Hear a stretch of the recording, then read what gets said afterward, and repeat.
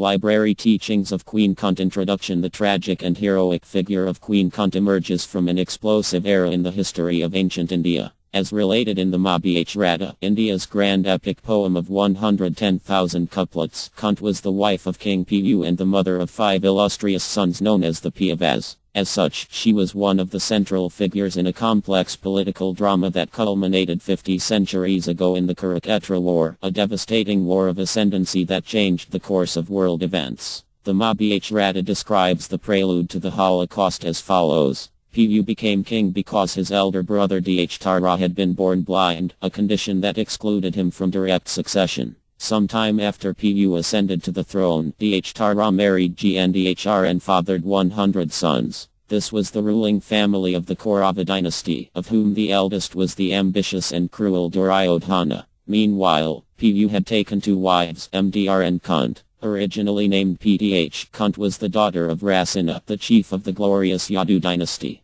The Mahabharata relates that Kunt was gifted with beauty and character. She rejoiced in the law dharma and was great in her vows. She also possessed an unusual benediction. When she was a child, her father Rasina had given her in adoption to his childless cousin and close friend Kuntibhoja, hence the name Kunt. In her stepfather's house, Kunt's duty was to look after the welfare of guests. One day the powerful sage and mystic Durvas came there and was pleased by Kunt's selfless service. Foreseeing that she would have difficulty conceiving sons, Durvas gave her the benediction that she could invoke any demigod and by him obtain progeny. After Kunt married Pu, he was placed under a curse that prevented him from begetting children. So he renounced the throne and retired with his wives to the forest. There Kunt's special benediction enabled her to conceive, at her husband's request, 3 glorious sons. First she invoked Dharma, the demigod of religion. After worshipping him and repeating an invocation Durvas had taught her, she united with Dharma and, in time, gave birth to a boy.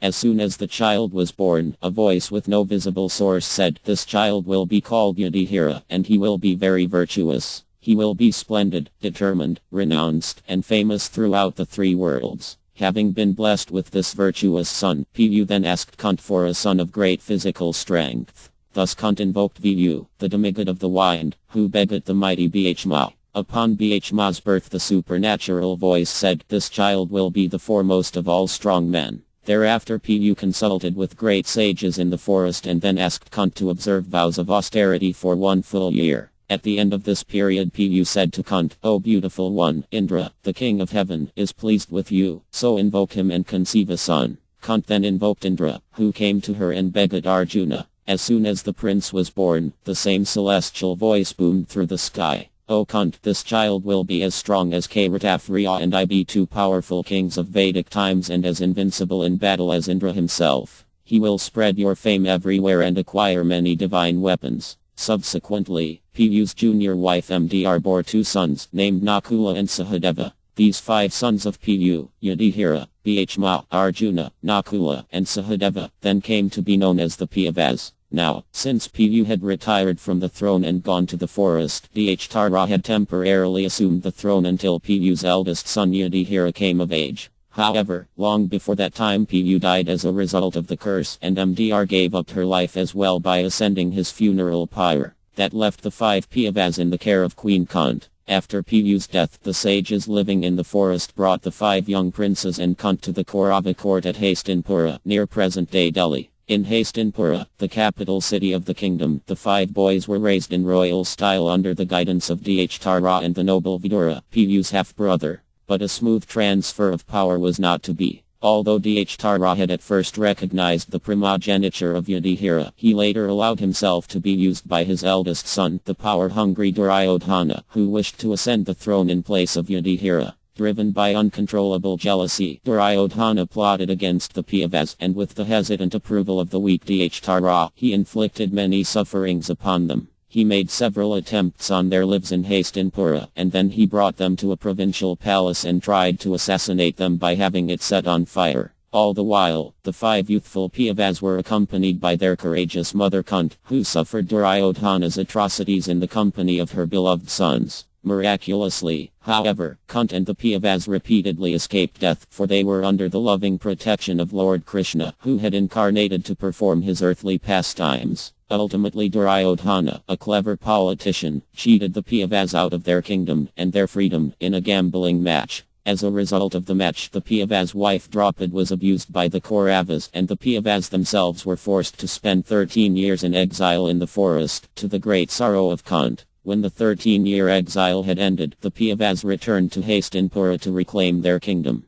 But Duryodhana bluntly refused to relinquish it. Then, after some unsuccessful attempts to quell the hostilities, Yudhishthira sent Krishna himself to secure the return of the Pandava kingdom by peaceful means. But even this effort failed, because of Duryodhana's obstinacy, and both sides prepared for battle. To place Yudhishthira on the throne, or to oppose him, great warriors from all corners of the earth assembled, setting the scene for what would prove to be a devastating world war. Fierce fighting raged for 18 days on the historic plain of Kurukshetra, near Hastinapura, and in the end all but a handful of the many millions of warriors were dead. Only Lord Krishna, the Pandavas, and a few others survived the massacre. The Kauravas, Duryodhana and his brothers, were devastated. In a desperate gesture of revenge, Avatham, one of the surviving Kauravas, mercilessly murdered the 5 sons of Draupadi while they were sleeping. Queen Kuntī thus suffered a final blow, the loss of her grandchildren. Arrested and dragged to the Pandavas' camp like a bound animal, Avatham was let free only by the astounding compassion of Draupadi, the slaughtered boy's mother and Kunti's daughter-in-law, who pleaded for his life.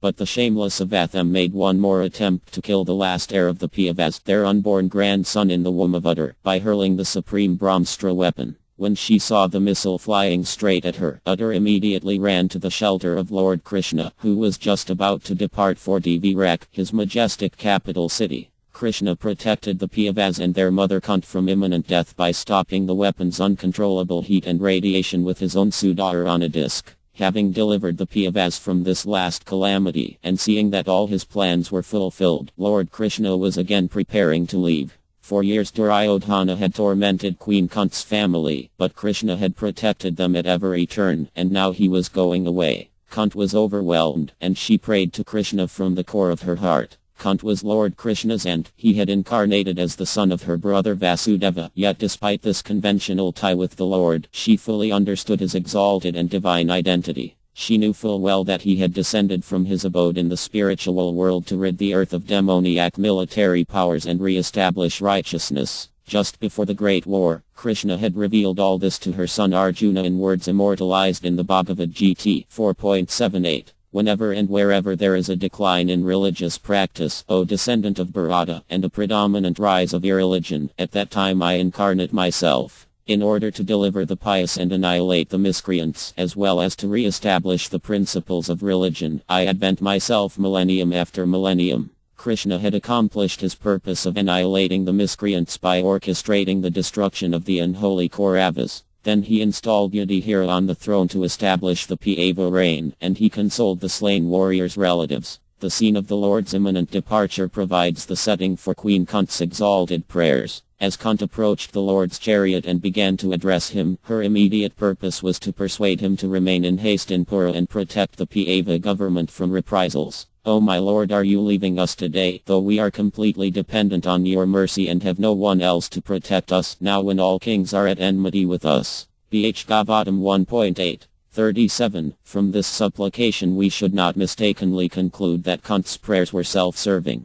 Although her sufferings were far greater than those any ordinary person could endure, she does not beg relief. On the contrary, she prays to suffer even more, for she reasons that her suffering will increase her devotion to the Lord and bring her ultimate liberation. My dear Krishna, your lordship has protected us from the poisoned cake, from a great fire, from cannibals, from the vicious assembly, from sufferings during our exile in the forest, and from the battle where great generals fought. I wish that all those calamities would happen again and again so that we could see you again and again, for seeing you means that we will no longer see repeated births and deaths. Bhagavatam 1.8:24-25. Kunti's words, the simple and illuminating outpourings of the soul of a great and saintly woman devotee, reveal both the deepest transcendental emotions of the heart and the most profound philosophical and theological penetrations of the intellect. Her words are words of glorification impelled by a divine love steeped in wisdom. O Lord of Madhu, as the Ganges forever flows to the sea without hindrance, let my attraction be constantly drawn unto you without being diverted to anyone else.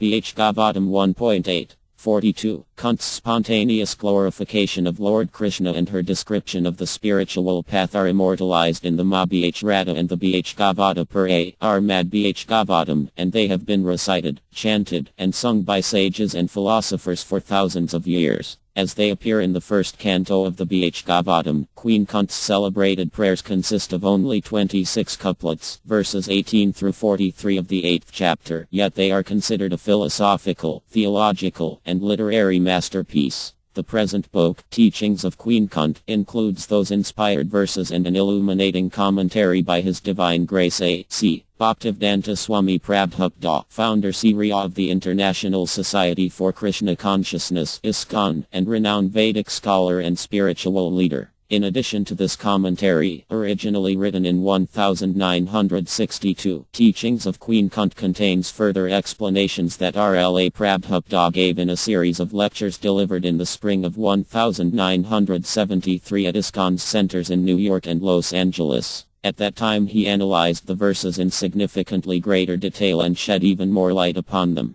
This book offers the reader a deeper look into what it means to live immersed in a spiritual life and opens a window into the thoughts and experiences of both Queen Kunt and R.L.A. Prabhupada, two elevated practitioners of the yoga of devotional mysticism. The publishers won the original person Kuntī of Kanamasai Paruvati Vidayam Varaprakti Paramalakya Sarva Bhtnm Enter Bahiravastitam Armat Kunt said, O Krishna, I offer my obeisances unto you because you are the original personality and are unaffected by the qualities of the material world. You are existing both within and without everything, yet you are invisible to all. Armad Bhagavatam 1.8. 18 Armat Kuntdev was quite aware that Krishna is the original personality of Godhead, although he was playing the part of her nephew. Such an enlightened lady could not commit a mistake by offering obeisances unto her nephew. Therefore, she addressed him as the original Purua, beyond the material cosmos. Although all living entities are also transcendental, they are neither original nor infallible. The living entities are apt to fall down under the clutches of material nature, but the Lord is never like that. In the Vedas, therefore, he is described as the chief among all living entities, Nityoniti and Setana Setananam.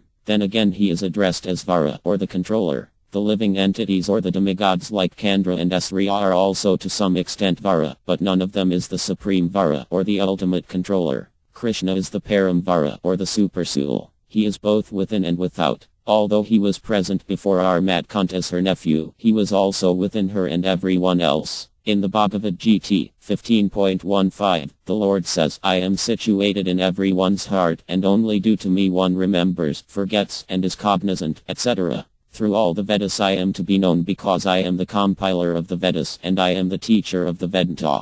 Queen Kunt affirms that the Lord, although both within and without all living beings, is still invisible. The Lord is, so to speak, a puzzle for the common man. Queen Kunt experienced personally that Lord Krishna was present before her, yet he entered within the womb of Uddar to save her embryo from the attack of Avatham's Brahmastra. Kunt herself was puzzled about whether our Krishna is all-pervasive or localized. In fact, he is both, but he reserves the right of not being exposed to persons who are not surrendered souls. This checking curtain is called the energy of the Supreme Lord, and it controls the limited vision of the rebellious soul. It is explained as follows. To beyond the senses being beyond the range of limited sense perception, you are the eternally irreproachable factor covered by the curtain of deluding energy. You are invisible to the foolish observer, exactly as an actor dressed as a player is not recognized. Armad Bhagavatam 1.8. 19 In the Bhagavad Gita Lord R. Krishna affirms that less intelligent persons mistake him to be an ordinary man like us, and thus they deride him.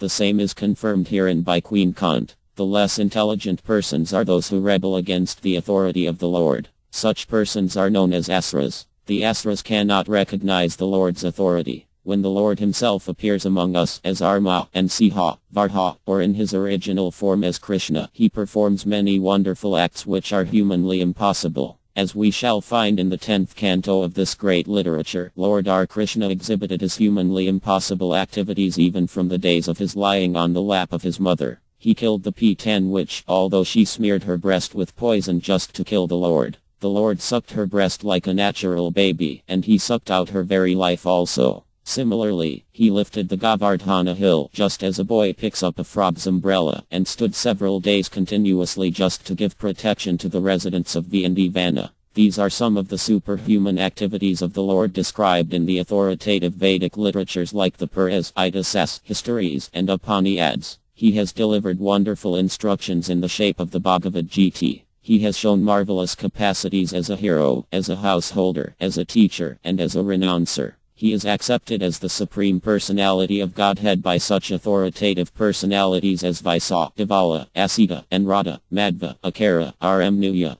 Chaitanya Mahaprabhu, Jayavagosvam, Vivantha Kakravart, Bhaktisiddhanta Sarasvat, and all other authorities of the line. He himself has declared as much in many places of the authentic literatures. And yet there is a class of men with demoniac mentality who are always reluctant to accept the Lord as the supreme absolute truth. This is partially due to their poor fund of knowledge and partially due to their stubborn obstinacy, which results from various misdeeds in the past and present. Such persons could not recognize Lord R. Krishna even when he was present before them. Another difficulty is that those who depend more on their imperfect senses cannot realize him as the Supreme Lord. Such persons are like the modern scientist. They want to know everything by their experimental knowledge. But it is not possible to know the Supreme Person by imperfect experimental knowledge. He is described herein as adhikaya, or beyond the range of experimental knowledge. All our senses are imperfect. We claim to observe everything and anything, but we must admit that we can observe things under certain material conditions only, which are also beyond our control. The Lord is beyond the observation of sense perception.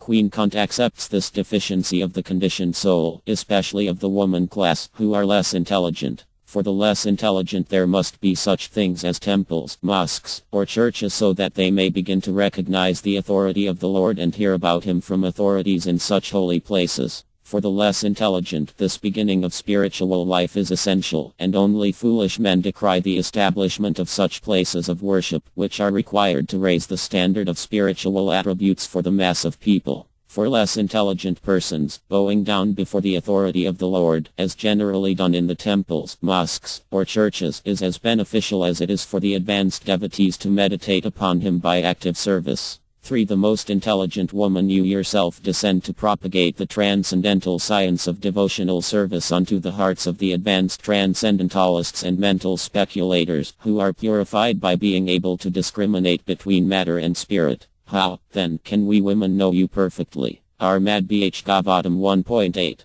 20. Even the greatest philosophical speculators cannot have access to the region of the Lord. It is said in the Upanishads that the supreme truth, the absolute personality of Godhead, is beyond the range of the thinking power of the greatest philosopher. He is unknowable by great learning or by the greatest brain. He is knowable only by one who has his mercy. Others may go on thinking about him for years together, yet he is unknowable. This very fact is corroborated by the queen, who is playing the part of an innocent woman. Women in general are unable to speculate like philosophers, but they are blessed by the Lord because they believe at once in the superiority and almightiness of the Lord, and thus they offer obeisances without reservation. The Lord is so kind that he does not show special favor only to one who is a great philosopher. He knows the sincerity of purpose. For this reason only, women generally assemble in great number in any sort of religious function. In every country and in every sect of religion it appears that the women are more interested than the men. This simplicity of acceptance of the Lord's authority is more effective than showy and sincere religious fervor. Kuntī prayed to the Lord very submissively, and this is the symptom of Avyava. The Lord, Krishna, had come to Kuntī to offer respect to her by taking the dust of her feet. Because Krishna considered Kuntī his aunt, he used to touch her feet. But although Kuntī, a great devotee, was in such an exalted position, practically on the level of Yadme, Krishna's mother, she was so submissive that she prayed, Krishna, you are meant to be understood by the Paramahasas, the most advanced transcendentalists, but I am a woman, so how can I see you? According to the Vedic system, there are 4 social divisions, Sitar Varyamayasam. The highest members of the social order are the Brahmas, those who are intelligent, and then come the Kshatriyas, military men and administrators, the Vaiyas, farmers and businessmen, and finally the Dras, ordinary laborers. One's place in this system is determined by one's qualities and work, Guakarma. The Bhagavad Gita mentions Striyo Vystath Dr, and the Armad Bhagavatam speaks of Str Dradvija Bandhanam. According to these references, women, dress, and Vija Bandhas are considered to belong to the same category. The word Vija Bandhu refers to one who is born in an exalted Brahma or Kshatriya family but who has no qualifications of his own. One's social standing, according to the Vedic system, is determined by one's qualifications. This is very practical. Suppose a man is born the son of a high court judge. This does not mean that he himself is also a high court judge. Yet because one happens to take birth in a Brahma family, even if he has no qualifications and is rascal number one, he claims to be a Brahma, and although his qualifications are less than those of a Dra, people accept him as a Brahma. This has caused the downfall of the Vedic civilization. The Brahmas in India are sometimes very much against my movement because I train and accept Brahmas from Europe and America. But we do not care about their arguments, nor will any other reasonable man. Our Chaitanya Mahaprabhu said, "In every town, city, and village of the world, the Krishna consciousness movement will be preached." How is it then that Europeans and Americans will not become Brahmas? In fact, one who comes to Krishna consciousness has already surpassed Brahmaism. As stated in Bhagavad Gita 14.26, one who takes to Bhakti Yoga surpasses the modes of material nature and comes immediately to the transcendental platform Brahma Bhakta. Not to speak of becoming a Brahma, the person who fully engages in Bhakti Yoga attains the highest transcendental platform. The stereotyped, crippled idea that only a person born in a Brahma family can become a Brahma has killed Vedic civilization, but now we are reviving the correct understanding that the attainment of perfection is meant for everyone. In Bhagavad Gita 9.32, Lord Krishna says, "O son of Pth, those who take shelter in me, though they be low-born, women, Vyas or dress, can approach the supreme destination." Thus although women, dress, and Vyas are ordinarily considered to belong to a lower class, when one becomes a devotee he or she goes beyond such designations. Women, dress, and Vyas are ordinarily regarded as less intelligent, but if one takes to Krishna consciousness one is the most intelligent, as stated in the Chaitanya Charitamrita, Krishna Yibaj Sabha Kachura. And Chaitanya Mahaprabhu says, "Among all the living entities wandering throughout the universe, one who is very fortunate receives, by the mercy of the spiritual master and the mercy of Krishna, the seed of devotional service." Chaitanya Charitamrita, Madhya 19.151. The Krishna consciousness movement does not consist of wretched, unfortunate men. No, it consists of the most fortunate. One who has taken to Krishna consciousness is to be considered the most fortunate because he has found the way to act so that his life will be perfect. One who is Krishna conscious and discharging his duties nicely is the most fortunate and the most perfect. This is humbly stated here by Kuntī. Although Kuntī had the body of a woman, she was a devotee. Therefore she was not like an ordinary unintelligent woman. Rather, she was the most intelligent, for she recognized Krishna to be the supreme Godhead. "He has come to me to offer me respect, materially appearing to be my nephew, but he is the supreme personality of Godhead." Therefore in a previous verse she said, "Alakya sarva bhtnm enter bahiravastidam." You are not seen by ordinary men, although you are everywhere, inside and outside. In another verse also she said, "Nalakyazam hadi." Fools and rascals cannot see you. This indicates that Kuntī saw him. Unless she were able to see Krishna as he is, how could she say, "Nalakyazam hadi"? She also said, "Prakti param." You are transcendental to this material creation. Now here also, in this verse, Kuntī continues to express herself with humility. This humility is very good in devotional service. Therefore our Krishna Chaitanya Mahaprabhu teaches us, "Tdapi sunsina terror api sahiyun." One should be more tolerant than the tree and humbler than the grass to make progress in spiritual life. This is necessary because for one who is living in this material world there will be so many disturbances, just as if one were traveling on the ocean. One cannot expect a very peaceful situation on the ocean. Even a big ship may also be unsteady, and at any moment there may be tumultuous waves. Similarly, in this material world we should always expect danger. One cannot expect a very peaceful life within this material world. The Stra, the Vedic literature, says, "Pada pado yadvipadam, Bhagavatam 10.14, 58. At every step there is danger. But if one becomes a devotee, then one can escape. Mym etarantiti. If one takes to Krishna consciousness, in the beginning there will be many disturbances caused by the material energy of illusion. Will test us to see how firmly we are fixed in Krishna consciousness. Because she is also an agent of Krishna, she does not allow anyone the freedom to disturb Krishna. Therefore she tests very rigidly to see whether we have taken to Krishna consciousness to disturb Krishna or are actually serious. That is MY's business. So in the beginning there will be tests by MY, and we shall feel so many disturbances while making progress in Krishna consciousness. But if we follow the rules and regulations and chant regularly as prescribed, then we shall remain steady. If we neglect these principles, MY will capture us immediately. MY is always ready. We are in the ocean, and at any moment we may be disturbed. Therefore one who is not disturbed at all is called Paramahasa. Kuntī therefore says, Tath Paramahasana. You are meant to be understood by the Paramahasas. The word Parama means ultimate and Hasa means swan. So Paramahasa means the perfect swan. If we give a swan milk mixed with water, the swan will take the milk and leave aside the water. Similarly, this material world is made of two natures, the inferior nature and the superior nature. The superior nature means spiritual life, and the inferior nature is material life.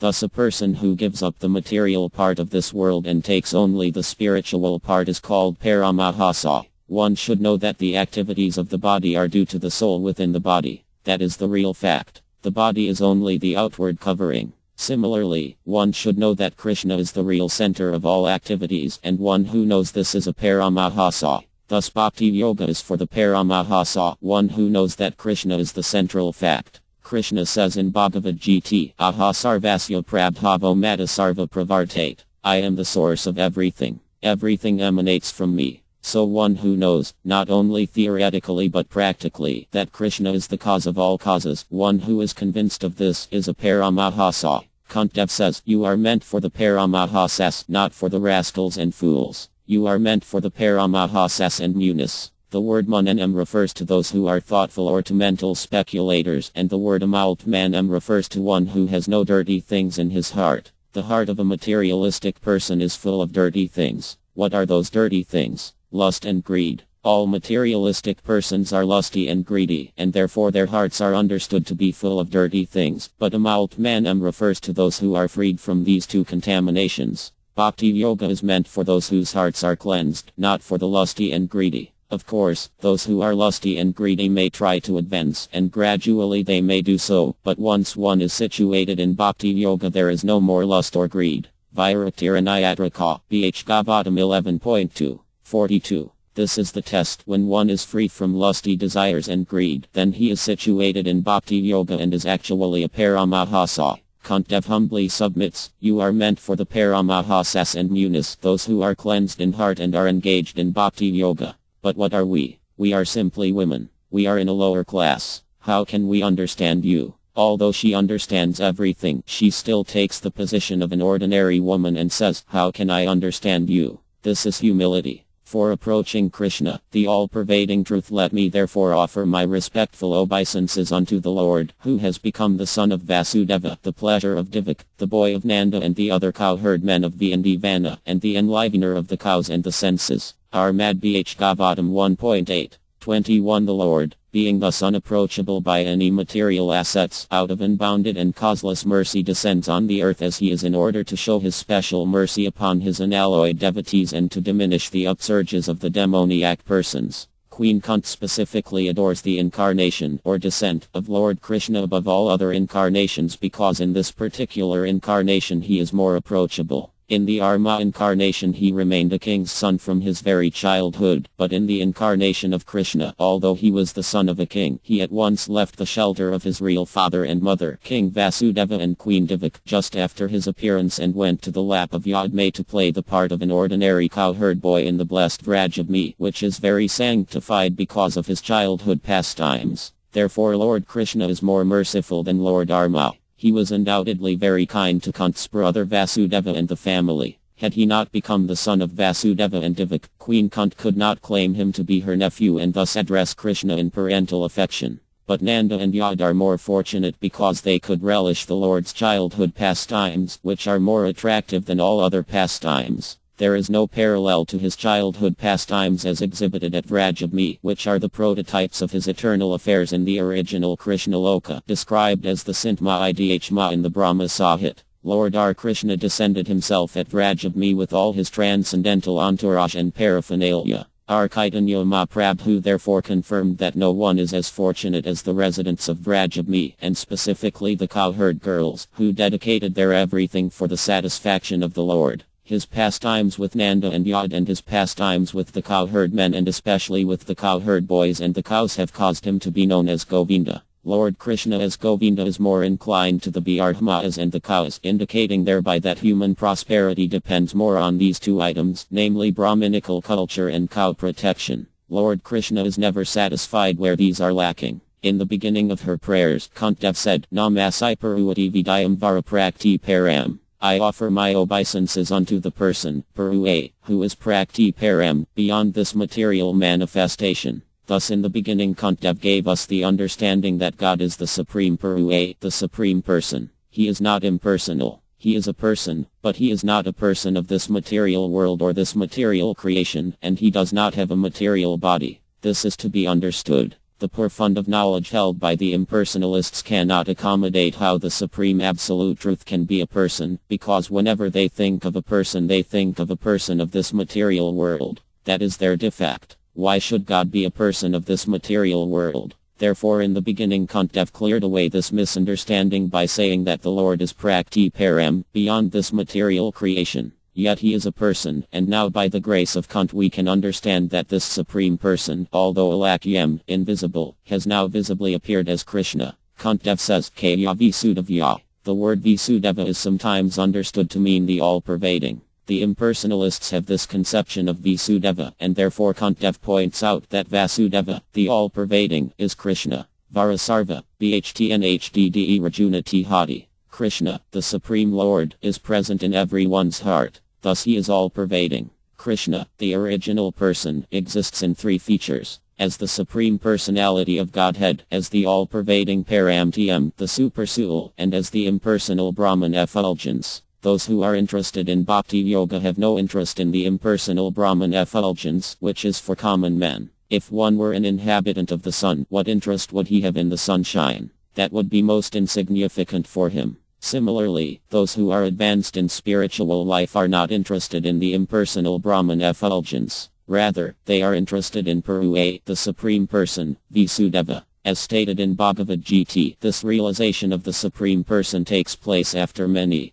births, and Janmanamanti. The JNS, the impersonalists, who are attached to the Brahman effulgence, try to understand the absolute truth by dint of their knowledge, but they do not know that their knowledge is imperfect and limited, whereas Krishna, the absolute truth, is unlimited. We cannot approach the unlimited by our limited knowledge. That is not possible. By the grace of devotees like Kuntī, we can understand that the all-pervading absolute truth, Visudeva, Paramtm, is present as Krishna, Kaya Visudavya. This realization of Visudeva is not possible for impersonalists very easily. Krishna says in Bhagavad Gita 7.19, After many births and deaths, he who is actually in knowledge surrenders unto me, knowing me to be the cause of all causes and all that is. Such a great soul is very rare. The word Matyam means broad-minded. One who cannot understand Krishna is not broad-minded but cripple-minded. If one becomes broad-minded, then by the grace of Krishna one can understand Krishna.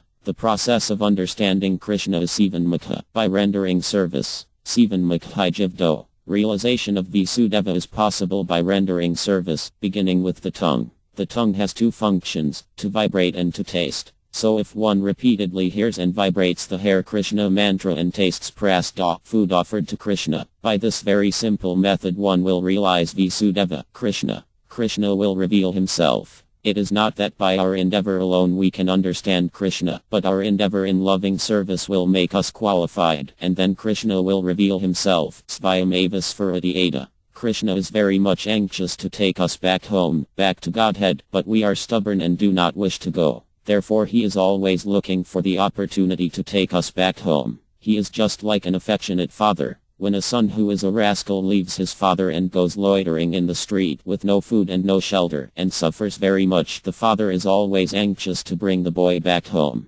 Similarly, Krishna is the Supreme Father, and all the living entities within this material world are exactly like misled children of a wealthy man who have left home to loiter in the street. Therefore the greatest benefit one can bestow upon one's fellow human being is to give him Krishna consciousness. No kind of material profit will satisfy the living entity, but if he is given Krishna consciousness he will actually be satisfied. A bewildered boy loitering in the street may be reminded, "My dear boy, why are you suffering so much? You are the son of a very rich man who has so much property. Why are you loitering in the street?" And if he comes to understand, "Yes, I am the son of this important man. Why shall I loiter in the street?" he may then return home. Therefore the best service is to inform those who have forgotten Krishna, "You are part and parcel of Krishna. You are the son of Krishna, who is full in all opulence. Why are you rotting in this material world?" This is the greatest service. Illusion is very strong, but it is the duty of every devotee of Krishna to try to enlighten everyone to Krishna consciousness.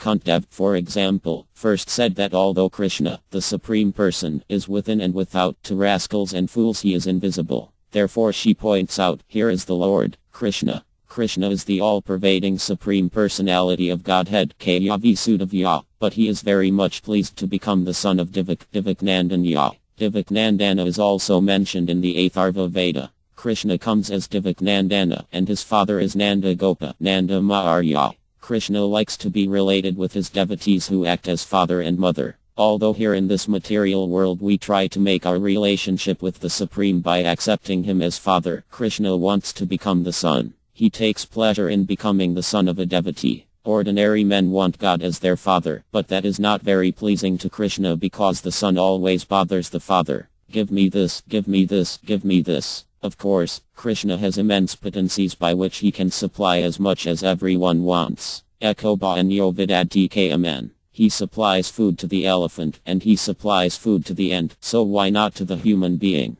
But rascals do not know this. They work like asses day and night to find bread, and if they go to church there also they pray, "Give me bread." They are concerned only with the bread problem. Although the living entity is the son of the richest, most opulent person, he has created a bread problem. This is called ignorance. He thinks, if I do not solve my bread problem, if I do not drive my trucks day and night, how can I live? This is the nonsense of our modern civilization. Where is there a bread problem? Krishna can supply unlimited amounts of bread. There are thousands of elephants in Africa, and Krishna supplies food to them. So if he can supply food to the elephants, why not to the human beings? The Bhagavatam therefore says, don't waste your time with this bread problem. We should not waste our time with solving economic problems. Economic development is nonsense. Of course, this proposal is very revolutionary, and people may even hate me for it. What is Swamiji saying? They may ask. But actually it is a fact.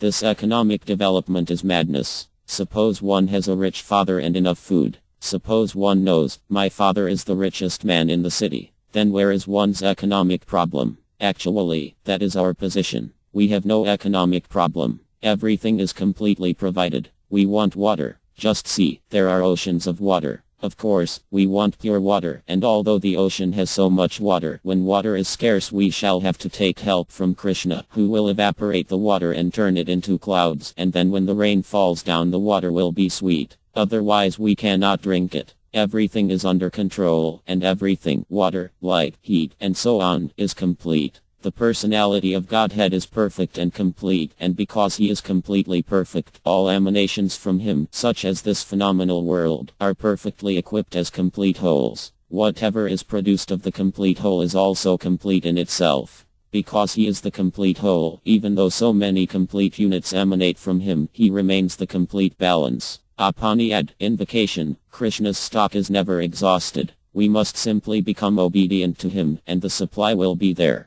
Therefore a Krishna-conscious person has no economic problem. Everything is sufficiently supplied by Krishna. In Los Angeles the neighbors of our temple are sometimes very envious. You do not work, they say to our Krishna-conscious devotees. You have no anxiety. You have 4 cars. You are eating so nicely. How is that? Actually, they are right. Somehow or other we are getting everything we need, and we have no problems, for if one simply becomes a sincere servant of Krishna, everything is provided. They are envious of us because we do not work but still we have so much. But why don't they come join us? That they will not do. Come with us, we say. Chant Hare Krishna. No, no, no. That I cannot do. Alright, then work with your trucks. By zooming around in their cars and trucks, they have made their own lives dangerous, and they have created danger for others also. At any moment there may be an accident. But they say that this is civilization. Nonsense. This is not civilization. Civilization means calmness, prosperity, and peace. In peace and prosperity one should be Krishna conscious always. People work so hard, day and night, simply for a little food, not knowing that their food has already been provided. Avdi Karma Sajay Nytty Actir I8, VU per 6.7. 61. This material world is full of ignorance, Avdi. Therefore our endeavor should be to become free from this ignorance. It is only for this reason that we should work, to come out of ignorance. We are thinking, I am this material body. I have to work day and night, and then I shall get my food, and I shall live. This is ignorance. We have lived this life of ignorance in forms other than that of a human being. We have lived in bird life, in beast life, and so on, but now, in this life, we should be peaceful, calm, and quiet, and should simply inquire about the absolute truth. Jai Vasya Tattva GS Eth Brahma GS. That should be one's occupation. We are simply sitting down and inquiring about Krishna, and this is what one should do. This is life. Why should one work day and night like an ass? What kind of life is this? No, this is not life. Therefore the Bhagavatam says to one who is intelligent, Kovita, your life should be engaged for this purpose, for understanding the absolute truth. Then how will my economic problem be solved? The answer is that happiness one desires from economic development will come automatically in due course of time. Tal Labhyate Dukha Vadanayata, Bhagavatam 1.5. 18. We are looking for happiness. Are you looking for distress? No, sir. Then why does distress come upon you? If you are not eager for calamities and distress, why do they come upon you? According to our karma, our life holds some portion of happiness and some portion of distress. Therefore, if distress comes without invitation, happiness will also come without invitation. We are already destined to have a certain amount of happiness and a certain amount of distress, and we cannot change that. The change we should make, therefore, is to get free from this material condition of life. That should be our only business. According to our karma, we are sometimes taking birth in a higher planetary system as demigods and sometimes taking birth as cats and dogs or as germs in stool. Therefore Chaitanya Mahaprabhu said, according to their karma, all living entities are wandering throughout the entire universe. Some of them are being elevated to the upper planetary systems, and some are going down into the lower planetary systems. Out of many millions of wandering living entities, one who is very fortunate gets an opportunity to associate with a bona fide spiritual master by the grace of Krishna. By the mercy of both Krishna and the spiritual master, such a person receives the seed of the creeper of devotional service. Chaitanya Karatam Ta, Madhya 19.151. Only a fortunate living entity gets the opportunity to associate with Krishna and Krishna's devotee, and in this way he gets the seed of devotional service, the chanting of the Hare Krishna mantra, and then his life becomes sublime. Kuntī, therefore, is pointing our attention toward Krishna, the Supreme Person, who is Alakya, invisible to all. Who is that invisible person? Here, Krishna. Oh, Krishna, one may say. There are so many Krishnas. Therefore Kuntī says, I am offering my prayers to Vasudeva, the son of Vasudeva. There are many Vasudevas. No, Nanda Gopakumarya. I am praying to the foster son of Maharyananda. In this way, 3 times she points out, here is Krishna. Krishna officially takes birth as the son of Devak and Vasudeva, but in his childhood he enjoys the company of Mother Yad and Nanda Maharya. This is Krishna's pastime. Nanda Ll Maya Vigraya. Krishna's pastimes are all jubilant. Nanda Mayo by St. Vedanta Estra 1.1. 12. He is by nature full of bliss. We shall never find Krishna unhappy. Krishna is always happy, and whoever associates with him is also happy. Therefore he is known as Govinda. The word Go means senses. We are looking for sense gratification, and if we associate with Krishna we shall enjoy our senses abundantly, just like the gopis who are dancing with Krishna. Thus there is no scarcity of sense gratification, but this sense gratification in association with Krishna is not gross sense gratification. Rather, it is the spiritual sense gratification enjoyed in the spiritual world. Nanda Sinmaya Sadhuvala Vigrahasya. that Nanda, or pleasure, is not the third-class Nanda we enjoy with our bodily senses. Such bodily enjoyment is not Nanda but illusion. We are thinking, I am enjoying, but that Nanda is not factual, because we cannot enjoy this material pleasure of the senses for long. Everyone has experienced that this material pleasure comes to an end. Spiritual enjoyment, however, does not end. Rather, it increases. That is the difference. Nanda Sinma Sadhu Vala Vigrahasya Govindam Deeparu Atamaha Bhajmi, Brahma Sahit 5.32. Therefore we have to associate with Govinda. Here also it is said, Govindya Namo Nama. I offer my respectful obeisances to Govinda. The Krishna consciousness movement is so sublime that it puts one directly in contact with Govinda. The worship of the deity of Krishna in the temple is also direct contact with Govinda. Ar Vigraha Ardana Nitya NNG Ratan Mandira Rajando, Ar Gurvaka 3. The Vigraha, the deity of Krishna, appears by Krishna's mercy. Because Krishna is alakya, invisible, he becomes visible to give us the facility to see him. It is not that Krishna is stone, wood, or metal. Krishna is always Krishna, but because we cannot see anything beyond material elements like wood, stone, and metal, he appears in a form made of these elements. But he is neither wood, metal, nor stone. When we associate with the deity, we associate with Krishna personally. Because Krishna is invisible, he very kindly takes a form that is visible to us. This is Krishna's mercy. Do not think, oh, here is a stone Krishna. Krishna is everything, and therefore Krishna is stone also, but he is not the kind of stone that cannot act. Even in the form of stone or metal, Krishna can act as Krishna, and one who worships the deity will perceive that. Svayameva Sfarati Ada. The deity, although apparently stone, may speak with a devotee. There are many instances in which this has happened. I am very pleased, therefore, when my disciples nicely dress the deity, offer the deity nice foodstuffs, and keep the temple very clean. Our Mandira Emrajando. Emrayana means cleansing. Whether one dresses Krishna or cleanses the temple, the spiritual benefit one receives is the same. Don't think, I am only a cleanser, and he is a dresser. No, the person who is dressing the deity and the person who is cleansing the temple are the same because Krishna is absolute. Therefore, one should engage in Krishna's service in any way, and one's life will be successful. This is the Krishna consciousness movement. By the grace of Kuntī we can understand that Krishna, Vasudeva, is the Supreme Personality of Godhead. The word Vasudeva also indicates that the Lord is understood when one comes to the platform of pure goodness, which is also called Vasudeva or Vyuda Sattva. Sattva Vyuda Vasudeva Abditam, BH Gavatam 4.3. 23. To understand the Supreme Lord, we must first come to the platform of sattva, goodness, but goodness here in the material world is sometimes contaminated by the lower qualities ignorance and passion. By hearing about Krishna, however, one comes to the platform of pure goodness. Vatsvakath Krishna Puyarava Kairatana. We should try to hear and chant about Krishna always, 24 hours a day, and in this way the dirty things will be cleansed from our hearts. It is not that one should only attend a Bhagavata Saptah, an official reading of Armad Bhagavatam for 7 days.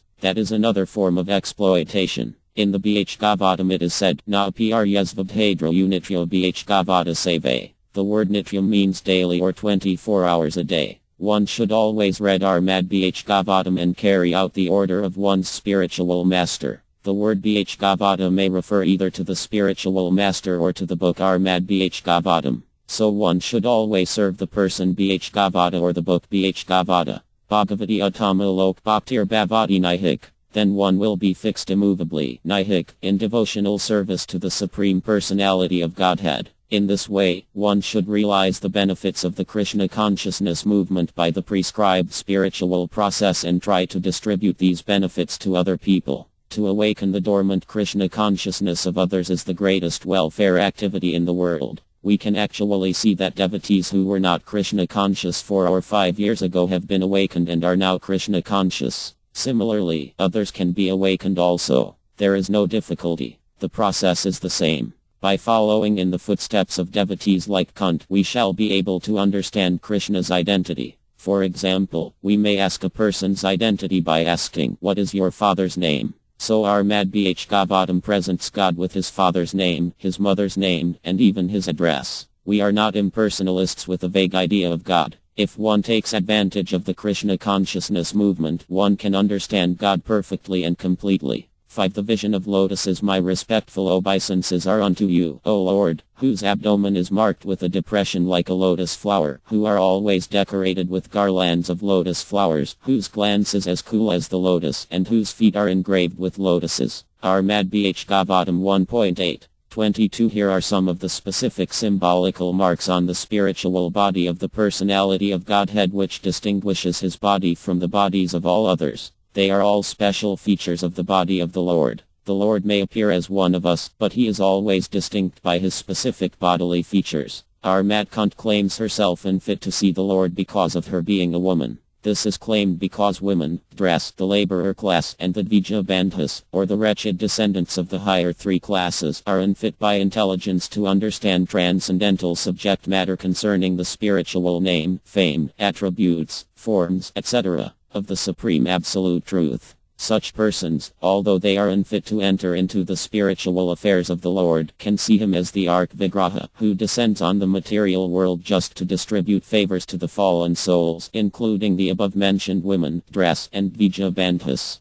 Because such fallen souls cannot see anything beyond matter, the Lord condescends to enter into each and every one of the innumerable universes as the Garbhodaka Yvu, who grows a lotus stem from the lotus-like depression in the center of his transcendental abdomen, and thus Brahm, the first living being in the universe, is born. Therefore, the Lord is known as the Pakayan Bai. The Pakayan Bai Lord accepts the Ark Vigraha, his transcendental form, in different elements, namely a form within the mind, a form made of wood, a form made of earth, a form made of metal, a form made of jewels, a form made of paint, a form drawn on sand, etc. All such forms of the Lord are always decorated with garlands of lotus flowers, and there should be a soothing atmosphere in the temple of worship to attract the burning attention of the non-devotees always engaged in material wranglings. The meditators worship a form within the mind. Therefore, the Lord is merciful even to the women, dress, and Dvija Bandhas, provided they agree to visit the temple and worship the different forms made for them.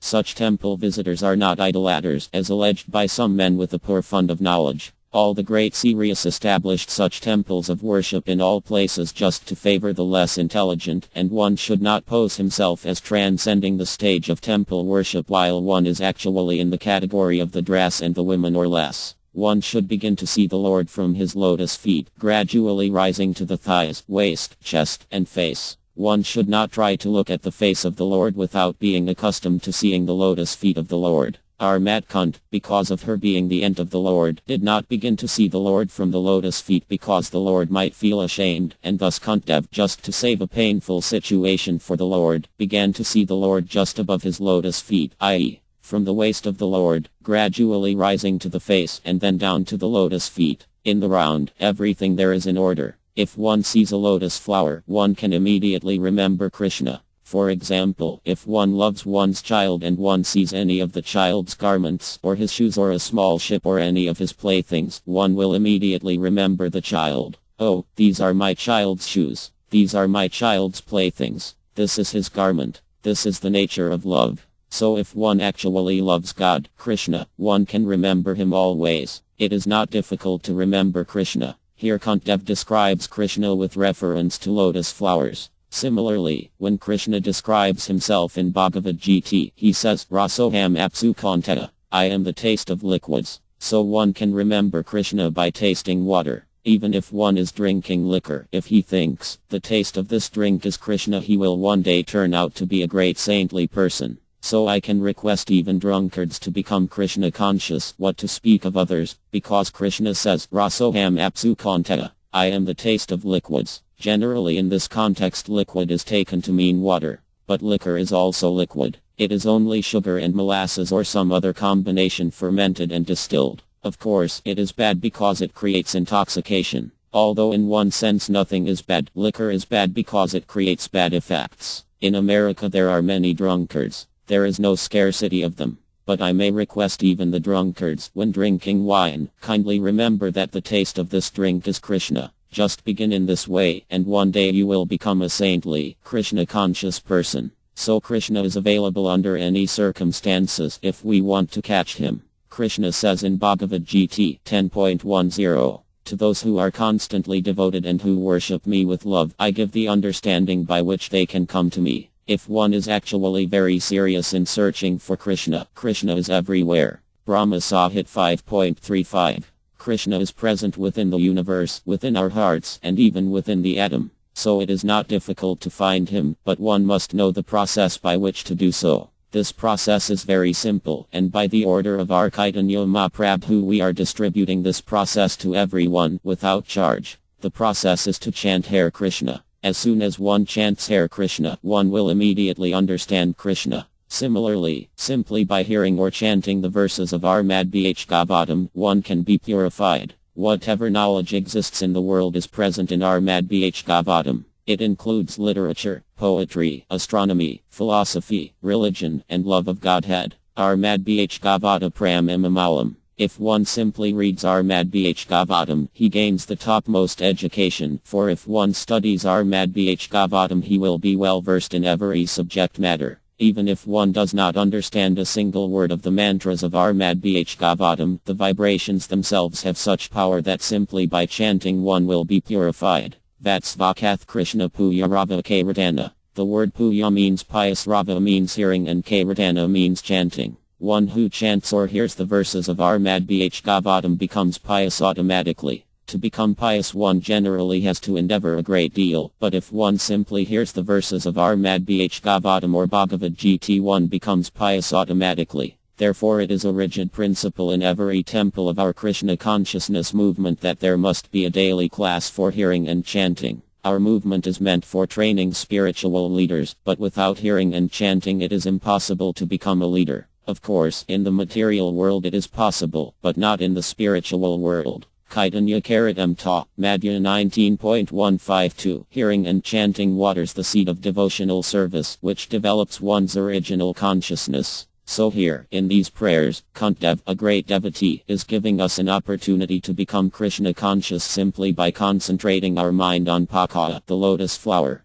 Paka means mud and Ya means generate. Although the lotus flower is generated from mud, it is a most important flower, and Krishna likes it very much. Kuntī therefore describes all the parts of Krishna's body with reference to lotus flowers, so that as soon as one sees a lotus flower one will immediately think of Krishna. Oh, Krishna's navel is just like a lotus, and from Krishna's navel grew the stem of the lotus upon which Brahm, the creator of this universe, was born. This universe includes so many planets, seas, mountains, and cities with motor cars and other paraphernalia, but the entire universe began from that lotus. Namapakayam line. From Krishna comes the wonderful lotus flower that contains the seed of the entire universe. But he is not the source of only one such flower. Krishna is not so poor that he simply produces one lotus flower and then is finished. No. Just as there may be a garland with many flowers, Krishna is the source of innumerable universes which may be compared to a big garland of lotuses. This is God.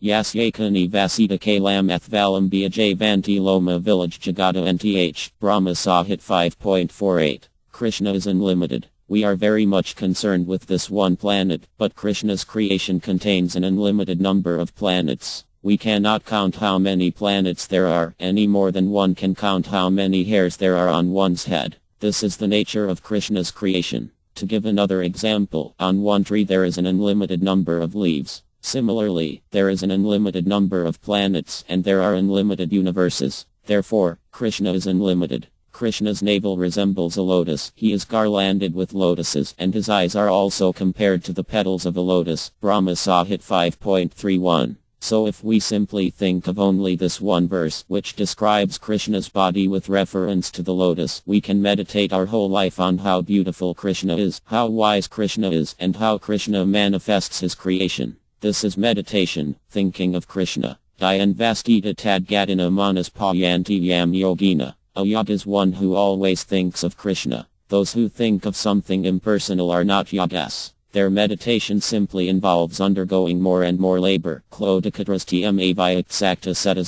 they cannot reach anything substantial. Therefore after meditation they say, "Come on, give me a cigarette. Come on, my throat is now dry. Give me a cigarette." That is not meditation. Meditation means thinking of Krishna always, satata sintanto and endeavoring to advance in Krishna consciousness with a firm vow, yatanta kadi havrat. We have to be purified. Para Brahma para Dhma Pavitra Parama Bhavan. Because Krishna is pure, we cannot approach Krishna improperly. But if we think of Krishna always and meditate upon Krishna, then we shall be purified. Puyarava Kairatana. That meditation can be possible by hearing and chanting, and then thinking of Krishna will automatically come. That is the process of Krishna consciousness. Rava Kairatana vo smaram. The word smaram means remembering. If we chant and hear, then remembrance will automatically come, and then we shall engage in worshipping Krishna's lotus feet. Sevanam. Then we shall engage in the temple worship, arkanam, and offering prayers, vandanam. We shall engage ourselves as Krishna's servants, Disyam. We shall become Krishna's friends, Sakyam, and we shall surrender everything to Krishna, Tmanaidanam.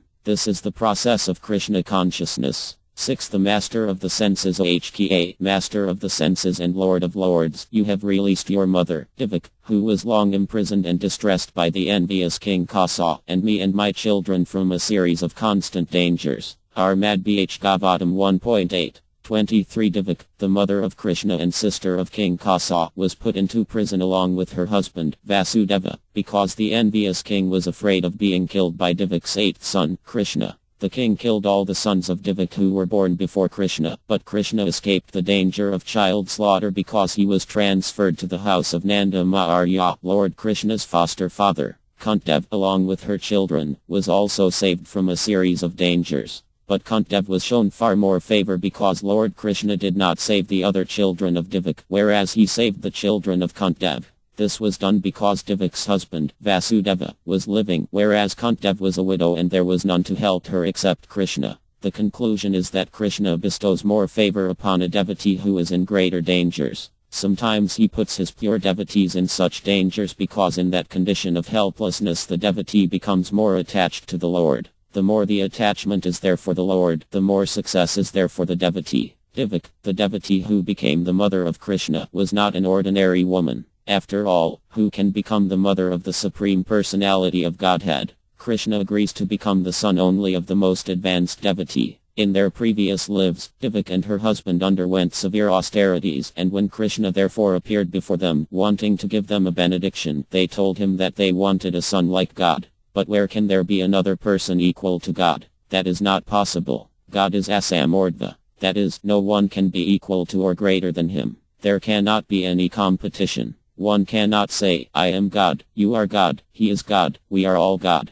No. One who says this is a dog, not God, for God is great and he has no competitor. No one is equal to him. Everyone is lower. Ekalvara Krishna Rasabha Bhtaya. The only master is Krishna, God, and everyone else is his servant, including even great demigods like Brahm, Viyu, and Eva, not to speak of others. Eva Vyarichinudam. In the Vedic scriptures, it is said that Lord Krishna is offered respect even by Lord Eva and Lord Brahm, the topmost demigods. Above the human beings there are demigods. As we human beings are above the lower animals, above us there are demigods, the most important of whom are Lord Brahm and Lord Eva. Lord Brahm is the creator of this universe, Lord Eva is its destroyer, and Lord Viyu, who is Krishna himself, is its maintainer. For the maintenance of this material world there are three gunas or modes of material nature. Sattva guna, the mode of goodness, Rajo guna, the mode of passion, and Tamo guna, the mode of ignorance. Lord Viyu, Lord Brahm, and Lord Eva have each taken charge of one of these modes. Lord Viyu of Sattva guna, Lord Brahm of Rajo guna, and Lord Siva of Tamo guna. Yet these three controllers are not under the influence of the gunas. Just as the superintendent of a jail is not a prisoner but the controlling officer, so Lord Eva, Lord Viyu, and Lord Brahm control these three gunas and are not under the control of the gunas. But above all others, the supreme controller is Krishna, who is known as HKA. The word HK means senses. We are enjoying our senses, but ultimately the controller of the senses is Krishna. Consider my hand, for example. I claim, this is my hand. I can fight you with a good fist. I am very much proud. But I am not the controller. The controller is Krishna, because if he withdraws my hand's power to act, the hand will be paralyzed. Although I claim it is my hand, and I shall use it when it is paralyzed, I cannot do anything. Therefore, I should understand that although I possess this hand by the grace of Krishna, I am not its controller. This is Krishna consciousness. A sane man will think, if this hand is ultimately controlled by Krishna, then it is meant for Krishna. This is a common sense understanding. I claim, this is my hand, this is my leg, this is my ear. Even a child will speak this way. If we ask a child, "What is this?" he will say, "It is my hand." But regardless of what we claim, actually it is not our hand. It is given to us. Because I wanted to use my hand in so many ways, Krishna has given it to me. Alright, take this hand and use it. So it is a gift from Krishna, and therefore a sane man always consciously thinks, whatever I have in my possession, beginning with this body and my senses, is actually not mine. I have been given all these possessions to use, and if everything ultimately belongs to Krishna, why not use everything for Krishna? This is intelligence, and this is Krishna consciousness. Everyone is part and parcel of Krishna, Mambo Javalok Javabhta, and therefore everyone's senses are also Krishna's. When we use the senses for Krishna's service, we attain the perfection of life. Therefore, Hkia Savana Bhaktir Usayate. When by our senses, Hkia, we serve Hkia, the real master of the senses, that service is called bhakti.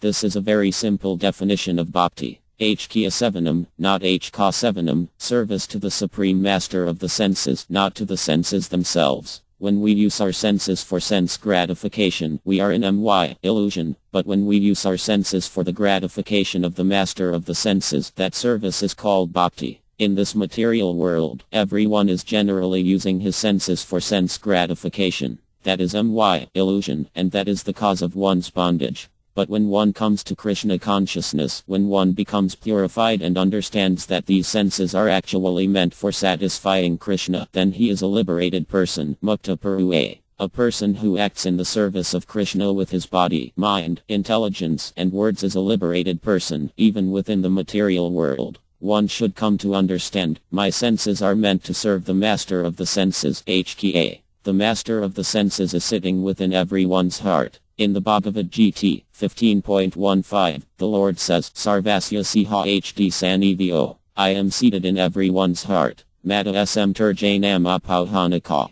And from me come remembrance, knowledge, and forgetfulness. Krishna is so merciful that if we want to use our senses in a certain way, he will give us the chance to do so. The senses are not ours. They are Krishna's, but Krishna gives us the opportunity to use them according to our desires. For example, each of us has a tongue, and suppose we want to eat stool. We may say, Krishna, I want to taste stool, and Krishna will say, yes, take this body of a hog and eat stool. The master is present, Krishna. He will give us an appropriate body and remind us, my dear living entity, you wanted to eat stool. Now you have the proper body in which to do so. Similarly, if one wants to become a demigod, Krishna will give one a chance to do that also. There are 8,400,000 forms of life, and if one wants to engage one's senses in a particular type of body, Krishna will give one the chance. Come on, here is the body you want. Take it. But eventually one will become exasperated by using one's senses. Ultimately one will become senseless.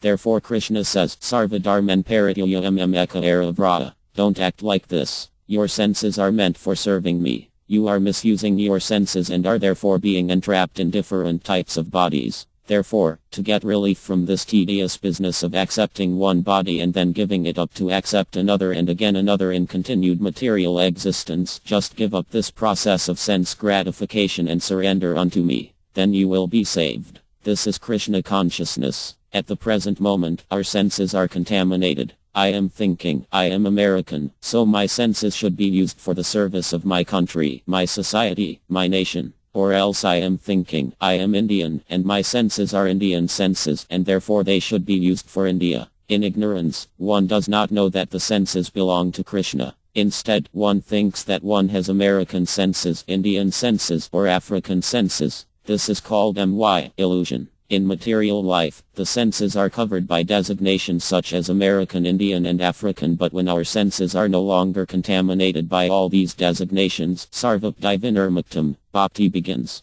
To think I am an American, why shall I take to Krishna consciousness and worship a Hindu god, is foolishness. If one thinks, I am Mohammedan, I am Christian, or I am Hindu, one is an illusion. One must purify the senses so that one can understand, I am a spirit soul, and the supreme spirit soul is Krishna. I am part and parcel of Krishna, and therefore it is my duty to serve Krishna. When one thinks in this way, one immediately becomes free. At that time, one is no longer American, Indian, African, this or that. At that time, one is Krishnaized, or Krishna conscious. that is what is wanted. Therefore Kuntī says, my dear Krishna, HKA, you are the master of the senses. For sense gratification we have fallen into this material condition and are suffering in different varieties of life. Because this is the material world, even Krishna's mother was put into suffering. Devaki was so advanced that she became the mother of Krishna, but still she was put into difficulties by her own brother, Kasa. That is the nature of this material world. The living entities in this world are so jealous that if one's personal interest is hampered, one will immediately be ready to give trouble to others, even to one's nearest relatives. The word kala means jealous. This material world is a world of jealousy and envy. I am envious of you, and you are envious of me. The Krishna consciousness movement, however, is meant for one who is no longer jealous or envious. By becoming free from jealousy and envy, one becomes a perfect person. Dharma Prajita Kaitavo Tropar Amoner Matsarsattam, BH Gavatam 1.1. 2. Those who are jealous and envious are within this material world, and those who are not are in the spiritual world. Therefore, we can test ourselves. If we are jealous or envious of our friends or other associates, we are in the material world, and if we are not jealous, we are in the spiritual world. There need be no doubt of whether we are spiritually advanced or not. We can test ourselves. Bhakti Parnabhavo Viraktiranayadraka, BH Gavatam 11.2. 42. When we eat, we can understand for ourselves whether our hunger is satisfied. We don't have to take a certificate from others. Similarly, we can test for ourselves whether we are in the material world or the spiritual world. If we are jealous or envious, we are in the material world, and if we are not, we are in the spiritual world. If one is not jealous, one can serve Krishna very well, because jealousy and envy begin with being jealous of Krishna. For example, some philosophers think, why should Krishna be God? I am also God. This is the beginning of material life, to be envious of Krishna. Why should Krishna be the enjoyer? They think, I shall also be the enjoyer. Why should Krishna enjoy the gopas? I shall become Krishna and make a society of gopas and enjoy. This is why. No one but Krishna can be the enjoyer. Krishna therefore says in Bhagavad Gita, Bhaktrayaye, I am the only enjoyer. If we supply ingredients for Krishna's enjoyment, we attain the perfection of life.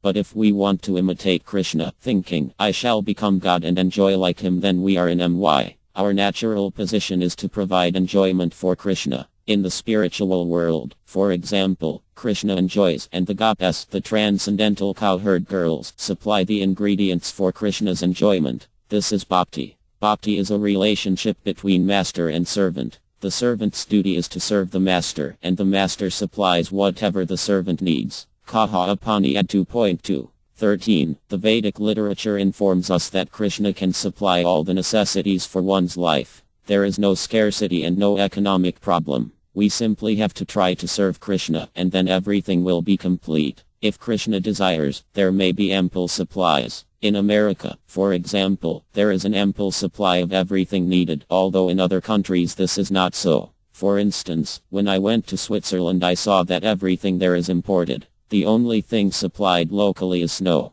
This is all under Krishna's control. If one becomes a devotee, one will be amply supplied with food, and if one does not become a devotee, one will be covered with snow. Everything is under Krishna's control, so actually there is no scarcity. The only scarcity is a scarcity of Krishna consciousness. Of course, the world is full of dangers. But Kuntī says, because Devaki is your devotee, you saved her from the distresses imposed upon her by her envious brother. As soon as Devaki's brother heard that his sister's 8th son would kill him, he was immediately ready to kill Devaki. But Devaki's husband pacified him. It is the duty of a husband to protect his wife, and therefore Devaki's husband said, my dear brother-in-law, why are you envious of your sister? After all, your sister will not kill you. It is her son who will kill you. That is the problem. So I shall deliver all the sons to you, and then you may do whatever you like with them. Why should you kill this innocent, newly married girl? She is your younger sister, and you should protect her, just as you would protect your daughter. Why should you kill her? In this way he placated Kasa, who believed Vasudeva's word that he would bring all the sons so that if Kasa wanted he could kill them. Vasudeva thought, let me save the present situation. After all, if Kasa later gets a nephew, he may forget this envy. But Kasa never forgot. Instead, he kept Devaki and Vasudeva in prison for a long time, and killed all their sons. Finally, Krishna appeared and saved Vasudeva and Devaki. Therefore, we must depend on Krishna, like Divak and Kunt. After Kunt became a widow, the envious Dhtara was always planning ways to kill her sons, the 5 Pandavas. Because by chance I was born blind, he thought I could not inherit the throne of the kingdom, and instead it went to my younger brother. Now he is dead, so at least my sons should get the throne. This is the materialistic propensity. One thinks, I shall be happy. My sons will be happy. My community will be happy. My nation will be happy. This is extended selfishness. No one is thinking of Krishna and how Krishna will be happy. Rather, everyone is thinking in terms of his own happiness. How shall I be happy? How will my children, my community, my society, and my nation be happy? Everywhere we shall find this. Everyone is struggling for existence, not thinking of how Krishna will be happy. Krishna consciousness is very sublime. We should try to understand it from our Madhbhagavatam and Bhagavad Gita and try to engage our senses for the service of the master of the senses, Hkya 7. Then we shall actually be happy. 7 dangerous encounters. My dear Krishna, your lordship has protected us from a poisoned cake, from a great fire, from cannibals, from the vicious assembly, from sufferings during our exile in the forest, and from the battle where great generals fought. And now you have saved us from the weapon of Avatham. Our Madhbhagavatam 1.8. 24. The list of dangerous encounters is submitted herein. Divak was once put into difficulty by her envious brother, otherwise she was well. But Kunti and her sons were put into one difficulty after another for years and years together. They were put into trouble by Duryodhana and his party due to the kingdom, and each and every time the sons of Kunti were saved by the Lord. Once Bhishma was administered poison in a cake, once they were put into the house made of shellac and set afire, and once Draupadi was dragged out, and attempts were made to insult her by stripping her naked in the vicious assembly of the Kauravas.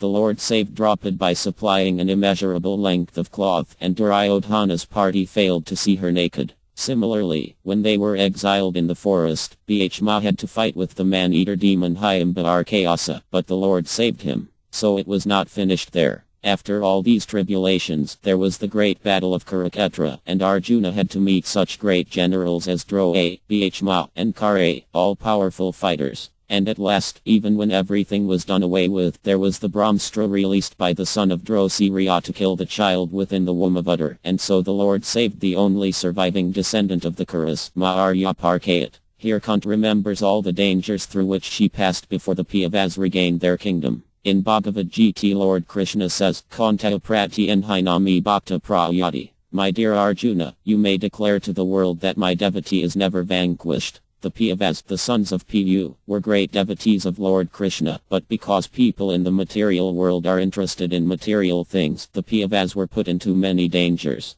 Their materialistic uncle Dhtara was always planning to kill them and usurp the kingdom for his own sons. That was his policy from the very beginning. Once Dhtara constructed a house of lac, which was so inflammable that when touched with a match it would immediately burst into fire. Then he told his nephews and his sister-in-law, Kunti, I've constructed a very nice house and you should go live there for some time. But Dhtara's brother Vidura informed them of Dhtara's policy. He wants you to go to that house so that you may burn to ashes. When Dhtara's son Duryodhana understood that Vidura had thus informed the Pandavas, he was very angry. Such is the nature of politics. Then, although the Pandavas knew, our uncle's plan is to send us into that house and set it afire, they agreed to go there. After all, Dhtara was their guardian, and they did not want to be disobedient to the order of a superior. But they dug a tunnel under that house, and when the house was set on fire they escaped. Another time, when the Pandavas were at home, Dhtara gave them poison cakes, but they escaped from being poisoned.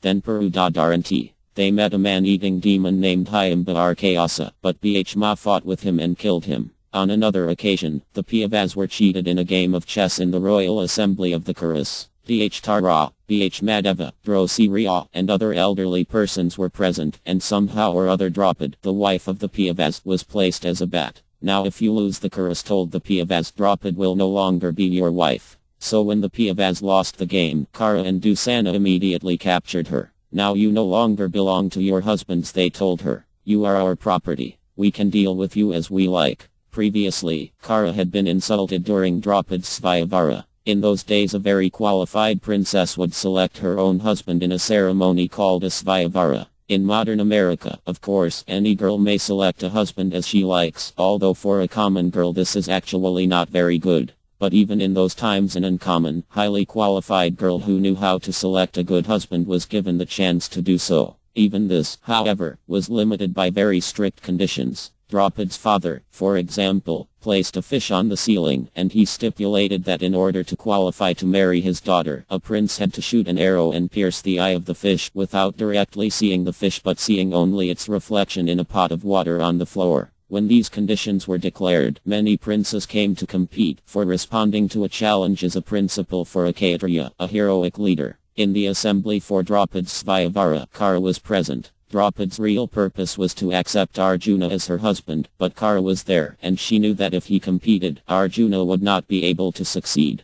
At that time it was not known that Kara was a Kshatriya. He was born the son of Kuntī before her marriage, but that was a secret. Kara had been maintained by a carpenter, and therefore he was known as a Dra, a member of the lowest occupational division of society. Draupad took advantage of this by saying, "In this assembly, only Kshatriyas may compete. I do not want any carpenter to come here and take part in the competition." In this way, Kara was excluded. Kara regarded this as a great insult, and therefore when Draupad was lost in the game, he was the first to come forward. He was Duryodhana's great friend, and he said, "Now we want to see the naked beauty of Draupad." Present at that meeting were elderly persons like Dhtara, Bhishma, and Drosiriya, but they did not protest. They did not say, "What is this? You are going to strip a lady naked in this assembly." Because they did not protest, they are described as Azat Sabwai, an assembly of uncultured men. Only an uncultured man wants to see a woman naked, although nowadays that has become fashionable. According to the Vedic culture, a woman is not supposed to be naked before anyone except her husband.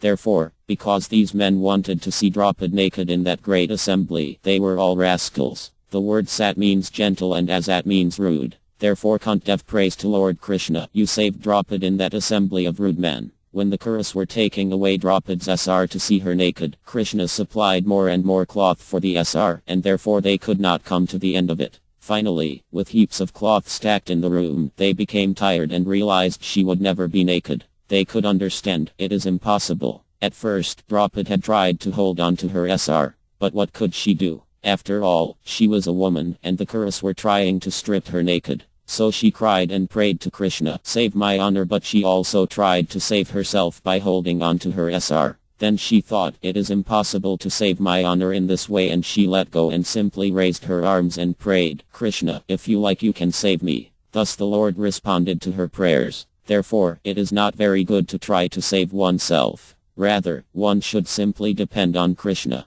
"Krishna, if you save me, that is all right. Otherwise, kill me. You may do as you like." As Bhaktivinoda H. Kura says, "My dear Lord, whatever I have in my possession I surrender unto you. And what do I have? I have this body and mind, I have a little home and my wife and children, but whatever I have, I surrender everything unto you." This is full surrender. A devotee of Krishna surrenders unto Krishna without reservation, and therefore he is called Akikana. The word Kikana refers to something one reserves for oneself, and Akikana means that one does not keep anything for oneself. Of course, although actually one should surrender in this way, in the material world one should not artificially imitate those who are fully surrendered. According to the example set by Arpagosvam, whatever possessions one has, one should give 50% for Krishna and 25% for one's relatives, who will also expect something, and one should keep 25% for personal emergencies. Before his retirement, Arpagosvam divided his money in this way, although later, when his brother Santana Gosvam, another great devotee, was arrested, Arpagosvam spent everything.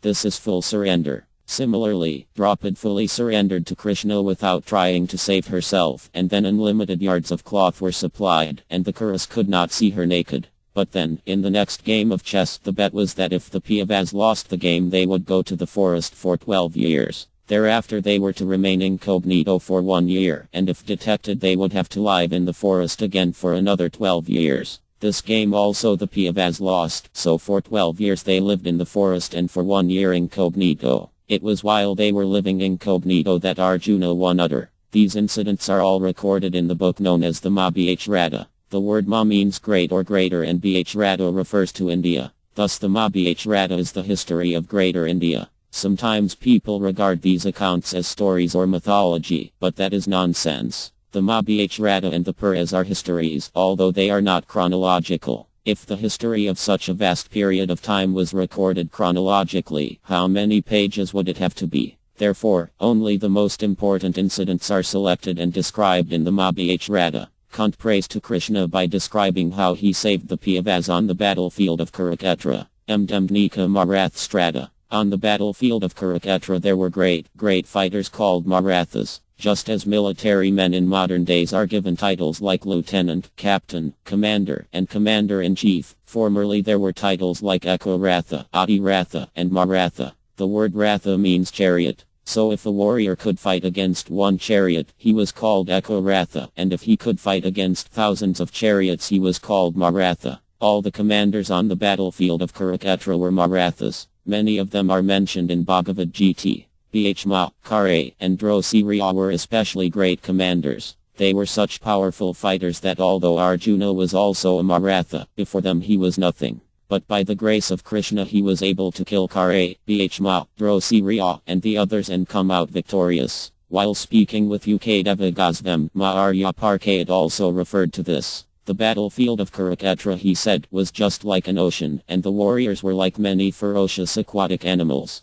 But by the grace of Krishna, my grandfather Arjuna crossed over this ocean very easily. This is very significant. We may have many enemies who may be very powerful fighters, but if we remain under the protection of Krishna, no one can do us any harm. Rak Krishna Amre Krishna Rakhi. He whom Krishna protects, no one can kill, but if Krishna wants to kill someone, no one can give him protection. For example, suppose a very rich man is suffering from disease. He may have a first-class physician, medicine, and hospital available for him, but still he may die. This means that Krishna desired this man must die. Therefore, the so-called protective methods we have devised will be useless if Krishna does not desire us to live. The demon Arva was very powerful, but when Krishna in the form of Lord Armakandra desired to kill him, no one could protect him. Arva was a great devotee of Lord Eva and was praying to Lord Eva, please come save me from this danger. But Lord Eva did not come. Then Parvat, Lord Siva's wife, asked Lord Eva, what is this? He is such a great devotee and has served you so much, and now he is in danger and is asking your help. Why are you not going to help him? Then Lord Eva replied, my dear Parvat, what shall I do? I cannot give him protection. It is not possible. Why shall I go? Therefore, if God wants to kill someone, no one can give him protection, and if God wants to protect someone, no one can kill him. Rak Krishna Amre Krishna Rakhi. Thus Kuntī is remembering how Krishna saved her and her sons one time after another. This is Smaram, thinking of Krishna. Krishna, you are so kind to us that you saved us from many great dangers. Without you there was no hope.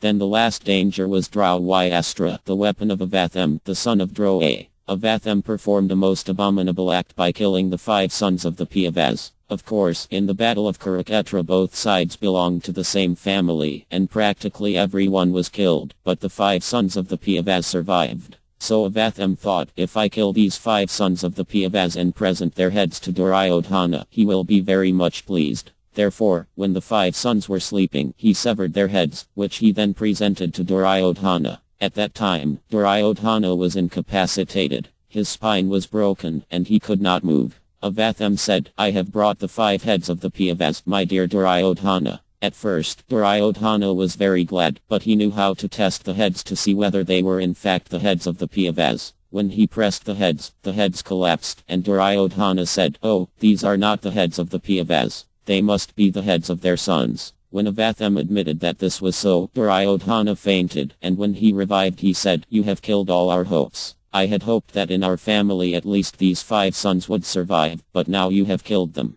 Thus in lamentation he died. Subsequently, Arjuna arrested Avatham and was going to kill him. In fact, Krishna ordered, kill him. He is not a Brahma. He is less than a Dra. But then Draupad said, I am suffering because of the death of my sons, and this rascal is the son of our Guru Maharya Drosiriya, who has done so much for us. If Avatham dies, then Drosiriya's wife, our mother Guru, will be very much unhappy. So release him and let him go away. Thus Arjuna freed Avatham. But then Avatham, having been insulted, retaliated by unleashing a Brahmastra. The Brahmastra is something like a nuclear weapon. It can go to the enemy wherever he is and kill him. Avatham knew, the last descendant of the Kuru family is Parkayat, the son of Abhimanyu. He is in the womb of Utter, so let me kill him also, and then the entire dynasty will be finished. When that weapon was unleashed, Parkayat Maharya's mother, Utter, felt that she was going to have a miscarriage, and therefore she approached Krishna, saying, "Please save me." Krishna, by his mystic power, therefore entered the womb of Utter and saved the child. After the battle of Kurukshetra, Parkayat Maharya, who was still in the womb of his mother, was the last remaining descendant of the Pandavas, and in mature time, when he was born, only his grandfathers were still alive.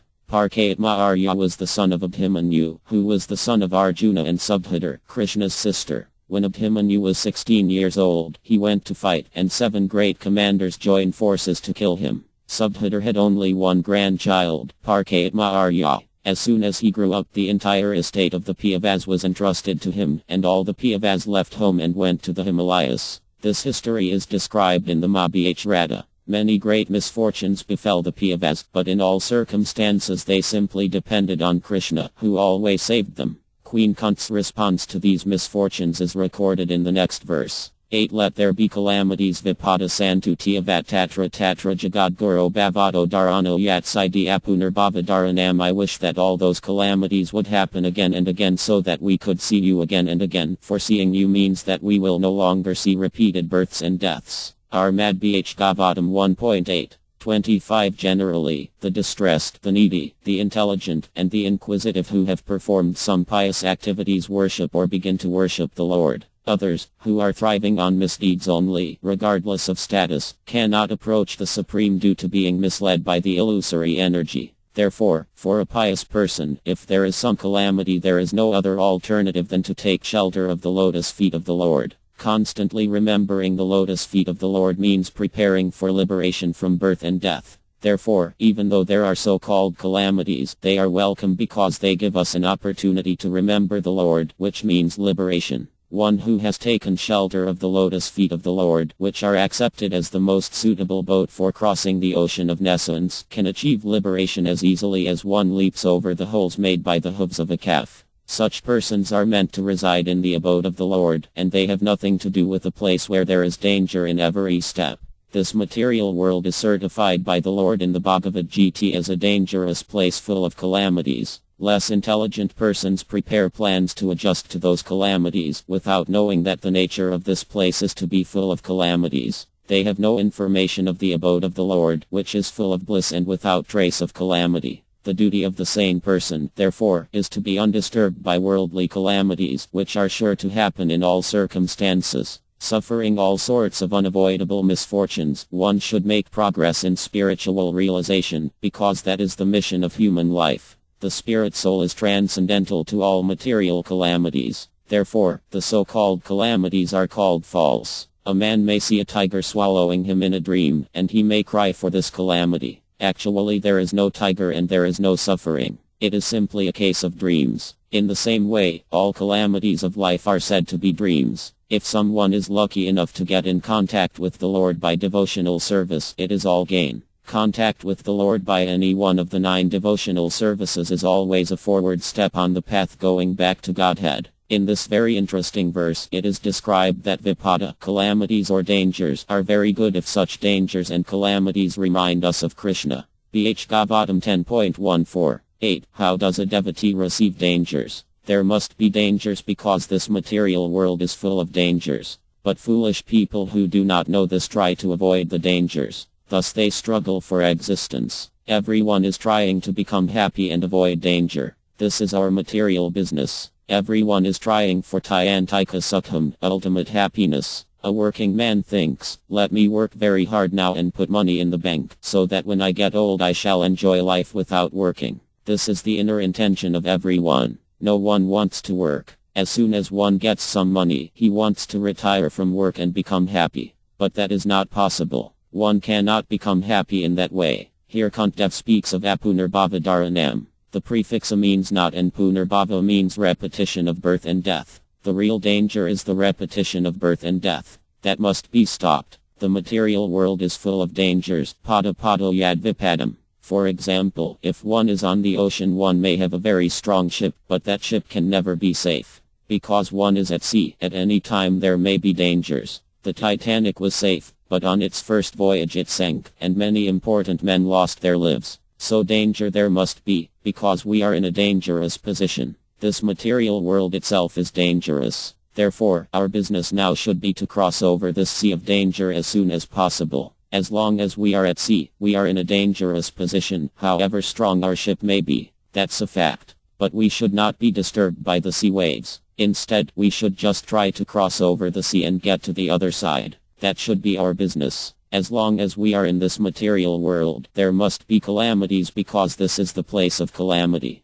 But even with calamities, our business should be to develop our Krishna consciousness so that after giving up this body we may go back home, back to Krishna. On the battlefield of Kurukshetra, Arjuna said to Krishna, "Whatever you are saying is all right. I am not this body. I am a soul, and this is also true of everyone else. So when the body is annihilated, the soul will continue to exist. But when I see that my son is dying or my grandfather is dying and that I am killing, how can I be solaced simply by knowing that they are not dying, but that only their bodies are changing? I am accustomed to thinking of them with affection in terms of the body, and so there must be grief and suffering." Krishna did not deny what Arjuna said. Yes, he replied. That's a fact. Because you are in the bodily concept of life, there must be suffering. So you must tolerate it, that's all. There is no other remedy. As mentioned in Bhagavad Gita 2.14, Lord Krishna told Arjuna, "O son of Kuntī, the non-permanent appearance of heat and cold, happiness and distress, and their disappearance in due course, are like the appearance and disappearance of winter and summer seasons. They arise from sense perception, O scion of Bharata, and one must learn to tolerate them without being disturbed. In America it may sometimes be very chilly in the morning, and that may make taking one's morning bath a little difficult.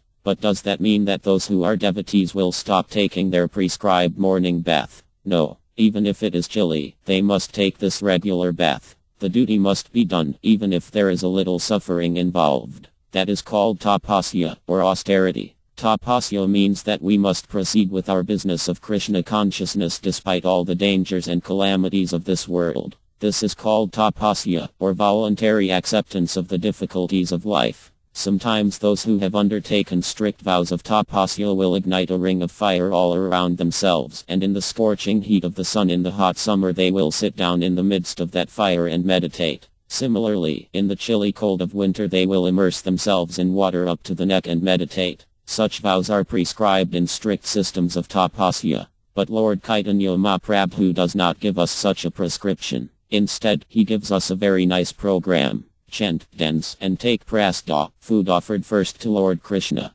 But still we are unwilling. We are so fallen that we cannot accept even this tapasya. Although this kind of tapasya is very easy to perform and very pleasant, susukhakartam avayam, still we are not agreeable. We may even prefer to rot in the street. Some people prefer to drink and have sex and live in the street. So what can be done? The Krishna consciousness movement is giving all facilities so that people may come here, chant, dance, live very peacefully, take Krishna prasada, and be happy, but people will not accept it. That is called misfortune. Chaitanya Mahaprabhu, portraying the people of this age, therefore said, "I am so unfortunate that I have no attachment for chanting Hare Krishna." Lord Chaitanya prayed, Ikakatu, Krishna, the transcendental holy name of God, has all potencies. Lord Chaitanya said, Krishna has unlimited potencies, and similarly in the holy name of Krishna there are unlimited potencies. Krishna has thousands and thousands of names, of which the name Krishna is the chief, and there are no hard and fast rules for chanting. It is not that one must chant at a certain time. No, at any time one may chant. Furthermore, Krishna's name is identical with Krishna himself. Therefore the holy name of Krishna is Krishna. We should not think that Krishna is living in his abode, Goloka Vindivana, and that his name is different from him. In the material world, of course, in the material conception, a name is different from the fact it represents. But in the absolute world there are no such differences. The name is as potent as Krishna is. We have a tongue, and if we use this tongue to chant Hare Krishna, we shall immediately come directly in touch with Krishna, because the name Krishna and the person Krishna are not different. We may think that Krishna is far, far away, but in fact Krishna is within us. He is far away, but at the same time he is the nearest. But even if we think that Krishna is far, far away, his name is present. We can chant Hare Krishna and Krishna will immediately become available. Krishna is available in this easy way, for which there are no hard and fast rules. We can chant at any time and immediately get Krishna. Just see the mercy of Krishna. Therefore Chaitanya Mahaprabhu says, Ati Tava KP Bhagavan Mam Pidur Devam Dmilyani and Nurga. My dear Lord, you have given me such generous facilities by which to contact you, but I am so unfortunate that I have no attachment for these things. I have attachment for so many other things, but I have no attachment for chanting Hare Krishna. This is my misfortune. Krishna is so magnanimous that he is present before us by the transcendental vibration of his name, which has all the potencies of Krishna himself, and if we remain in contact with that name we shall get all the benefits of Krishna's benedictions. But still we are not inclined to chant the Hare Krishna mantra. This is our misfortune. A devotee, however, is never disturbed by dangers, reverses, or calamities. Rather, he welcomes them. Because he is a surrendered soul, he knows that both dangers and festivals are but different demonstrations of Krishna, who is absolute. In the Stra, the Vedic literature, it is said that religion and irreligion, which are complete opposites, are merely the front portion and the back portion of God.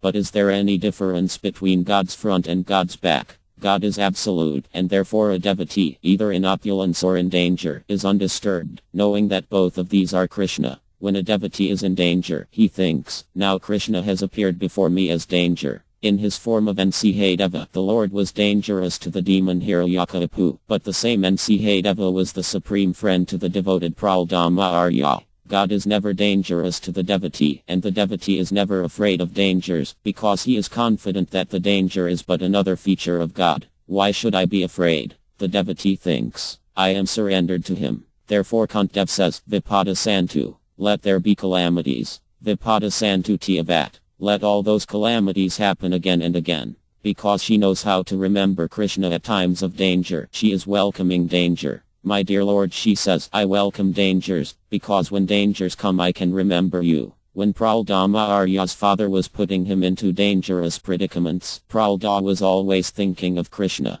So if we are put into a dangerous position and that danger gives us an impetus to remember Krishna, that is welcome. Oh, I am getting this opportunity to remember Krishna. Why is this welcome? It is welcome because seeing Krishna or remembering Krishna means advancing in spiritual life so that we will not have to suffer any more of these dangers. Bhagavad Gita 4.9. If one becomes advanced in Krishna consciousness, the result will be that after giving up the body, Tyakt Deham, one will not have to take birth again in this material world. Punarjanma Nadi. This is to be desired. Suppose I am very comfortable at the present moment. My body may be comfortable, but there will be death and then another birth. After giving up my present body, if I get the body of a cat or a dog, what is the meaning of my comfortable position? Death is sure, and after death one must surely accept another body. We may not know what kind of body we shall get, but we can know from the Stra, the Vedic literature. The Stra says that according to our particular mentality, we will get a particular kind of body. Although I may be in a comfortable position, if I keep myself in the mentality of a dog, I shall get my next life as a dog.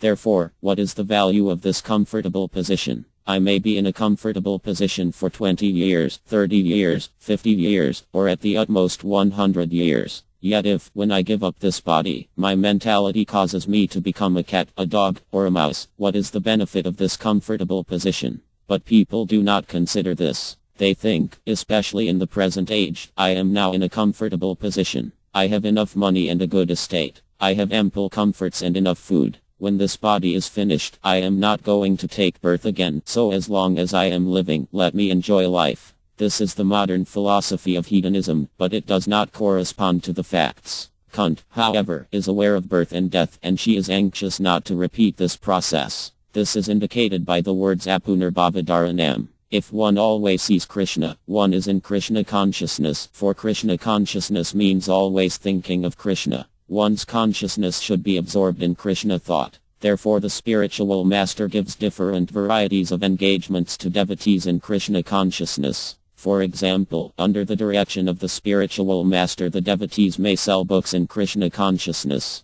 But if the devotees think that the energy invested in selling books should be diverted into selling jewelry, that is not a very good idea. Then they would become nothing more than jewelers. We should be very much careful not to be diverted from Krishna consciousness. Even if there is danger or suffering in Krishna consciousness, we should tolerate it. We should even welcome such danger, and we should pray in appreciation to Krishna. How should we pray? Tatina kam susam kama. My dear Lord, it is your great mercy that I have been put into this dangerous position. That is the viewpoint of a devotee. He doesn't regard danger as danger. Rather, he thinks it is Krishna's mercy. What kind of mercy? Ujjana aftmake tavipkam. Because of my past activities, I was meant to suffer very much. But you are mitigating that suffering and giving me only a little. In other words, by the grace of Krishna, a devotee may receive only token punishment. In court, an important man is sometimes found to be a culprit, and the judge may be able to fine him $100,000 and know that the man can pay it.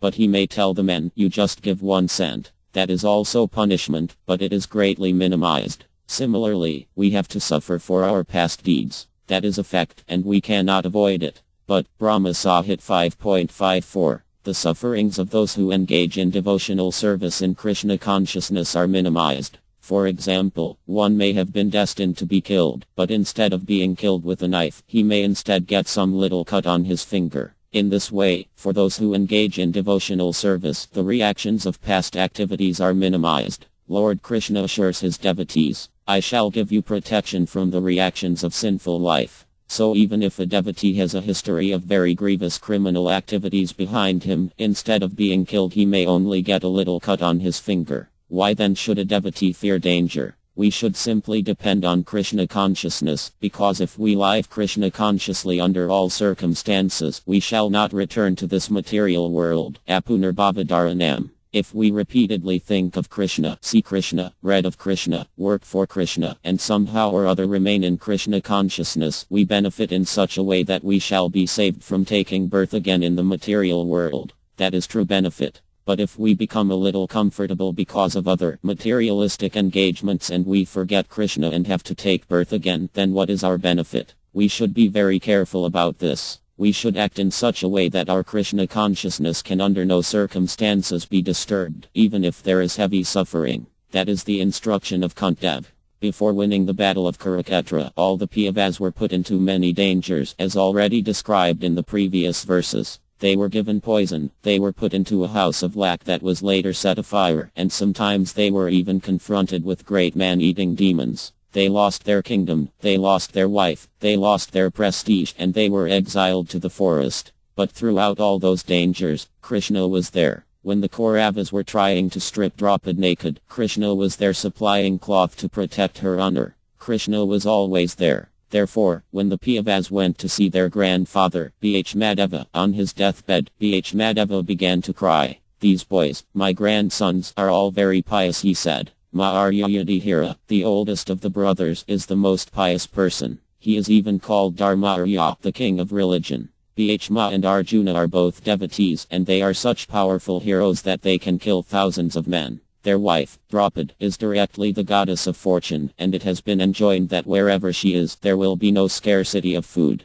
Thus they all form a wonderful combination, and moreover, Lord Krishna is always with them. But still they are suffering. Thus he began to cry, saying, I do not know what is Krishna's arrangement, because such pious devotees are also suffering. Therefore, we should not think, because I have become a devotee, there will be no danger or suffering. Prahlada Arya suffered greatly, and so did other devotees like the Pandavas and Haridsa. But we should not be disturbed by such sufferings. We must have firm faith, firm conviction, knowing Krishna is present and he will give me protection. Don't try to take the benefit of any shelter other than Krishna. Always take to Krishna. In Bhagavad Gita, Lord Krishna says, My dear Arjuna, you may declare to the world that my devotee is never vanquished. Now, one may ask, why did Krishna advise Arjuna to declare this? Why did he not declare it himself? The answer is that if Krishna himself made this declaration, it might be suspect, because Krishna sometimes violates his own promise.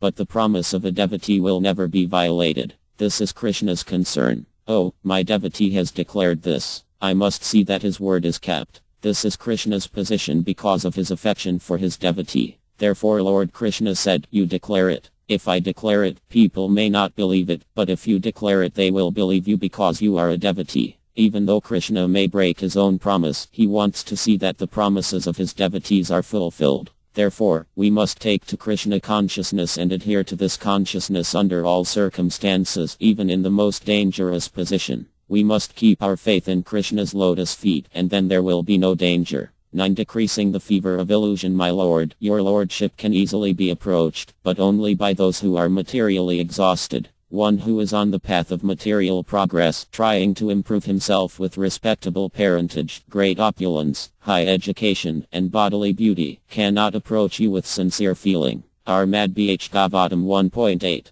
26. Being materially advanced means taking birth in an aristocratic family and possessing great wealth and education and attractive personal beauty. All materialistic men are mad after possessing all these material opulences, and this is known as the advancement of material civilization. But the result is that by possessing all these material assets one becomes artificially puffed up, intoxicated by such temporary possessions. Consequently, such materially puffed up persons are incapable of uttering the holy name of the Lord by addressing him feelingly, O Govinda, O Krishna. It is said in the Stras that by once uttering the holy name of the Lord, the sinner gets rid of a quantity of sins that he is unable to commit. Such is the power of uttering the holy name of the Lord. There is not the least exaggeration in this statement. Actually, the Lord's holy name has such powerful potency. But there is a quality to such utterances also. It depends on the quality of feeling. A helpless man can feelingly utter the holy name of the Lord, whereas a man who utters the same holy name in great material satisfaction cannot be so sincere. A materially puffed up person may utter the holy name of the Lord occasionally, but he is incapable of uttering the name in quality. Therefore, the 4 principles of material advancement, namely, 1. High parentage, 2. Good wealth, 3. High education, and 4. Attractive beauty, are, so to speak, disqualifications for progress on the path of spiritual advancement. The material covering of the pure spirit soul is an external feature, as much as fever is an external feature of the unhealthy body. The general process is to decrease the degree of the fever and not to aggravate it by maltreatment. Sometimes it is seen that spiritually advanced persons become materially impoverished.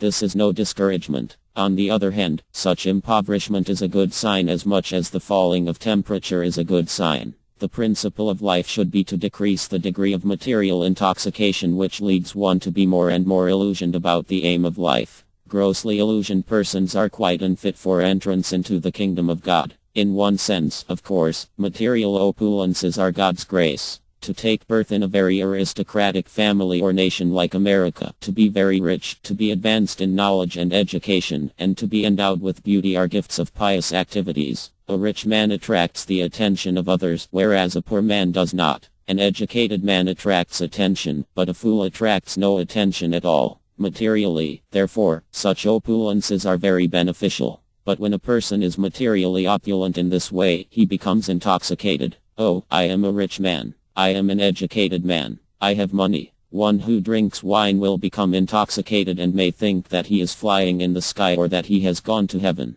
These are effects of intoxication. But an intoxicated person does not know that all these dreams are within the limits of time and will therefore come to an end. Because he is unaware that these dreams will not continue, he is said to be an illusion. Similarly, one is intoxicated by thinking, I am very rich, I am very educated and beautiful, and I have taken birth in an aristocratic family in a great nation. That's all right, but how long will these advantages exist? Suppose one is an American and is also rich, beautiful, and advanced in knowledge. One may be proud of all this, but how long will this intoxication exist? As soon as the body is finished, it will all be finished, just like the intoxicated dreams of a person who has been drinking. These dreams are on the mental platform, the egoistic platform, and the bodily platform. But I am not the body. The gross body and subtle body are different from my actual self. The gross body is made of earth, water, fire, air, and ether, and the subtle body is made of mind, intelligence, and false ego.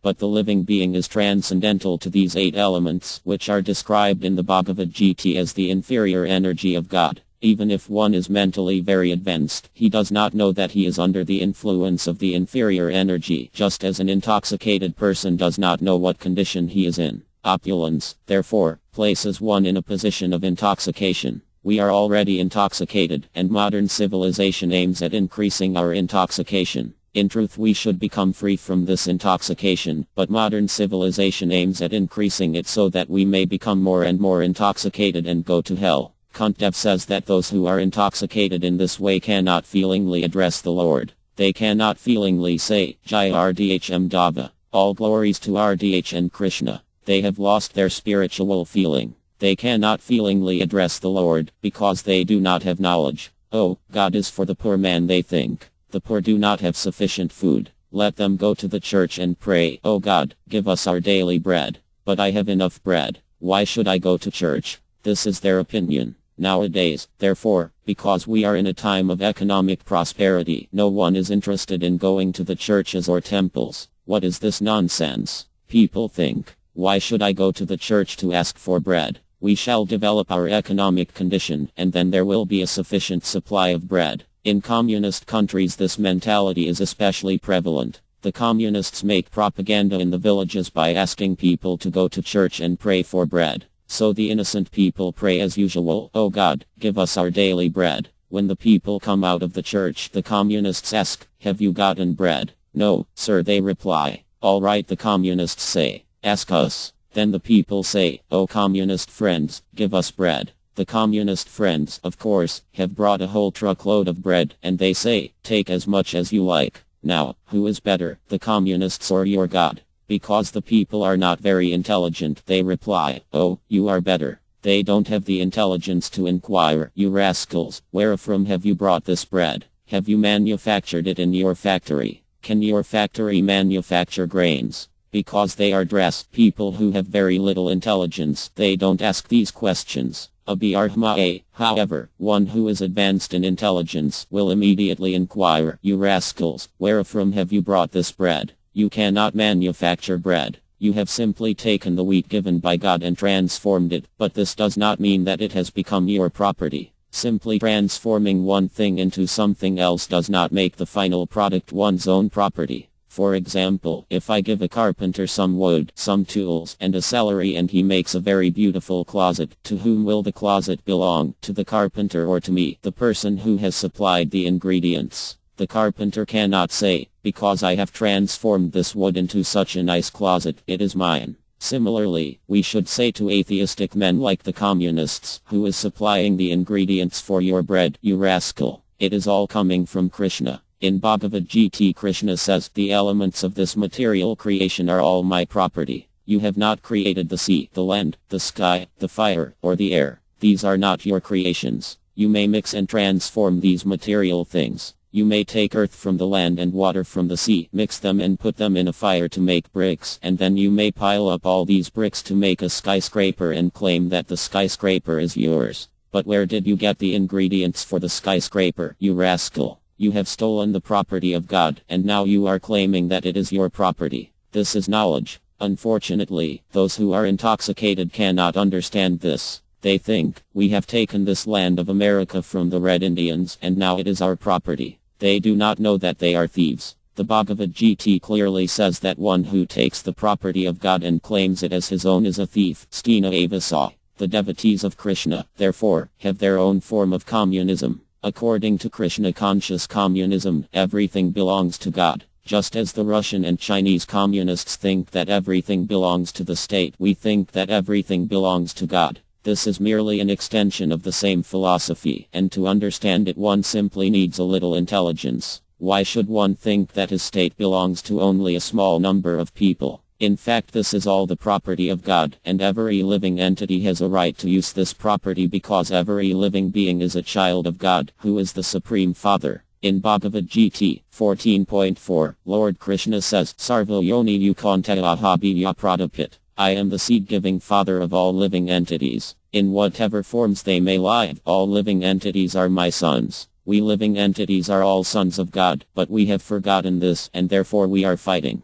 In a happy family, all the sons know, Father is supplying food to us all. We are brothers, so why should we fight? Similarly, if we become God conscious, Krishna conscious, the fighting in the world will come to an end. I am American, I am Indian, I am Russian, I am Chinese. All these nonsensical designations will be finished. The Krishna consciousness movement is so purifying that as soon as people become Krishna conscious, their political and national fighting will immediately be over, because they will come to their real consciousness and understand that everything belongs to God. The children in a family all have the right to accept privileges from the father. Similarly, if everyone is part and parcel of God, if everyone is a child of God, then everyone has the right to use the property of the father. That right does not belong only to the human beings. Rather, according to Bhagavad Gita, that right belongs to all living entities, regardless of whether they are in the bodies of human beings, animals, trees, birds, beasts, insects, or whatever.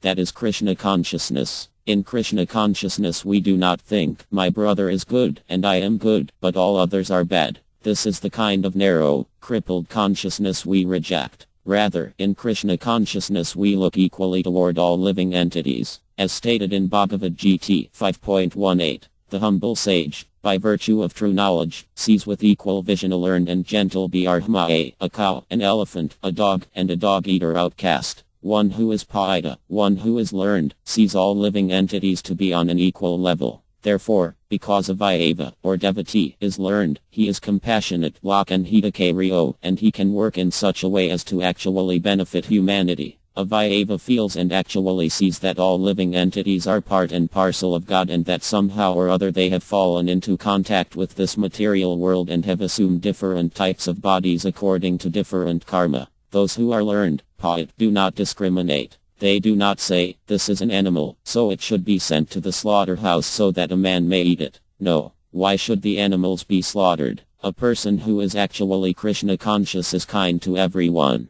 Therefore one tenet of our philosophy is no meat eating. Of course, people may not accept this. They will say, oh, what is this nonsense? Meat is our food. Why should we not eat it? Because they are intoxicated rascals. Edam namada, they will not hear the real facts. But just consider, if a poor man is lying helpless in the street, can I kill him? Will the state excuse me? I may say, I have only killed a poor man. There was no need for him in society. Why should such a person live? But will the state excuse me? Will the authorities say, you have done very nice work? No. The poor man is also a citizen of the state, and the state cannot allow him to be killed. Now, why not expand this philosophy? The trees, the birds, and the beasts are also sons of God. If one kills them, one is as guilty as one who kills a poor man on the street. In God's eyes, or even in the vision of a learned man, there is no discrimination between poor and rich, black and white. No. Every living entity is part and parcel of God, and because a Vairava sees this, he is the only true benefactor of all living entities. A Vairava tries to elevate all living beings to a platform of Krishna consciousness. A Vairava does not see, here is an Indian, and there is an American.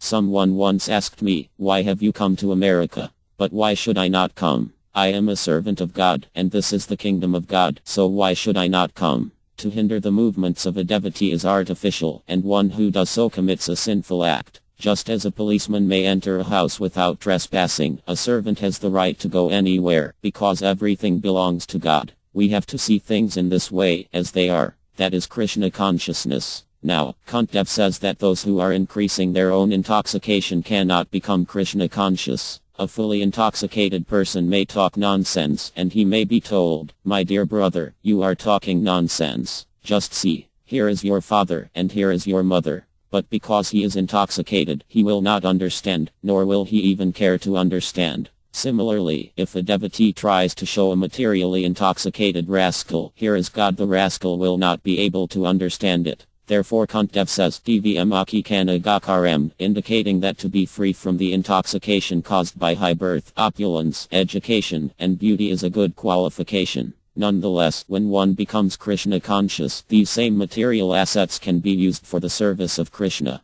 For example, the Americans who have joined the Krishna consciousness movement were materially intoxicated before they became devotees, but now that their intoxication is over, their material assets have become spiritual assets that may be helpful in furthering the service of Krishna. For example, when these American devotees go to India, the Indian people are surprised to see that Americans have become so mad after God. Many Indians strive to imitate the materialistic life of the West, but when they see Americans dancing in Krishna consciousness, then they realize that this is what is actually worthy of being followed. Everything can be used in the service of Krishna. If one remains intoxicated and does not use one's material assets for the service of Krishna, they are not very valuable. But if one can use them for the service of Krishna, they become extremely valuable. To give an example, 0 has no value, but as soon as the digit 1 is placed before the 0 immediately becomes 10. If there are 2 zeros, they become 100, and 3 zeros become 1000. Similarly, we are intoxicated by material assets that are actually no better than 0, but as soon as we add Krishna, these tens and hundreds and thousands and millions of zeros become extremely valuable. The Krishna consciousness movement therefore offers a great opportunity to the people of the West. They have an overabundance of the zeros of materialistic life, and if they simply add Krishna, their life will become sublimely valuable. 10. The property of the impoverished. My obeisances are unto you, who are the property of the materially impoverished. You have nothing to do with the actions and reactions of the material modes of nature. You are self-satisfied, and therefore you are the most gentle and are master of the monists. Armad Bh Gavatam 1.8.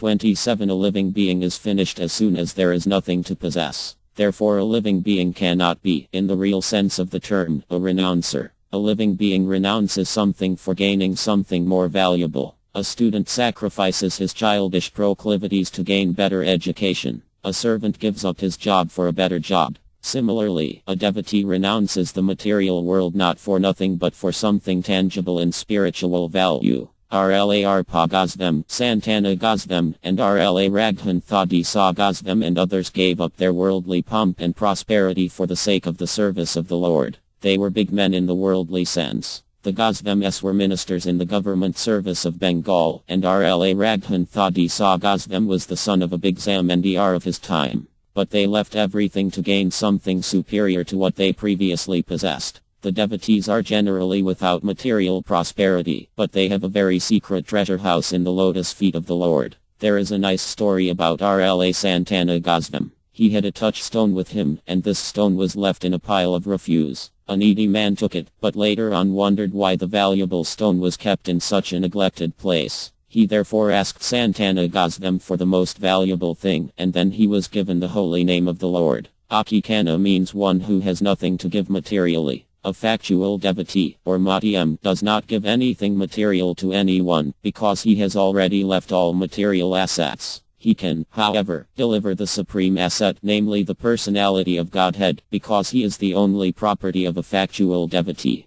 The touchstone of Santana Gosvem, which was thrown in the rubbish, was not the property of the Gosvem, otherwise it would not have been kept in such a place. This specific example is given for the neophyte devotees just to convince them that material hankerings and spiritual advancement go ill together. Unless one is able to see everything as spiritual in relation with the Supreme Lord, one must always distinguish between spirit and matter. A spiritual master like RLA Santana Gosvem, although personally able to see everything as spiritual, set this example for us only because we have no such spiritual vision. Advancement of material vision or material civilization is a great stumbling block for spiritual advancement. Such material advancement entangles the living being in the bondage of a material body, followed by all sorts of material miseries. Such material advancement is called anartha, or things not wanted. Actually, this is so. In the present context of material advancement, one uses lipstick at a cost of 50 cents, and there are so many unwanted things which are all products of the material conception of life. By diverting attention to so many unwanted things, human energy is spoiled without achievement of spiritual realization, the prime necessity of human life. The attempt to reach the moon is another example of spoiling energy, because even if the moon is reached, the problems of life will not be solved. The devotees of the Lord are called Akikanas because they have practically no material assets. Such material assets are all products of the three modes of material nature. They foil spiritual energy, and thus the less we possess such products of material nature, the more we have a good chance for spiritual progress. The Supreme Personality of Godhead has no direct connection with material activities. All his acts and deeds, which are exhibited even in this material world, are spiritual and without affection for the modes of material nature. In the Bhagavad Gita, the Lord says that all his acts, even his appearance and disappearance in and out of the material world, are transcendental, and one who knows this perfectly shall not take his birth again in this material world, but will go back to Godhead. The material disease is due to hankering after and lording it over material nature. This hankering is due to an interaction of the three modes of nature, and neither the Lord nor the devotees have attachment for such false enjoyment. Therefore, the Lord and the devotees are called Nivtabhuaviti. The perfect Nivtabhuaviti is the Supreme Lord because he never becomes attracted by the modes of material nature, whereas the living beings have such a tendency. Some of them are entrapped by the illusory attraction of material nature. Because the Lord is the property of the devotees, and the devotees are the property of the Lord reciprocally, the devotees are certainly transcendental to the modes of material nature. That is a natural conclusion. Such unalloyed devotees are distinct from the mixed devotees who approach the Lord for mitigation of miseries and poverty or because of inquisitiveness and speculation. The unalloyed devotees and the Lord are transcendentally attached to one another. For others, the Lord has nothing to reciprocate, and therefore he is called Tmarma, self-satisfied. Self-satisfied as he is the master of all monists who seek to merge into the existence of the Lord. Such monists merge within the personal effulgence of the Lord called the Brahmajyotir, but the devotees enter into the transcendental pastimes of the Lord, which are never to be misunderstood as material. To be materially impoverished is the first qualification of a devotee. One who does not possess anything in this material world but simply possesses Krishna is called Akikana. The word Akikana means one who has lost all material possessions. As long as we have even the slightest tinge of an idea of becoming happy materially in some way or other, we shall have to accept a material body. Nature is so kind that according to the way we want to enjoy this material world, she will give us a suitable body, under the direction of the Lord. Because the Lord is situated in everyone's heart, he knows everything. Therefore, knowing that we still want something material, he will give us another material body. Yes, take it. Krishna wants us to have full experience through which to understand that by material gain we shall never be happy. This is Krishna's desire. Because we are part and parcel of Krishna, who has full freedom, we too have full freedom, although the quantity of that freedom is quite minute. Although the quantity of salt in a drop of seawater is not comparable to the quantity of salt in the ocean, the chemical composition of both the drop and the ocean is the same. Similarly, whatever we have in a minute quantity is present in its fullness in Krishna. Janmdaya. For example, we have a propensity to steal, to take things that belong to others. Why? Because Krishna has the same propensity. Unless the propensity to steal is present in the absolute truth, how can it be present in us? Krishna is known as the butter thief. But Krishna's stealing and our stealing are different. Because we are materially contaminated, our stealing is abominable, whereas on the spiritual, absolute platform the same stealing is so nice that it is enjoyable. Mother Yod therefore enjoys Krishna's activities of stealing. This is the difference between material and spiritual. Any activities that are spiritual are all good, and any activities that are material are all bad.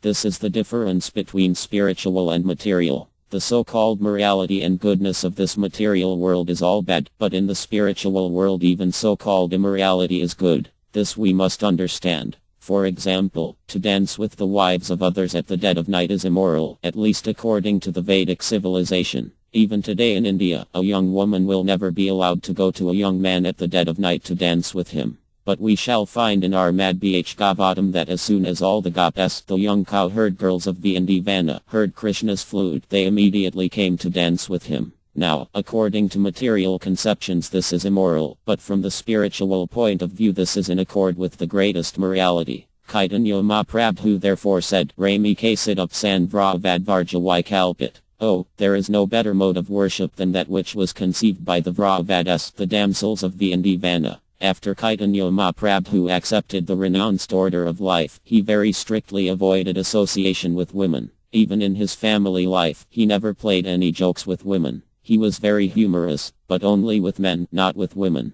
Once he spoke some joking words with his wife, Vyapri. When ACMT, Lord Chaitanya's mother, was searching for something, he jokingly said, maybe your daughter-in-law has taken it. But in his whole life these are the only joking words we find in relation to women. He was very strict. After he accepted Sannyasa, the renounced order, no woman could even come near him to offer obeisances. Rather, they would offer obeisances from a distant place. Nonetheless, Chaitanya Mahaprabhu said, Rami Kasidap Sandravadvarja Kalpit. There is no conception of worship better than that which was conceived by the damsels of Vindivana. What was their conception? They wanted to love Krishna at any risk. And this is never immoral. That which is in relationship to Krishna can never be immoral. To give another example, Lord Krishna in his incarnation as Nrsimhadeva killed Hiranyakashipu, the father of Prahlada Arya, while Prahlada Arya stood nearby without protesting. Now, is this moral? Who would like to see his own father being killed?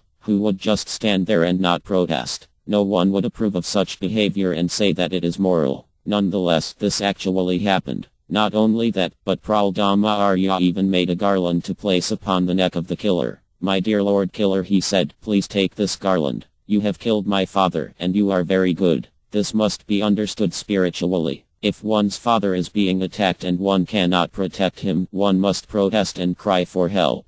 But because Prahlada Arya's father was killed by Krishna in the form of Lord Nrsimhadeva, Prahlada Arya prepared a garland for the killer. After his father was killed, Prahlada said to Nrsimhadeva, my dear Lord, now that my father has been killed, everyone is happy. Now please withdraw your angry mood. Astu, a saintly person, never approves of killing, not even the killing of an animal, but Prahlada Arya said, Madeta Esther Api Chika Sarpahati. Even a saintly person is pleased when a scorpion or a snake is killed. A scorpion or a snake is also a living entity, and Astu is never satisfied when he sees another living entity killed. But Prahlada Arya said, even Astu is pleased when a snake or a scorpion is killed. My father was just like a snake or a scorpion, and therefore now that he has been killed, everyone is happy. Hiranyakashipu was a very dangerous demon who gave trouble to devotees, and when such a demon is killed, even saintly persons are satisfied, although ordinarily they never want anyone killed. Therefore, although it may appear that Lord Krishna or Prahlada Arya acted immorally, in fact they acted in accord with the highest morality. Krishna is Akikana Vida, the only solace for one who has lost everything material. In the Chaitanya Charitamrita, Lord Krishna says, if someone wants me but at the same time wants material prosperity, he is a fool. Krishna is so kind that if one wants material prosperity but at the same time wants to become a devotee, Krishna makes him a failure in material life. Therefore people are very much afraid of coming to Krishna consciousness. Oh, they think, my material prosperity will be finished. Generally, people go to a church or temple to pray to God for material prosperity. Oh God, give us our daily bread. But although they are approaching God for material prosperity, give me this, give me that, they are also considered pious because they approach God, unlike the atheists, who never approach Him. Why shall I approach God? The atheist says, I shall create my own wealth, and by advancement of science I shall be happy. One who thinks for my own prosperity I shall depend on my own strength and my own knowledge is a Dukkati, a most sinful person, but one who thinks my prosperity depends on the mercy of God is pious. It is a fact that without the sanction of God, nothing can be achieved. Tivatanarita Pikitenam. We have discovered many methods by which to counteract distress, but when freedom from such distress is not sanctioned by God, these methods will fail. For example, a sick man may have very good medicine and a qualified physician, but if we ask the physician, can you guarantee the life of this patient? The doctor will always say, no, I cannot do so. I try my best. That's all. An intelligent doctor knows the ultimate sanction is in the hand of God. I am simply an instrument. If God does not want the patient to live, then all my medicines and all my scientific medical knowledge will fail. The ultimate sanction, therefore, is Krishna. Those who are foolish do not know this, and therefore they are called rascals. They do not know that although whatever they are doing may be very good, if it is not ultimately sanctioned by God, by Krishna, it will all be a failure. On the other hand, a devotee knows, with whatever intelligence I have I may try to become happy, but without Krishna's sanction I shall never be happy. This is the distinction between a devotee and a non-devotee. As mentioned before, Krishna says, one who tries to approach me to become Krishna conscious but at the same time wants to become materially happy is not very intelligent. He is wasting his time. Our main business is to become Krishna conscious. That is the main business of human life. If we waste our time striving for material improvement and forget to chant Hare Krishna, that will be a great loss. Therefore Krishna says, Me va, I am Rikvyayakina Dibba, Kaitanya Karatam Ta, Madhya 22.39. A rascal may ask some material prosperity from me in exchange for discharging devotional service. But why shall I give him material prosperity? Rather, whatever he has I shall take away. When our material assets are taken away, we become very morose.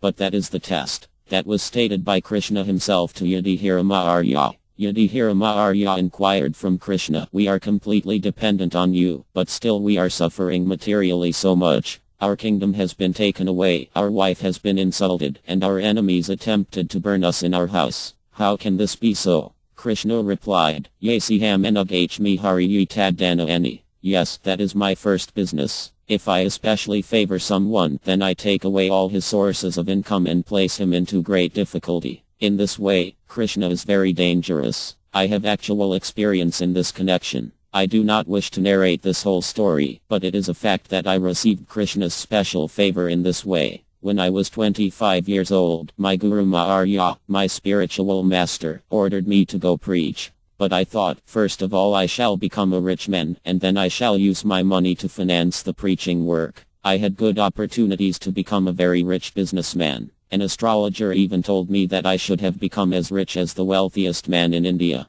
There were very good chances. I was the manager of a big chemical factory. I started my own factory, and the business was very successful. But eventually everything collapsed, and in this way I was forced into the position of carrying out the orders of my Guru Maharya. When all my material assets were taken away, then I approached Krishna, saying, You are the only shelter. Therefore Krishna is Akikana Vida, the property of the materially impoverished. When one is bereft of all material opulences, then one turns to Krishna. And now I am realizing that I have not lost but gained. So to lose material opulences for Krishna's sake is not a loss. Rather, it is the greatest gain. When one becomes Akikana, having nothing to possess, Krishna becomes one's only riches. Expressing this understanding, Narottama Dasa H. Kura says, Krishna, but for you I have nothing to claim. I have no possessions. You are my only possession, so please don't neglect me. This position is very nice. When one does not depend on anything material but simply depends on Krishna, one has attained the first-class position of Krishna consciousness.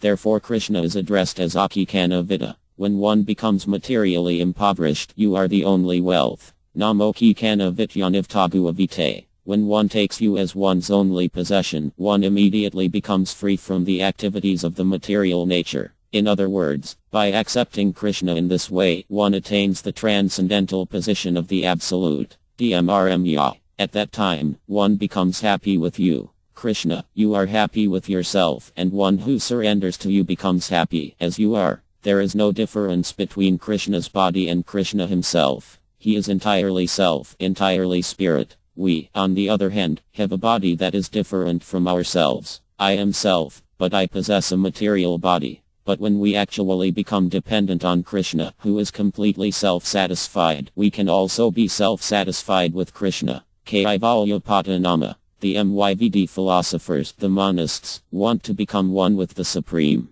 The Supreme is self-satisfied, and they also want to be self-satisfied by becoming one with the Supreme. Our philosophy of Krishna consciousness is the same, but instead of becoming one with Krishna, we depend on Krishna. That is actual oneness. If we simply agree to abide by the orders of Krishna and have no disagreement with him, we are situated in actual oneness. The MYVD philosophers think, why shall I keep my individual, separate existence? I shall merge into the Supreme. But that is not possible. From the very beginning, we are separated parts of Krishna. Krishna therefore says in Bhagavad Gita, My dear Arjuna, you should know that you, I, and all the persons assembled on this battlefield were individuals in the past, we are individuals at present, and in the future we shall continue to remain individuals. Nityoniti and Satana Satananam. Krishna is the supreme Nitya, the supreme living force among the innumerable living forces. We living entities, Java, are innumerable, Ananta. There is no counting how many we are. Similarly, Krishna is also a living entity, but he is the chief, the supreme living entity. That is the difference. One leader may have many followers. Similarly, Krishna, the supreme living entity, is the supreme leader, and we are subordinate, dependent living entities. That we are dependent is not very difficult to understand. If Krishna does not supply us food, we shall starve, because independently we cannot produce anything. Eko Ba'anyo Vidad TKMN. Krishna is maintaining everything, and we are being maintained. Therefore Krishna is the real predominator, and we should be willing to be predominated. That is our natural constitutional position. If we falsely want to become predominators in this material world, we are in illusion. We must give up this illusion and always try to be predominated by Krishna. Then our life will be successful. 11. The touch of superior energy. My Lord, I consider your lordship to be eternal time, the supreme controller, without beginning and end, the all-pervasive one. In distributing your mercy, you are equal to everyone. The dissensions between living beings are due to social intercourse. Armad Bh Gavatam 1.8. 28. Kuntī knew that Krishna was neither her nephew nor an ordinary family member of her paternal house. She knew perfectly well that Krishna is the primeval Lord who lives in everyone's heart as the Supersoul, Paramtiyam. Another name of the Paramtiyam feature of the Lord is Kla, or eternal time. Eternal time is the witness of all our actions, good and bad, and thus resultant reactions are destined by him. It is no use saying that we do not know why we are suffering. We may forget the misdeed for which we may suffer at this present moment, but we must remember that Paramtiyam is our constant companion and therefore he knows everything, past, present, and future. And because the Paramtiyam feature of Lord Krishna destines all actions and reactions, he is the supreme controller also. Without his sanction not a blade of grass can move. The living beings are given as much freedom as they deserve, and misuse of that freedom is the cause of suffering. The devotees of the Lord do not misuse their freedom, and therefore they are the good sons of the Lord. Others, who misuse freedom, are put into miseries destined by the eternal Kla. The Kla offers the conditioned souls both happiness and miseries. It is all predestined by eternal time. As we have miseries uncalled for, so we may have happiness also without being asked, for they are all predestined by Kla. No one is therefore either an enemy or friend of the Lord. Everyone is suffering and enjoying the result of his own destiny. This destiny is made by the living beings in course of social intercourse. Everyone here wants to lord it over the material nature, and thus everyone creates his own destiny under the supervision of the Supreme Lord. He is all-pervading and therefore he can see everyone's activities. And because the Lord has no beginning or end, he is known also as the eternal time, Kla. What is explained herein by the devoted Kuntī is exactly confirmed by the Lord himself in Bhagavad Gita 9.29. There the Lord says, I envy no one, nor am I partial to anyone. I am equal to all. But one who renders service unto me in devotion is a friend, is in me, and I am also a friend to him. God cannot be partial. Everyone is God's son, so how can God favor one son above another? That is not possible. But human beings discriminate. We write, in God we trust, but one who trusts in God must be equally kind and merciful toward all living entities. That is God consciousness. Krishna says, I have no enemies, nor have I friends. Namid Vyostinaparya. The word Vya means enemy. We are envious of our enemies and friendly toward our friends, but because Krishna is absolute, even when he appears to be inimical toward some demon he is actually a friend. When Krishna kills a demon, the demon's demoniac activities are killed, and he immediately becomes a saint and merges into the supreme impersonal effulgence, the Brahmajyotir. The Brahmajyotir is one of three features of the Absolute Truth. Bh Gavatam 1.2. 11. The Absolute Truth is one, but is perceived in three features, known as Brahman, Paramtiyam, and Bhagavan. The original, complete feature of the Absolute Truth is Bhagavan, the Supreme Personality of Godhead, and his plenary representation is Paramtiyam, Krodaka Yvu, who is situated in everyone's heart, Varasarva Bhtnhdde Rajuna Tihadi. The third feature of the Absolute Truth is Brahman, the all-pervading impersonal effulgence of the Absolute. The Absolute Truth is equal to everyone, but one will realize the Absolute according to the way one approaches him, Yatham Prapadyanti. According to one's capacity for understanding, the Absolute Truth is revealed either as the impersonal Brahman, as the localized Paramtiyam, or ultimately as Bhagavan. To explain this by an example, we may sometimes see hills from our room, although we may not see them distinctly. In Los Angeles there are many hills, but when we see the hills from a distant place they look like something cloudy. However, if we go further toward a hill, we shall find that there is something distinct, a hill. And if we go all the way to the hill itself, we shall find many people working there, many houses, streets, cars, and so many varied things. Similarly, when one wants to know the absolute truth by one's tiny brain and thinks, I shall conduct research to find the absolute truth, one will have a vague, impersonal idea. Then if one goes further and becomes a meditator, one will find that God is situated within one's heart. Real yogas see the form of Viju within the heart by meditation. The devotees, however, meet the Supreme Person face to face, just as we meet face to face and speak face to face. The Supreme Personality of Godhead orders, supply me this, and the devotee directly serves the Lord by supplying what he wants. Thus there are different realizations of the Absolute Truth, and although he is equal to everyone, it is up to us to understand him according to our advancement. Therefore Kuntī says, Samakaranta Sarvatra, in distributing your mercy, you are equal to everyone. The word Karanta means moving. The Lord moves everywhere, within and without, and we simply have to make our vision clear so that we may see him. By devotional service, we can purify our senses so that we may perceive the presence of God. Those who are less intelligent simply try to find God within, but those who are advanced in intelligence can see the Lord both within and without. The yogic system of meditation is actually meant for those who are less intelligent. One who practices meditation in yoga must control the senses, yoga indriya samyama.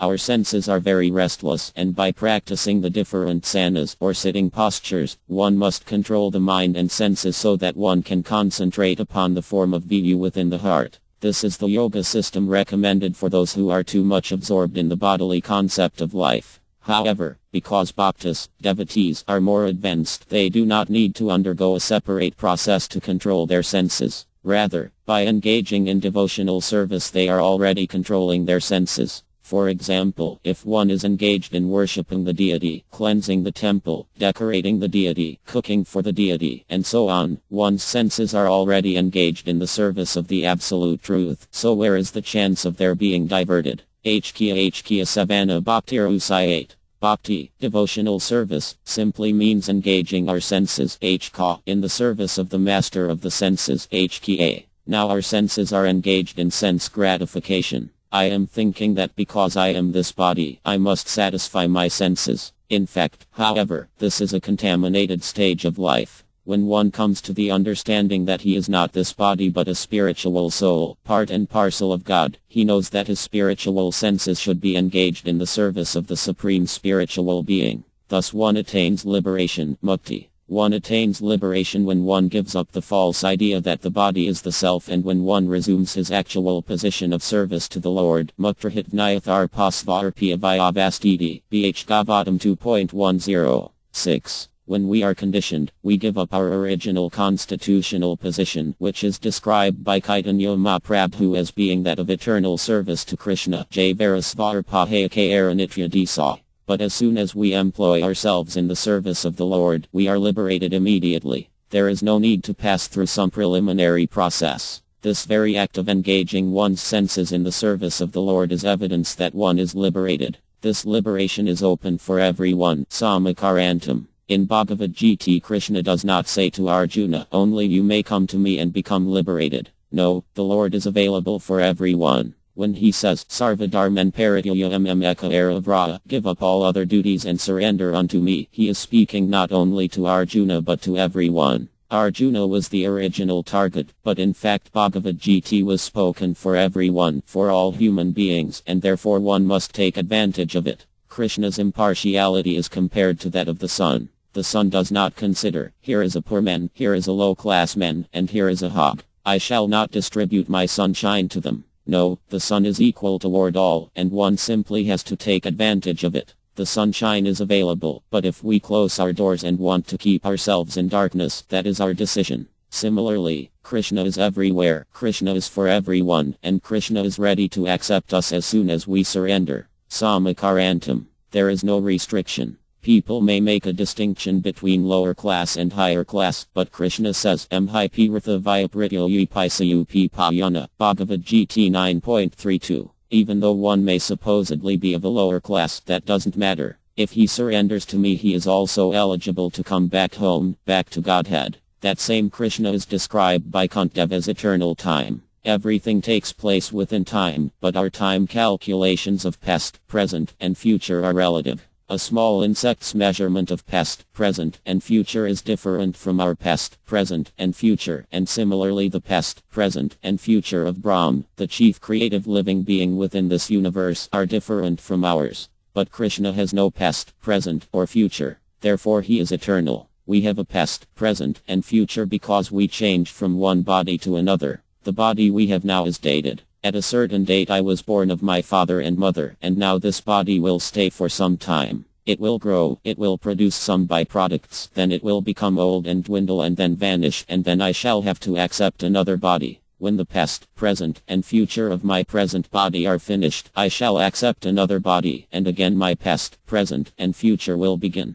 But Krishna has no past, present, or future, because he does not change his body. That is the difference between ourselves and Krishna. The eternal position of Krishna is revealed in Bhagavad Gita. There Krishna said to Arjuna, in the past millions of years ago, I spoke this philosophy of Bhagavad Gita to the sun god. Arjuna appeared not to believe this. Of course, Arjuna knew everything, but for our education he said to Krishna, Krishna, we are contemporaries, and since we were born at practically the same time, how can I believe that you spoke this philosophy so long ago to the sun god? Then Krishna replied, my dear Arjuna, you were also present then, but you have forgotten, whereas I have not. That is the difference. Past, present, and future pertain to persons who forget, but for one who does not forget, who lives eternally, there is no past, present, or future. Kuntī therefore addresses Krishna as eternal, Maniti Lam. And because he is eternal, he is the full controller, Nam. By Krishna's extraordinary behavior, Kuntī could understand that Krishna is eternal and that Krishna is the supreme controller. He has no beginning and no end, and Nidhanam, and therefore he is Vibhu, the supreme, the greatest. We are you, the smallest, and Krishna is Vibhu, the greatest. We are part and parcel of Krishna, and therefore Krishna is both the smallest and the greatest, whereas we are only the smallest.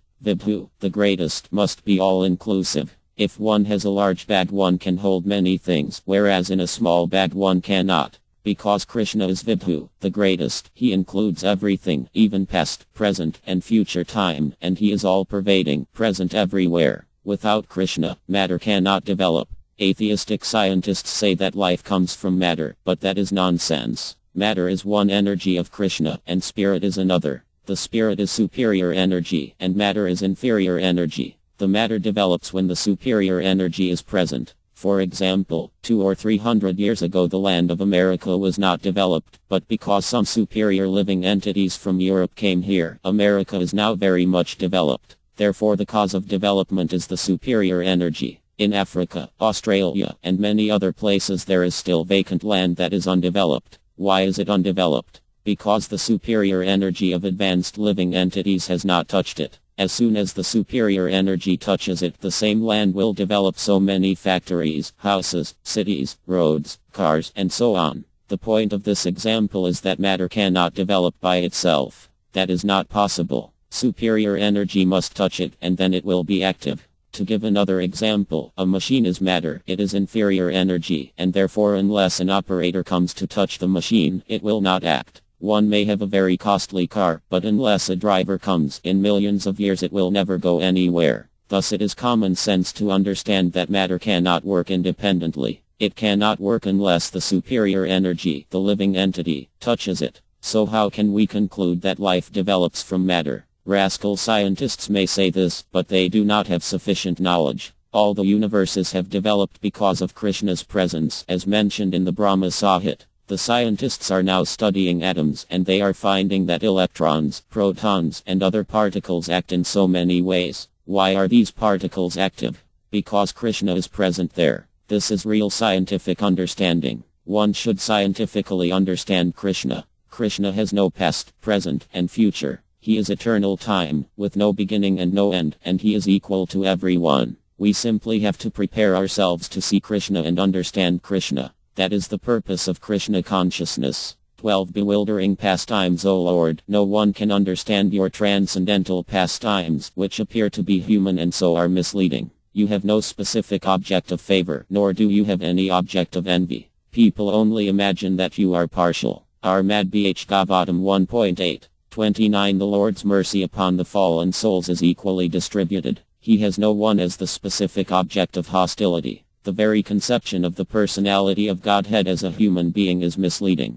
His pastimes appear to be exactly like a human being's, but actually they are transcendental and without any tinge of material contamination. He is undoubtedly known as partial to his pure devotees, but in fact he is never partial, as much as the sun is never partial to anyone. By utilizing the sun rays, sometimes even the stones become valuable, whereas a blind man cannot see the sun, although there are enough sun rays before him. Darkness and light are two opposite conceptions, but this does not mean that the sun is partial in distributing its rays. The sun rays are open to everyone, but the capacities of the receptacles differ. Foolish people think that devotional service is flattering the Lord to get special mercy. Factually, the pure devotees who are engaged in the transcendental loving service of the Lord are not a mercantile community. A mercantile house renders service to someone in exchange for values. The pure devotee does not render service unto the Lord for such exchange, and therefore the full mercy of the Lord is open for him.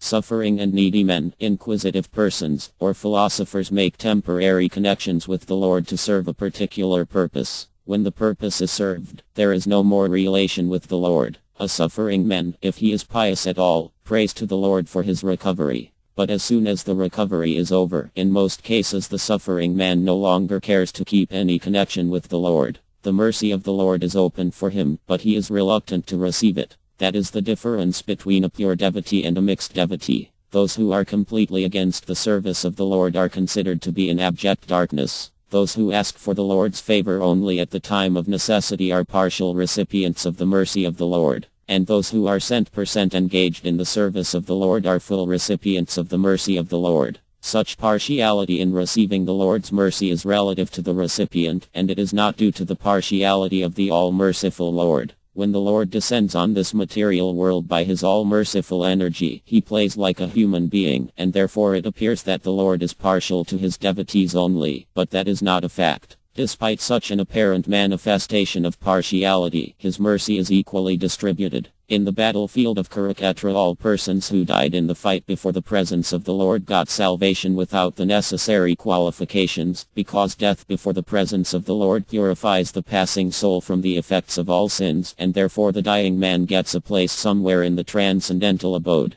Somehow or other, if someone puts himself open in the sun rays, he is sure to get the requisite benefit both by heat and by ultraviolet rays. Therefore, the conclusion is that the Lord is never partial. It is wrong for the people in general to think of him as partial. The Lord says in Bhagavad Gita 4.8, in order to deliver the pious and to annihilate the miscreants, as well as to re-establish the principles of religion, I advent myself millennium after millennium. When God incarnates, he has two missions, to vanquish the demons and deliver the estes, the faithful devotees. The word sdhnm, which means saintly persons, refers to devotees. It has nothing to do with worldly honesty or dishonesty, morality or immorality. It has nothing to do with material activities. Sometimes we may think that the word estu refers to a person who is materially good or moral, but actually the word estu refers to one who is on the transcendental platform. A estu, therefore, is a devotee, because one who engages in devotional service is transcendental to material qualities, sagu and samatayatan. Now, the Lord comes to deliver the devotees, Pariturya Sdhnm, but it is clearly stated in Bhagavad Gita 14.26, that a devotee transcends the material qualities, sagu and samatayatan. A devotee is in a transcendental position because he is no longer under the control of the three material modes of nature, goodness, passion, and ignorance. But if a estu is already delivered, being on the transcendental platform, then where is the necessity of delivering him? This question may arise. The Lord comes to deliver the devotee, but the devotee is already delivered. Therefore the word vyambanam, meaning bewildering, is used in this verse because this appears contradictory. The answer to this contradiction is that a estu, a devotee, does not require deliverance, but because he is very much anxious to see the Supreme Lord face to face, Krishna comes not to deliver him from the clutches of matter, from which he has already been delivered, but to satisfy his inner desire. Just as a devotee wants to satisfy the Lord in all respects, the Lord even more wants to satisfy the devotee.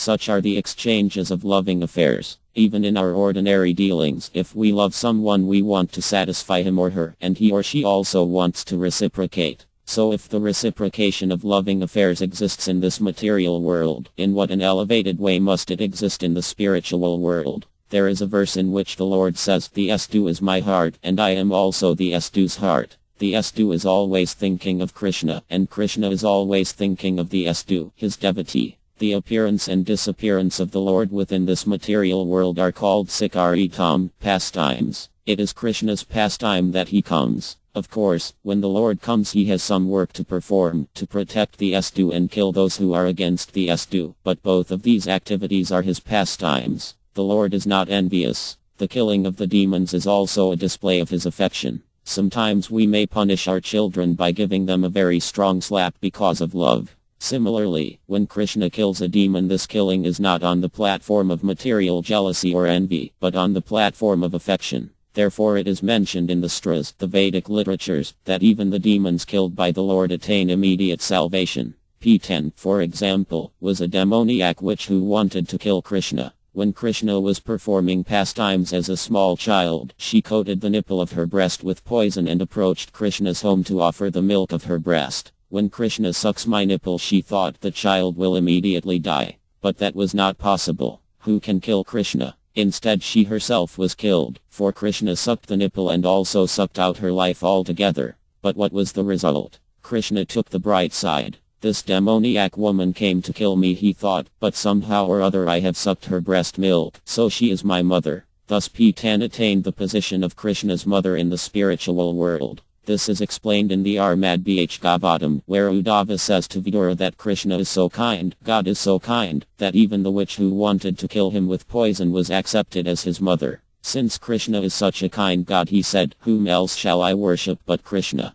Kuntī says, Na yasya kasid daita. The word daita means favorite. Krishna favors no one. Dvyaka. And no one is his enemy. We expect some benediction or profit from a friend and harmful activities from an enemy, but Krishna is so perfect that no one can harm him nor can anyone give him anything. So who can be his friend or enemy? Na yasya kasid daitosti. He doesn't need anyone's favor. He is complete. I may be a very poor man, and therefore I may expect some favor from a friend, but that is because I am imperfect. Because I am not full, because I am deficient in so many ways, I am always needy, and therefore I want to create some friend, and similarly I hate an enemy. But since Krishna is the supreme, no one can harm Krishna, nor can anyone give Krishna anything. Why then are we worshipping Krishna in the temple by offering Krishna so many comforts, dressing him, decorating him, and giving him nice food? We should try to understand that Krishna does not need our offerings of nice garments, flowers, or food. But if we give such offerings to Krishna, we shall benefit.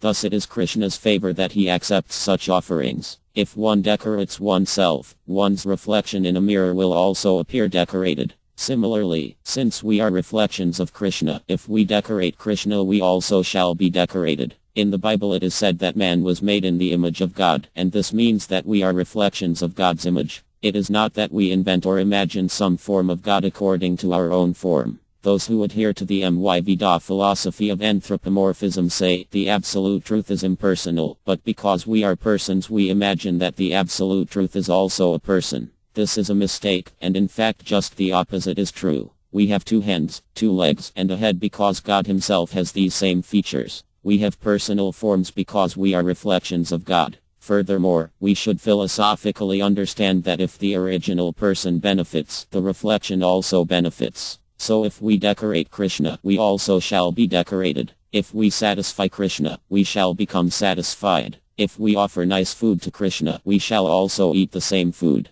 Those who live outside the temples of Krishna consciousness may never have imagined such palatable food as the food we are offering to Krishna, but because it is being offered to Krishna, we also have the opportunity to eat it. So we should try to satisfy Krishna in all respects, and then we shall be satisfied in all respects. Krishna does not need our service, but he kindly accepts it. When Krishna asks us to surrender unto him, Sarvadharman Paritya Mmeka Aravraya, this does not mean that Krishna is lacking servants and that if we surrender he will profit. Krishna can create millions of servants by his mere desire. So that is not the point. But if we surrender to Krishna, we shall be saved. For Krishna says, Ahati vi sarvapi pebyo makai waimi. I shall free you from all sinful reactions. We are suffering here in this material world without any shelter. We even see many people loitering in the street with no aim in life. When we go walking by the beach in the early morning, we see many young people sleeping or loitering there, aimless, confused, and not knowing what to do. But if we take shelter of Krishna, then we shall know, oh, now I have found shelter. Then there will be no more confusion, no more hopelessness. I receive so many letters daily from people expressing how they have found hope in Krishna consciousness. Therefore, it is not a fact that Krishna descended here merely to collect some servants. Rather, he descended for our benefit. Unfortunately, however, instead of becoming Krishna's servants, we are becoming servants of so many other things. We are servants of our senses and the sensual activities of lust, anger, greed, and illusion. Actually, the whole world is serving in this way. But if we engage our senses in the service of Krishna, we shall no longer be servants of the senses, but masters of the senses. When we have the strength to refuse to allow our senses to be engaged other than in the service of Krishna, then we shall be saved. Here Kuntī says, your appearance in this material world is misleading, bewildering. We think Krishna has some mission, some purpose, and therefore he has appeared. No, it is for his pastimes that he appears. For example, sometimes a governor goes to inspect a prison. He gets reports from the prison superintendent, so he has no business going there, but still he sometimes goes, thinking, let me see how they are doing. This may be called a pastime because he is going by his free will. It is not that he has become subject to the laws of the prison. But still a foolish prisoner may think, oh, here the governor is also in prison. So we are equal. I am also governor. Rascals think like that. Because Krishna has descended as an Avatara, they say, I am also an Avatara. So here it is said, Naveda kasid bhagavasikaritam. No one knows the purpose of your appearance and disappearance. The Lord's pastimes are bewildering. No one can understand their real purpose. The real purpose of the Lord's pastimes is his free will. He thinks, let me go and see. He doesn't need to come to kill the demons. He has so many agents in the material nature that can kill them. For example, in a moment he can kill thousands of demons merely by a strong wind. Nor does he need to come to give protection to the devotees, for he can do everything simply by his will. But he descends to enjoy pleasure pastimes. Let me go and see. Sometimes Krishna even wants to enjoy the pleasure pastimes of fighting. The fighting spirit is also in Krishna, otherwise wherefrom have we gotten it? Because we are part and parcel of Krishna, all the qualities of Krishna are present in minute quantity within us. We are samples of Krishna. Wherefrom do we get the fighting spirit? It is present in Krishna. Therefore, just as a king sometimes engages a wrestler to fight with him, Krishna also engages living entities to engage in fighting. The wrestler is paid to fight with the king. He is not the king's enemy. Rather, he gives pleasure to the king by mock fighting. But when Krishna wants to fight, who will fight with him? Not anyone ordinary. If a king wants to practice mock fighting, he will engage some very qualified wrestler. Similarly, Krishna does not fight with anyone ordinary, but rather with some of his great devotees. Because Krishna wants to fight, some of his devotees come down to this material world to become his enemies and fight with him. For example, the Lord descended to kill Hiranyakapu and Hiranyakaa. Should we think that these were ordinary living entities? No, they were the great devotees Jaya and Vijaya, who came to this world because Krishna wanted to fight. In the Vaikuha world, the spiritual world, there is no possibility of fighting, because everyone there engages in Krishna's service. With whom will he fight? Therefore he sends some devotee in the garb of an enemy and comes here to this material world to fight with him. At the same time, the Lord teaches us that becoming his enemy is not very profitable and that it is better to become his friend. Kuntī therefore says, no one knows the purpose of your appearance and disappearance. You are in this world just like an ordinary human being, and this is bewildering. Because Krishna sometimes appears like an ordinary man, people sometimes cannot believe or understand his activities. They wonder, how can God become an ordinary person like us? But although Krishna sometimes plays like an ordinary person, in fact he is not ordinary, and whenever necessary he displays the powers of God. When 16,000 girls were kidnapped by the demon Bamsura, they prayed to Krishna, and therefore Krishna went to the demon's palace, killed the demon, and delivered all the girls. But according to the strict Vedic system, if an unmarried girl leaves her home even for one night, no one will marry her. Therefore when Krishna told the girls, "Now you can safely return to your father's homes," they replied, "Sir, if we return to the homes of our fathers, what will be our fate? No one will marry us, because this man kidnapped us." "Then what do you want?" Krishna asked. The girls replied, "We want you to become our husband." And Krishna is so kind that he immediately said yes and accepted them. Now, when Krishna brought the girls back home to his capital city, it is not that each of the 16,000 wives had to wait 16,000 nights to meet Krishna. Rather, Krishna expanded himself into 16,000 forms, constructed 16,000 palaces, and lived in each palace with each wife. Although this is described in our Madhbhagavatam, rascals cannot understand this. Instead they criticize Krishna. He was very lusty, they say. He married 16,000 wives. But even if he is lusty, he is unlimitedly lusty. God is unlimited. Why 16,000? He could marry 16 million and still not reach the limits of his perfection. That is Krishna. We cannot accuse Krishna of being lusty or sensuous. No. There are so many devotees of Krishna, and Krishna shows favor to all of them. Some ask Krishna to become their husband, some ask Krishna to become their friend, some ask Krishna to become their son, and some ask Krishna to become their playmate. In this way, there are millions and trillions of devotees all over the universe, and Krishna has to satisfy them all. He does not need any help from these devotees, but because they want to serve him in a particular way, the Lord reciprocates.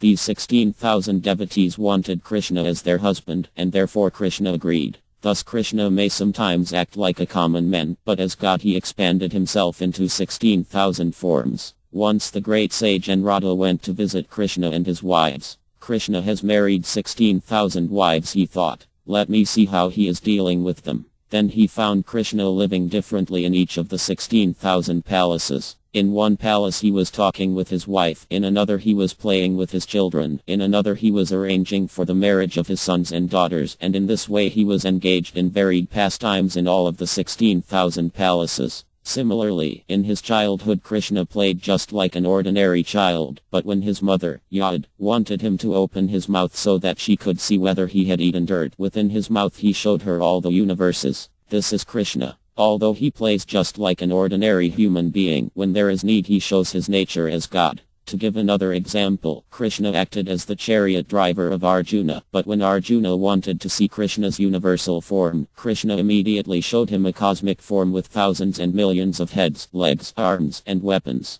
This is Krishna. Krishna is completely independent, and he has no friends or enemies, but he plays for the benefit of both his friends and enemies, and when he acts for the benefit of either, the result is the same. That is Krishna's absolute nature. 13. The vital force of the universe. Of course it is bewildering, O soul of the universe, that you work, though you are inactive, and that you take birth, though you are the vital force and the unborn. You yourself descend among animals, men, sages, and aquatics. Verily, this is bewildering. Our Madhbhagavatam 1.8. 30. The transcendental pastimes of the Lord are not only bewildering but also apparently contradictory. In other words, they are all inconceivable to the limited thinking power of the human being. The Lord is the all-prevailing supersoul of all existence, and yet he appears in the form of a boar among the animals, in the form of a human being as Rama, Krishna, etc., in the form of an eye like an Arya, and in the form of an aquatic like a fish. Yet it is said that he is unborn, and he has nothing to do. In the Ruti mantra it is said that the Supreme Brahman has nothing to do. No one is equal to or greater than him. He has manifold energies, and everything is performed by him perfectly by automatic knowledge, strength, and activity. All these statements prove without any question that the Lord's activities, forms, and deeds are all inconceivable to our limited thinking power, and because he is inconceivably powerful, everything is possible in him. Therefore no one can calculate him exactly. Every action of the Lord is bewildering to the common man. He cannot be understood by the Vedic knowledge, but he can be easily understood by the pure devotees because they are intimately related with him. The devotees therefore know that although he appears among the animals, he is not an animal or a man or a eye or a fish. He is eternally the Supreme Lord, in all circumstances. Kant addresses Krishna as Vivitman, the vital force of the universe. In everyone's body there is a vital force. That vital force is the TM, the living being, the living entity, the soul. It is because of the presence of that vital force, the soul, that the whole body works. Similarly, there is a supreme vital force. That supreme vital force is Krishna, the supreme personality of Godhead. Therefore, where is the question of his taking birth? In Bhagavad Gita 4.9, the Lord says, "One who knows the transcendental nature of my appearance and activities does not, upon leaving the body, take his birth again in this material world, but attains my eternal abode, O Arjuna." In this verse the word divyam especially indicates that the Lord's appearance and activities are spiritual. And elsewhere in the Bhagavad Gita it is said, Ayopaisan avidyam. The word Aya means unborn and avidyam means not subject to destruction. This is the nature of Krishna, whose transcendental nature is further described by Kuntī in her prayers to the Lord. In the beginning of her prayers, Kuntī said to the Lord, "You are within, and you are without, but still you are invisible." Krishna is within everyone's heart. Indeed, he is within everything, even within the atom. Krishna is within and he is also without. Thus Krishna showed Arjuna his external feature as the Vivarpa, the gigantic cosmic manifestation.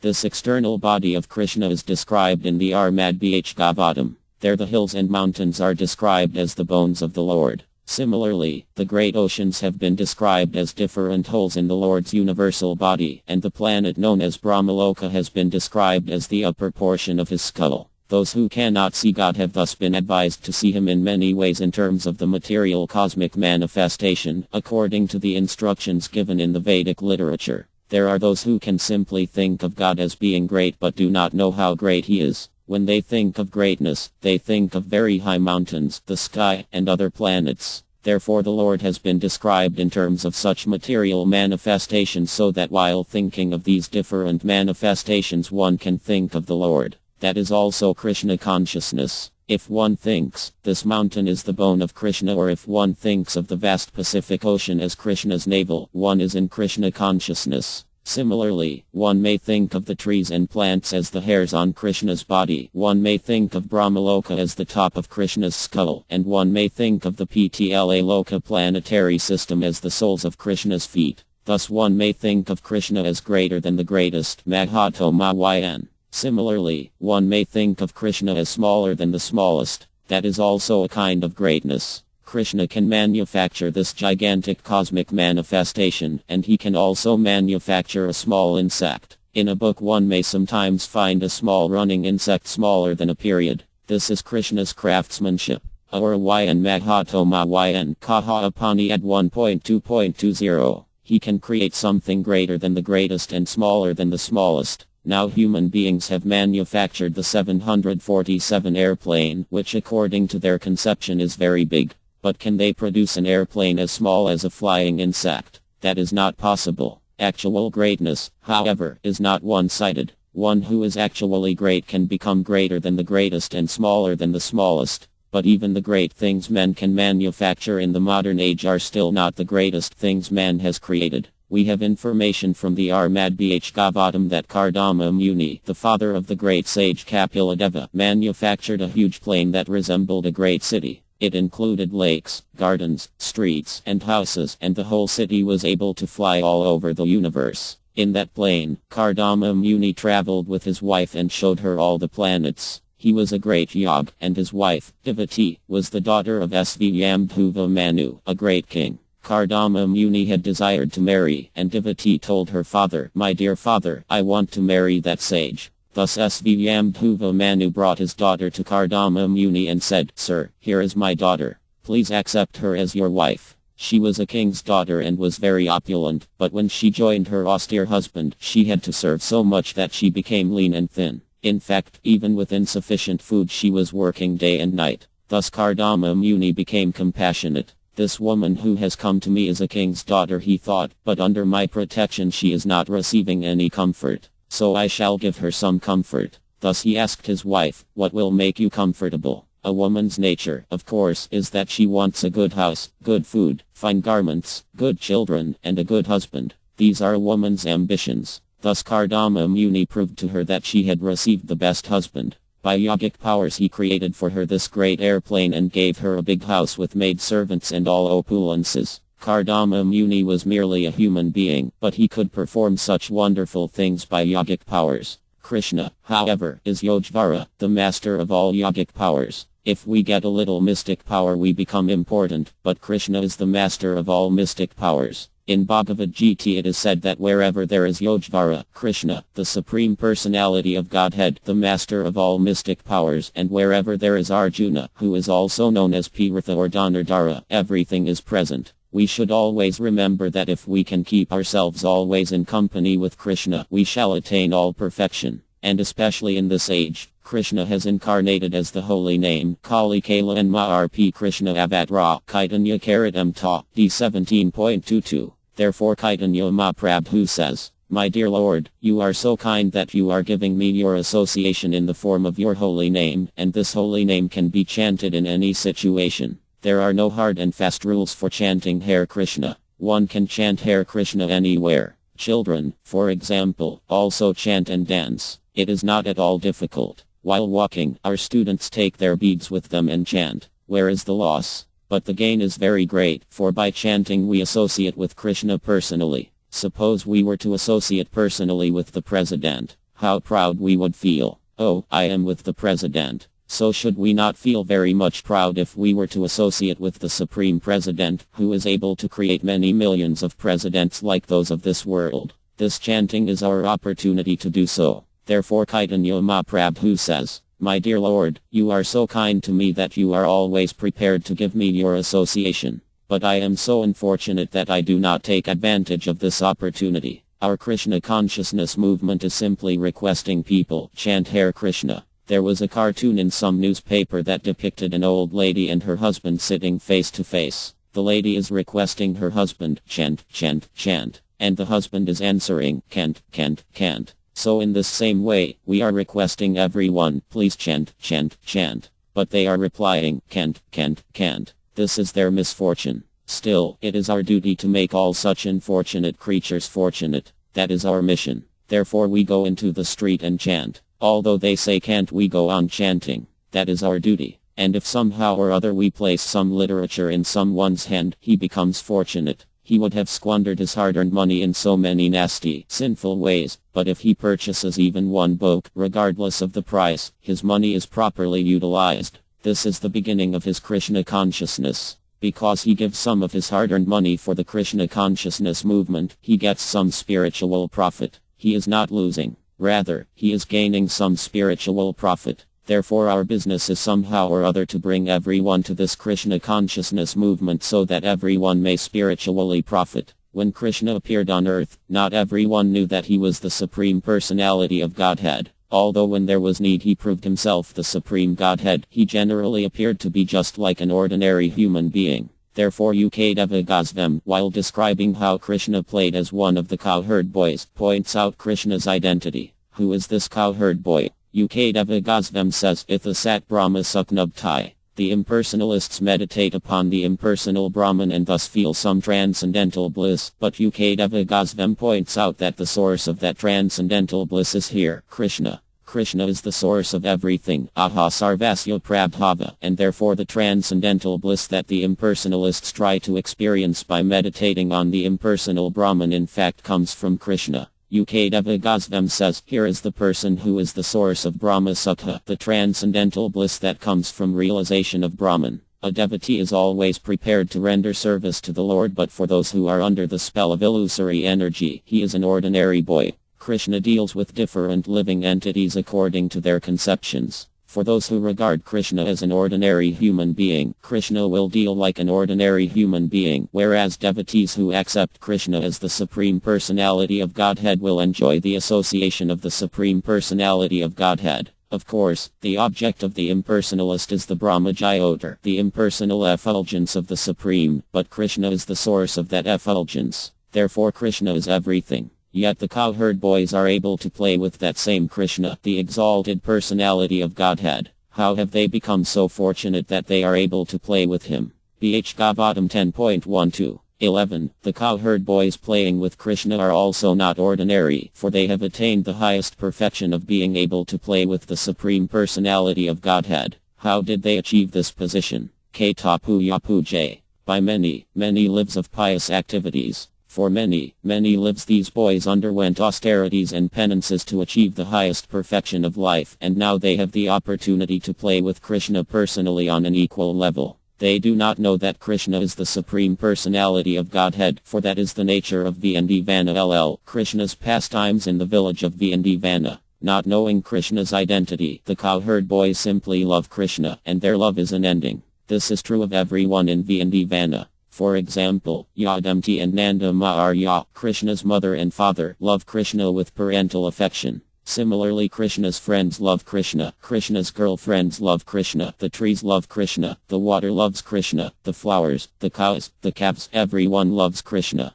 That is the nature of Vana. So if we simply learn how to love Krishna, we can immediately transform this world into Vana. This is the only central point, how to love Krishna. Prem Pamarthomaan. People are generally pursuing dharma, artha, kama, moksha, religiosity, economic development, sense gratification, and liberation. But Chaitanya Mahaprabhu disregarded these four things. These are not what is to be achieved in life, he said. The real goal of life is love of Krishna. Of course, human life does not actually begin until there is some conception of religion, dharma. But in the present age, Kali Yuga, dharma is practically nil. There is no religion or morality, and there are no pious activities, and therefore according to Vedic calculations the present human civilization does not even consist of human beings. Formerly people would care about morality and immorality, religion and irreligion, but with the progress of Kali Yuga this is all being vanquished, and people can do anything without caring what it is. Our Madhbh Gavatam says, and we can actually see, that in Kali Yuga about 80% of the people are sinful. Illicit sex life, intoxication, meat eating, and gambling are the four pillars of sinful life, and therefore we request that one first break these four pillars, so that the roof of sinful life will collapse. Then by chanting Hare Krishna one can remain established in a transcendental position. It is a very simple method. One cannot realize God if one's life is sinful. Therefore Krishna says, persons who have acted piously in previous lives and in this life, whose sinful actions are completely eradicated, and who are freed from the duality of delusion engage themselves in my service with determination. Bhagavad Gita 7.28. The word Antagatam means finished. One can engage in devotional service if one has finished with his sinful life. Who can finish with sinful life? Those who engage in pious activities. One must have activities, and if one engages in pious activities one's sinful activities will naturally vanish. On one side, one should voluntarily try to break the pillars of sinful life, and on another side one must engage himself in pious life. If one has no pious engagement, it is not that one can become free from sinful activities simply by theoretical understanding. For example, the American government is spending millions of dollars to stop the use of LSD and other such intoxicants, but the government has failed. How is it that simply by passing laws or giving lectures one can make people give up these things? It is not possible. One must give people good engagements, and then they will automatically give up the bad ones. For example, we instruct our students, no intoxication, and they immediately give it up, even though the government has failed to stop them. This is practical. Paradivinivarte. If someone isn't given good engagement, his bad engagements cannot be stopped. That is not possible. Therefore we have two sides, prohibition of sinful activities and engagement in good activities. We don't simply say, no illicit sex, no intoxication and so on. Mere negativity has no meaning. There must be something positive, because everyone wants engagement. That is because we are living entities, not dead stones. By meditation the impersonalist philosophers try to become dead stones. Let me think of something void or impersonal. But how can one artificially make oneself void? The heart and mind are full of activities, so these artificial methods will not help human society. Methods of so-called yoga and meditation are all rascaldom because they provide one no engagement. But in Krishna consciousness there is adequate engagement for everyone. Everyone rises early in the morning to offer worship to the deities. The devotees prepare nice food for Krishna. They decorate the temple, make garlands, go up chanting, and sell books. They are fully engaged 24 hours a day, and therefore they are able to give up sinful life. If a child has in his hand something that he is eating but we give him something better, he will throw away the inferior thing and take the better thing. So in Krishna consciousness we offer better engagement, better life, better philosophy, better consciousness, everything better. Therefore those who engage in devotional service can give up sinful activities and promote themselves to Krishna consciousness. Activities intended to promote all living entities to Krishna consciousness are going on not only in human society but even in animal society also. Because all living entities here are part and parcel of Krishna but are rotting in this material world, Krishna has a plan, a big plan to deliver them. Sometimes he comes to this world personally, and sometimes he sends his very confidential devotees. Sometimes he leaves instructions like those of Bhagavad Gita.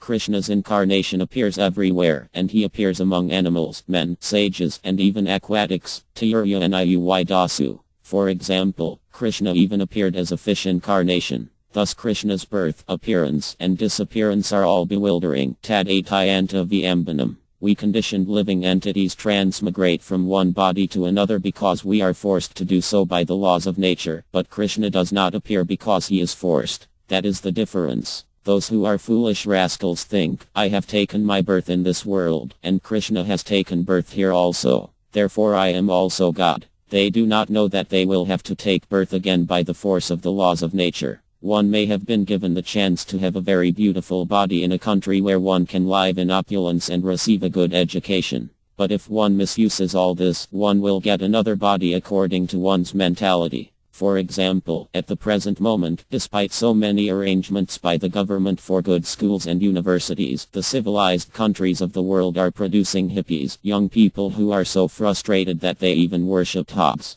But if one associates with the qualities of the hogs, one will actually become a hog in one's next birth. Praktikriyam nigu ai karmai sarva. Nature will give one a full opportunity. Alright, sir, become a hog. Such are nature's arrangements. Prakti, nature, has three modes, and if one associates with one type of mode, one will receive his next body accordingly. Krishna's appearance and disappearance are meant to put an end to the living entity's transmigration from one body to another, and therefore one should understand the greatness of the plan behind Krishna's appearance and disappearance. It is not that Krishna comes whimsically. He has a great plan, otherwise why should he come here? He is very much eager to take us back home, back to Godhead. That is Krishna's business. Therefore he says, abandon all varieties of religion and just surrender unto me. I shall deliver you from all sinful reaction. Do not fear. Bhagavad Gita 18.66. All of us are children of Krishna, God, and since we are unhappy because of taking material bodies for repeated birth, death, old age, and disease, he is more unhappy than we are. Our situation in the material body is not at all comfortable, but we are such foolish rascals that we do not care to do anything about this. We are busy trying to arrange for temporary comforts in this life, but we are neglecting the real discomforts of birth, death, old age, and disease.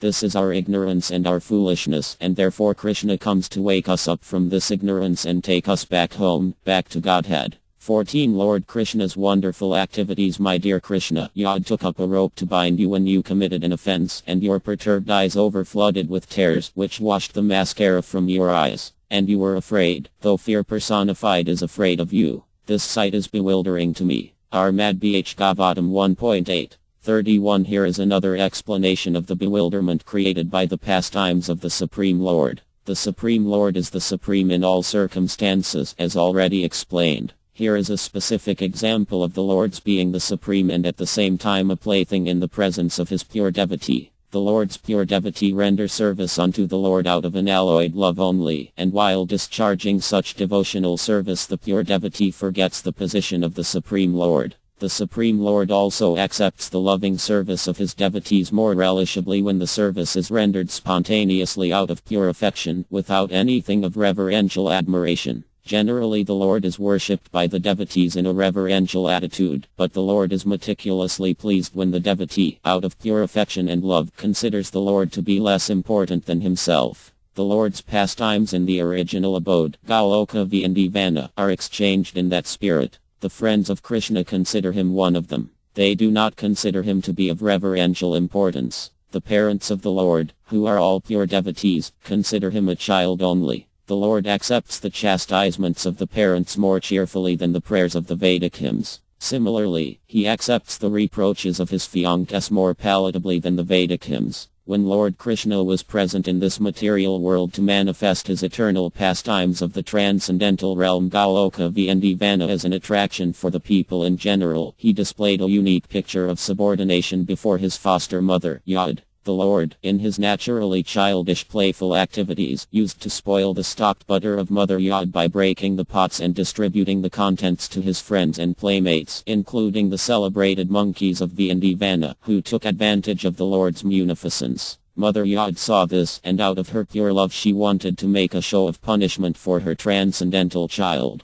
She took a rope and threatened the Lord that she would tie him up, as is generally done in the ordinary household. Seeing the rope in the hands of Mother Yod, the Lord bowed down his head and began to weep just like a child, and tears rolled down his cheeks, washing off the black ointment smeared about his beautiful eyes. This picture of the Lord is adored by Kuntī because she is conscious of the Lord's supreme position. He is feared often by fear personified, yet he is afraid of his mother, who wanted to punish him just in an ordinary manner. Kuntī was conscious of the exalted position of Krishna, whereas Yod was not. Therefore Yod's position was more exalted than Kuntī's. Mother Yod got the Lord as her child, and the Lord made her forget altogether that her child was the Lord himself. If Mother Yod had been conscious of the exalted position of the Lord, she would certainly have hesitated to punish the Lord. But she was made to forget this situation because the Lord wanted to make a complete gesture of childishness before the affectionate Yod. This exchange of love between the mother and the son was performed in a natural way, and Kuntī, remembering the scene, was bewildered, and she could do nothing but praise the transcendental filial love.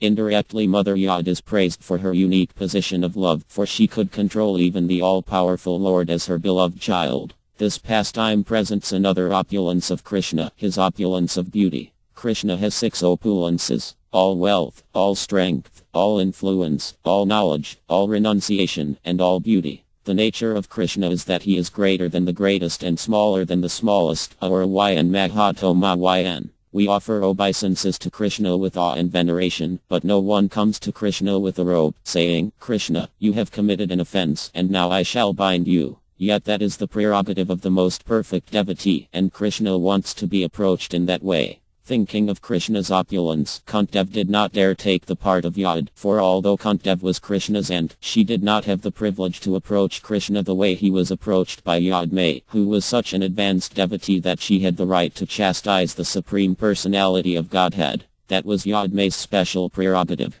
Kuntī was simply thinking of how fortunate was Yodmay that she could threaten the Supreme Personality of Godhead, who is feared even by fear personified, Bhrapi Yad Bighdeti. Who is not afraid of Krishna? No one. But Krishna is afraid of Yodmay. This is the super excellence of Krishna. To give another example of such opulence, Krishna is known as Maidana Mohana. Maidana means Cupid. Cupid enchants everyone, but Krishna is known as Maidana Mohana because he is so beautiful that he enchants even Cupid. Nonetheless, Krishna himself is enchanted by Rdhr, and therefore Rdhr is known as Maidana Mohana Mohan, the enchanter of Cupid. Krishna is the enchanter of Cupid, and Rdhr is the enchanter of that enchanter. These are very exalted spiritual understandings in Krishna consciousness. They are not fictional, imaginary, or concocted. They are facts, and every devotee can have the privilege to understand and indeed take part in Krishna's pastimes if he is actually advanced. We should not think that the privilege given to Mother Yod is not available to us. Everyone can have a similar privilege. If one loves Krishna as one's child, then one will have such a privilege, because the mother has the most love for the child.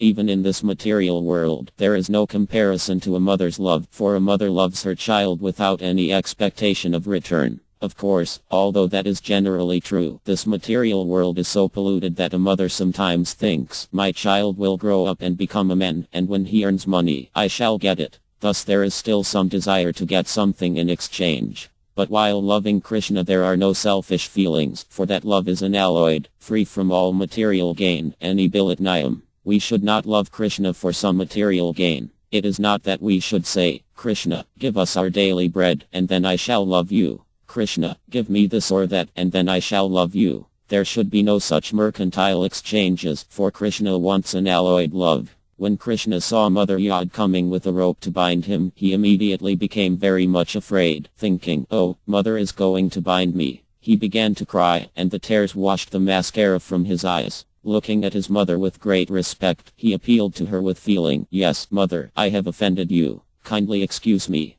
Then he immediately bowed his head. Kuntī appreciated this scene, for this was another of Krishna's perfections. Although he is the Supreme Personality of Godhead, he puts himself under the control of Mother Yod. In Bhagavad Gita 7.7, the Lord says, Mata Paratara and Nyatki Siddhasti Dhanajaya. My dear Arjuna, there is no one superior to me. Yet that Supreme Personality of Godhead, to whom no one is superior, bows down to Mother Yod, accepting, "My dear mother, yes, I am an offender." When Mother Yod saw that Krishna had become too much afraid of her, she also became disturbed. She did not actually want Krishna to suffer by her punishment. That was not her purpose. But it is a system, still current in India, that when a child creates too much of a disturbance, his mother may bind him up in one place. That is a very common system, so Mother Yod adopted it. This scene is very much appreciated by pure devotees, for it shows how much greatness there is in the Supreme Person, who plays exactly like a perfect child. When Krishna plays like a child, he plays perfectly. When he plays as the husband of 16,000 wives, he plays perfectly. When he plays as the lover of the gopis, he plays perfectly. And as the friend of the cowherd boys, he also plays perfectly. The cowherd boys all depend on Krishna. Once they wanted to take fruit from a forest of palm trees, but there was a demon named Gardabsura who would not allow anyone to enter that forest. Therefore Krishna's cowherd boy friend said to Krishna, "Krishna, we want to taste that fruit, if you can arrange for it." Krishna immediately said yes, and he and Balarama went to the forest where that demon was living with other demons, who had all taken the shape of asses. When the demons came to kick Krishna and Balarama with their hind legs, Balarama caught one of them and threw him into the top of a tree, and the demon died. Then Krishna and Balarama killed the other demons the same way. Thus their cowherd friends were very much obliged to them. On another occasion, the cowherd boys were surrounded by fire. Not knowing anyone else but Krishna, they immediately called for him, and Krishna was ready. Yes. Thus Krishna immediately swallowed the whole fire. There were many demons that attacked the boys, and every day the boys would return to their mothers and say, "Mother, Krishna is so wonderful," and they would explain what had happened that day. And the mothers would say, "Yes, our Krishna is wonderful." They did not know that Krishna is God, the Supreme Person. They only knew that Krishna is wonderful, that's all. And the more they perceived Krishna's wonderful activities, the more their love increased. Perhaps he may be a demigod, they thought. When Nanda Maharya, Krishna's father, talked among his friends, the friends would talk about Krishna and say, "Oh, Nanda Maharya, your child Krishna is wonderful." And Nanda Maharya would respond, "Yes, I see that. Maybe he is some demigod." And even that was not certain, maybe. Thus the inhabitants of the Nirvana do not care who is God and who is not. They love Krishna, that's all. Those who think of first analyzing Krishna to determine whether he is God are not first-class devotees. The first-class devotees are those who have spontaneous love for Krishna. How can we analyze Krishna? He is unlimited, and therefore it is impossible. We have limited perception, and our senses have limited potency. So how can we study Krishna? It is not possible at all. Krishna reveals himself to a certain extent, and that much is sufficient. We should not be like the MYVD philosophers, who try to find God by speculative deduction. Neti they say, God is not this, and God is not that. But what God is they do not know. Materialistic scientists also try to find the ultimate cause, but their process is the same. Not this, not that. As much as they advance, they will always find not this, not that. But what the ultimate cause is, they will never find. That is not possible. What to speak of finding Krishna? Materialistic scientists cannot properly understand even material objects. They are trying to go to the moon, but actually they do not know what it is. If they understand what the moon is, why do they come back here? If they knew perfectly what the moon is, they would have resided there by now. They have been trying for the last 20 years to go there and stay, but they are simply seeing, not this, not that. There are no living entities, and there is no possibility of our living here. Thus they can report on what is not on the moon, but do they know what is there? No, they do not know. And this is only one planet or one star. According to the Vedic literature, the moon is regarded as a star. The scientists say that the stars are all suns, but according to Bhagavad Gita the stars are of the same nature as the moon. In Bhagavad Gita 10.21, Lord Krishna says, Nakadar Mahae, of stars I am the moon. Thus the moon is just like the many stars. What is the nature of the moon? It is bright because it reflects light from the sun. Therefore, although the scientists say that the stars are many suns, we do not agree. According to the Vedic calculation, there are innumerable suns, but in every universe there is only one. What we see in this universe we are seeing imperfectly, and our knowledge is not perfect. We cannot count how many stars or planets there are. We cannot fully understand the material things existing all around us, and therefore how can we understand the Supreme Lord who created this universe?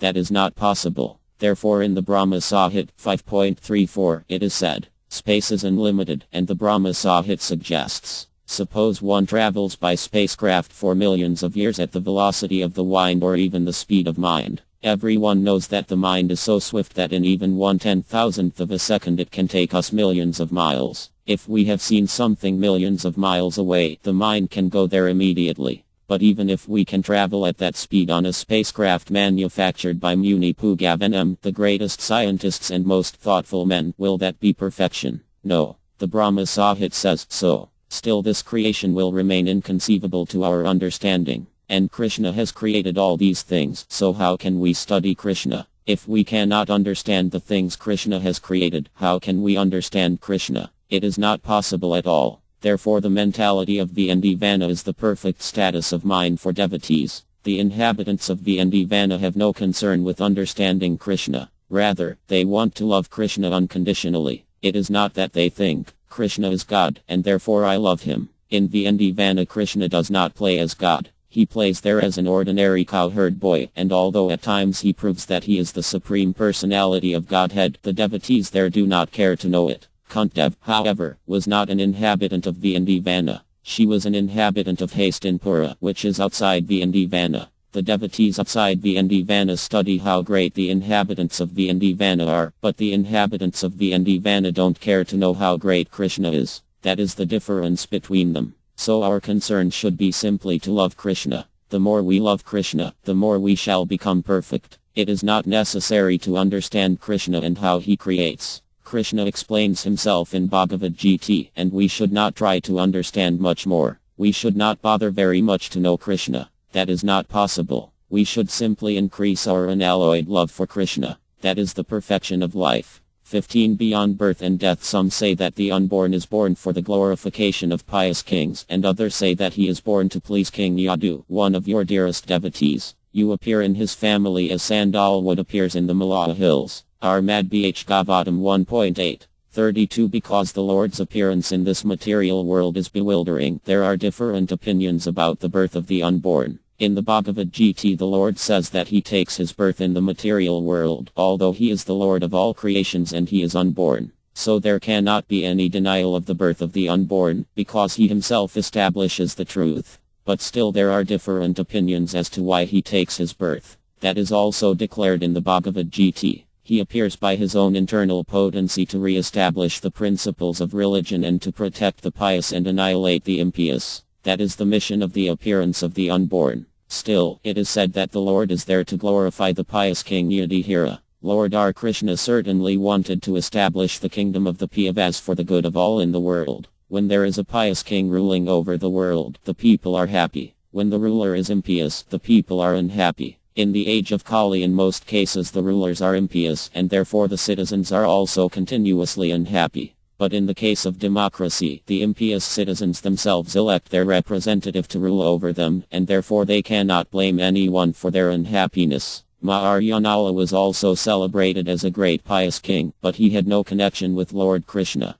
Therefore Maharya Yudhishthira is meant here to be glorified by Lord Krishna, who had also glorified King Yadu by taking birth in his family. He is known as Vaidava, Yadavra, Yadunandana, etc. Although the Lord is always independent of such obligations, he is just like the sandalwood that grows in the Malaya hills. Trees can grow anywhere and everywhere, yet because the sandalwood trees grow mostly in the area of the Malaya hills, the name sandalwood and the Malaya hills are interrelated. Therefore, the conclusion is that the Lord is ever unborn like the sun, and yet he appears as the sun rises on the eastern horizon. As the sun is never the sun of the eastern horizon, so the Lord is no one's son, but is the father of everything that be. In the Bhagavad Gita 4.6, the Lord says, "Although I am unborn and my transcendental body never deteriorates, and although I am the Lord of all sentient beings, I still appear in every millennium in my original, transcendental form." Krishna is unborn, and we are also unborn, but the difference is that unlike the Lord we have been entangled in a material body. Therefore we cannot keep our position as unborn, but have to take birth and transmigrate from one body to another, with no guarantee of what kind of body we shall receive next. Even in this life, we are obliged to accept one body after another. A child gives up his childhood body and accepts the body of a boy, and the boy gives up his boyhood body to accept a youthful body, which he then gives up for an old body. Therefore it is natural to conclude that when one gives up one's old body, one will have to accept another body. Again, one will accept the body of a child. This is a natural cycle of this material world. It is similar to changes of season. After spring comes summer, and after summer comes fall, and then winter, and then spring again. Similarly, after day comes night, and after night comes day. And just as these cyclic changes take place one after another, we change from one body to another, and it is natural to conclude that after leaving the present body we shall receive another body. BHTV Pralyate.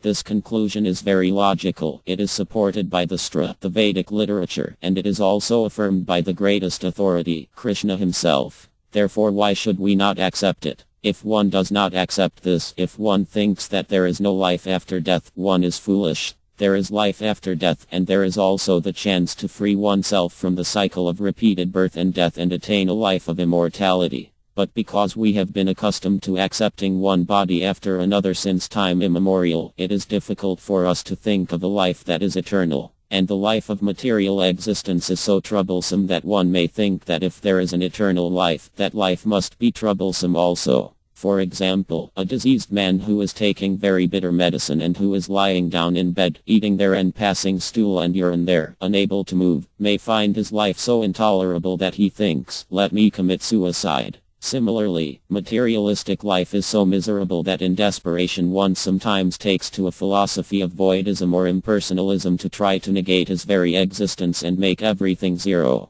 Actually, however, becoming zero is not possible, nor is it necessary. We are in trouble in our material condition, but when we get out of our material condition we can find real life, eternal life. Because we are part and parcel of Krishna, who is Aya. Beyond birth and death, we are also Aya. How could we be otherwise? If my father is happy and I am the son of my father, why should I be unhappy? I can naturally conclude that I shall enjoy my father's property just as my father is enjoying it. Similarly, God, Krishna, is all-powerful, all-beautiful, all-knowledgeable, and complete in everything, and although I may not be complete, I am part and parcel of God, and therefore I have all the qualities of God to a partial extent. God does not die, so I also shall not die. That is my position. That is explained in Bhagavad Gita 2.20. Najayat Mriyat Vikadsit. Describing the soul, Krishna says that the soul is never born, Najayat, and if one is not born how can he die? There is no question of death, Mriyat V.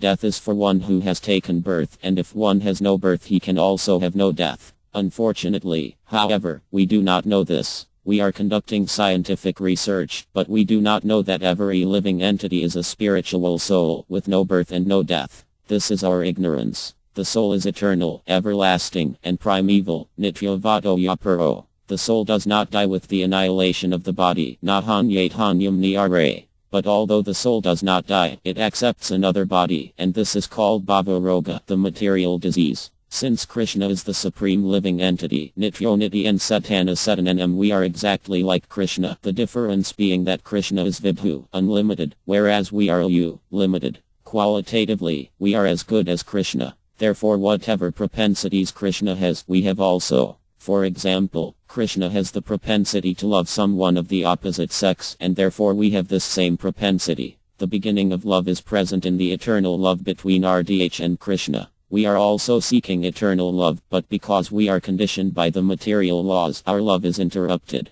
But if we can transcend this interruption, we can take part in loving affairs similar to those of Krishna and RDHR. Our aim should therefore be to go back home, back to Krishna, because since Krishna is eternal, we shall there receive an eternal body. Kuntī says, Kasadharaya Tam, the supreme eternal, the supreme unborn, has now taken his birth. But although Krishna takes birth, his birth is not like ours. That we should know. The Lord says in Bhagavad Gita 4.9, one who knows the transcendental nature of my appearance and activities does not, upon leaving the body, take his birth again in this material world, but attains my eternal abode, O Arjuna. It is described in our Madhbhagavatam that when Krishna first appeared, he did not take birth from the womb of Divak. Rather, he first appeared in the majestic four-armed form of Vyu, and then he became a small child on Divak's lap.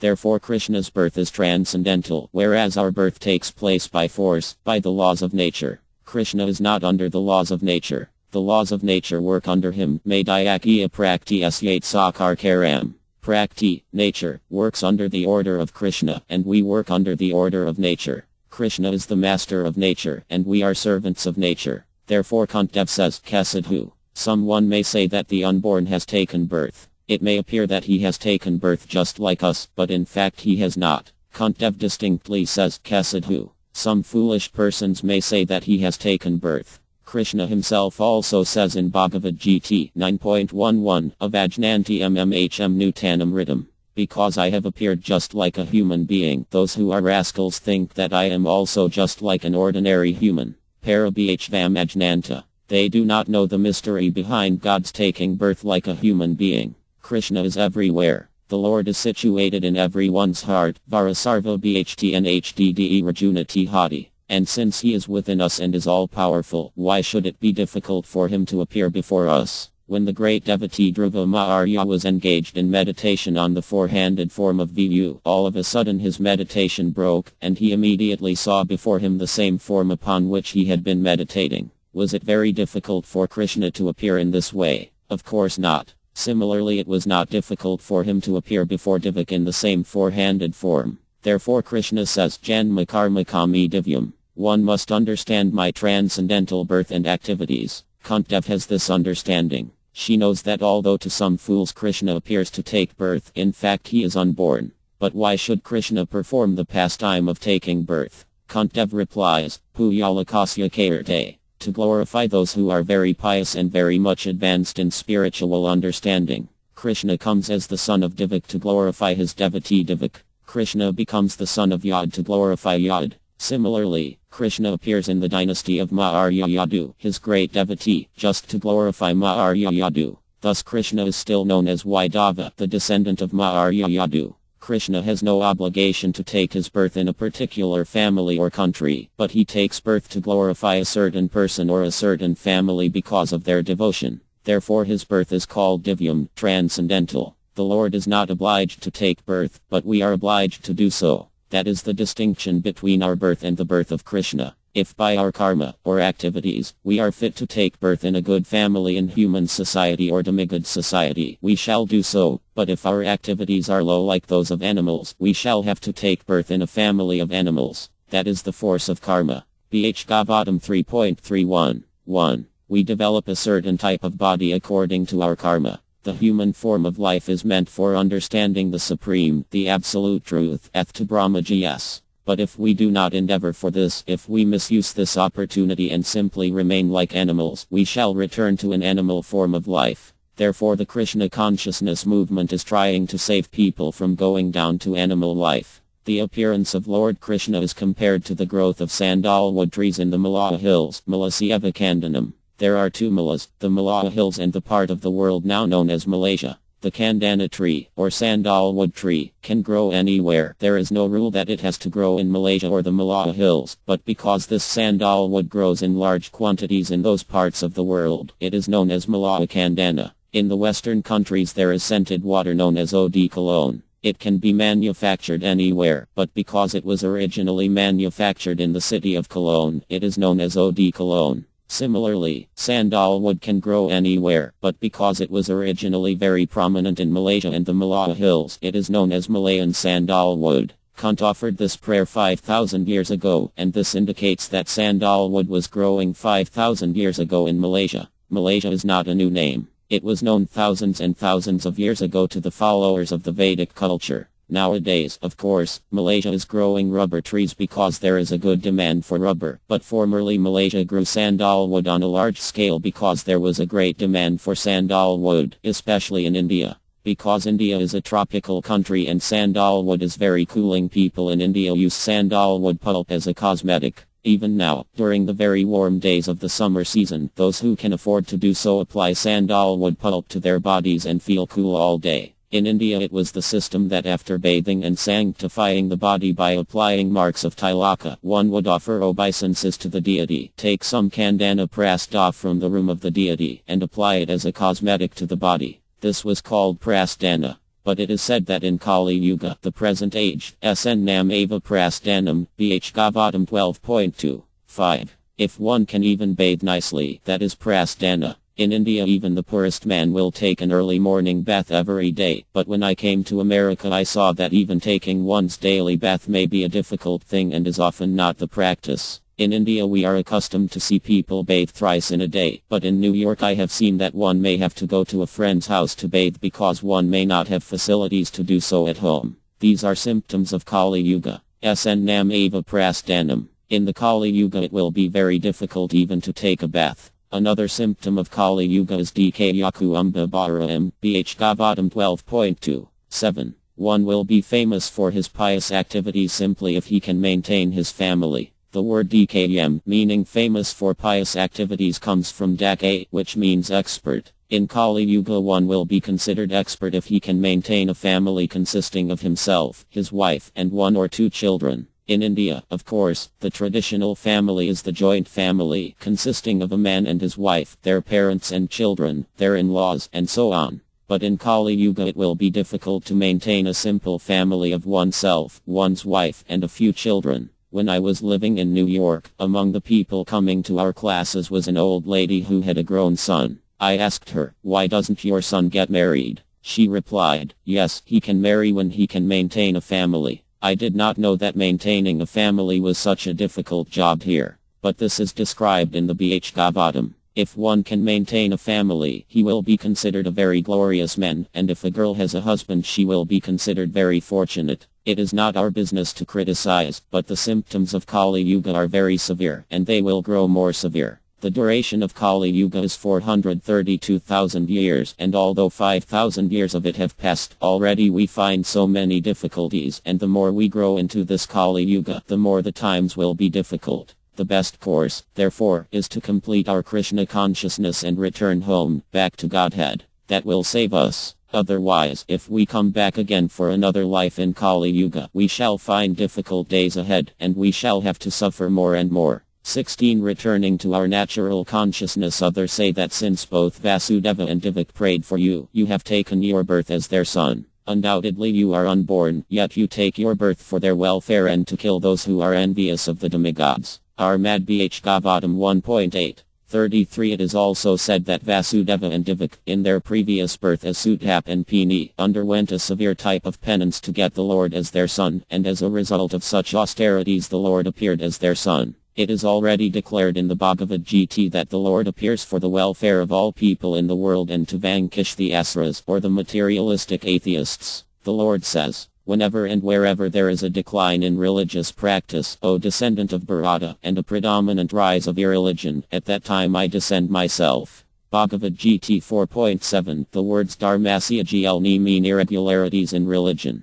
When there are irregularities, religion becomes polluted. In human society there must be a proper balance between spirit and matter. We are actually spirit soul, but somehow or other we have been encaged within material bodies, and as long as we have these bodies we have to accept the bodily necessities of eating, sleeping, mating, and defending, although the soul itself does not need these things. The soul does not need to eat anything. Whatever we eat is for the upkeep of the body. But a civilization that simply looks after these bodily necessities and does not care for the necessities of the soul is a foolish, unbalanced civilization. Suppose one merely washes one's coat but does not take care of one's body. Or suppose one has a bird in a cage but merely takes care of the cage, not the bird within it. This is foolishness. The bird is crying, "Caw, caw, give me food, give me food." If one only takes care of the cage, how can the bird be happy? So why are we unhappy? In the Western countries there is no scarcity of wealth, no scarcity of food, no scarcity of cars, and no scarcity of sex. Everything is available in full abundance.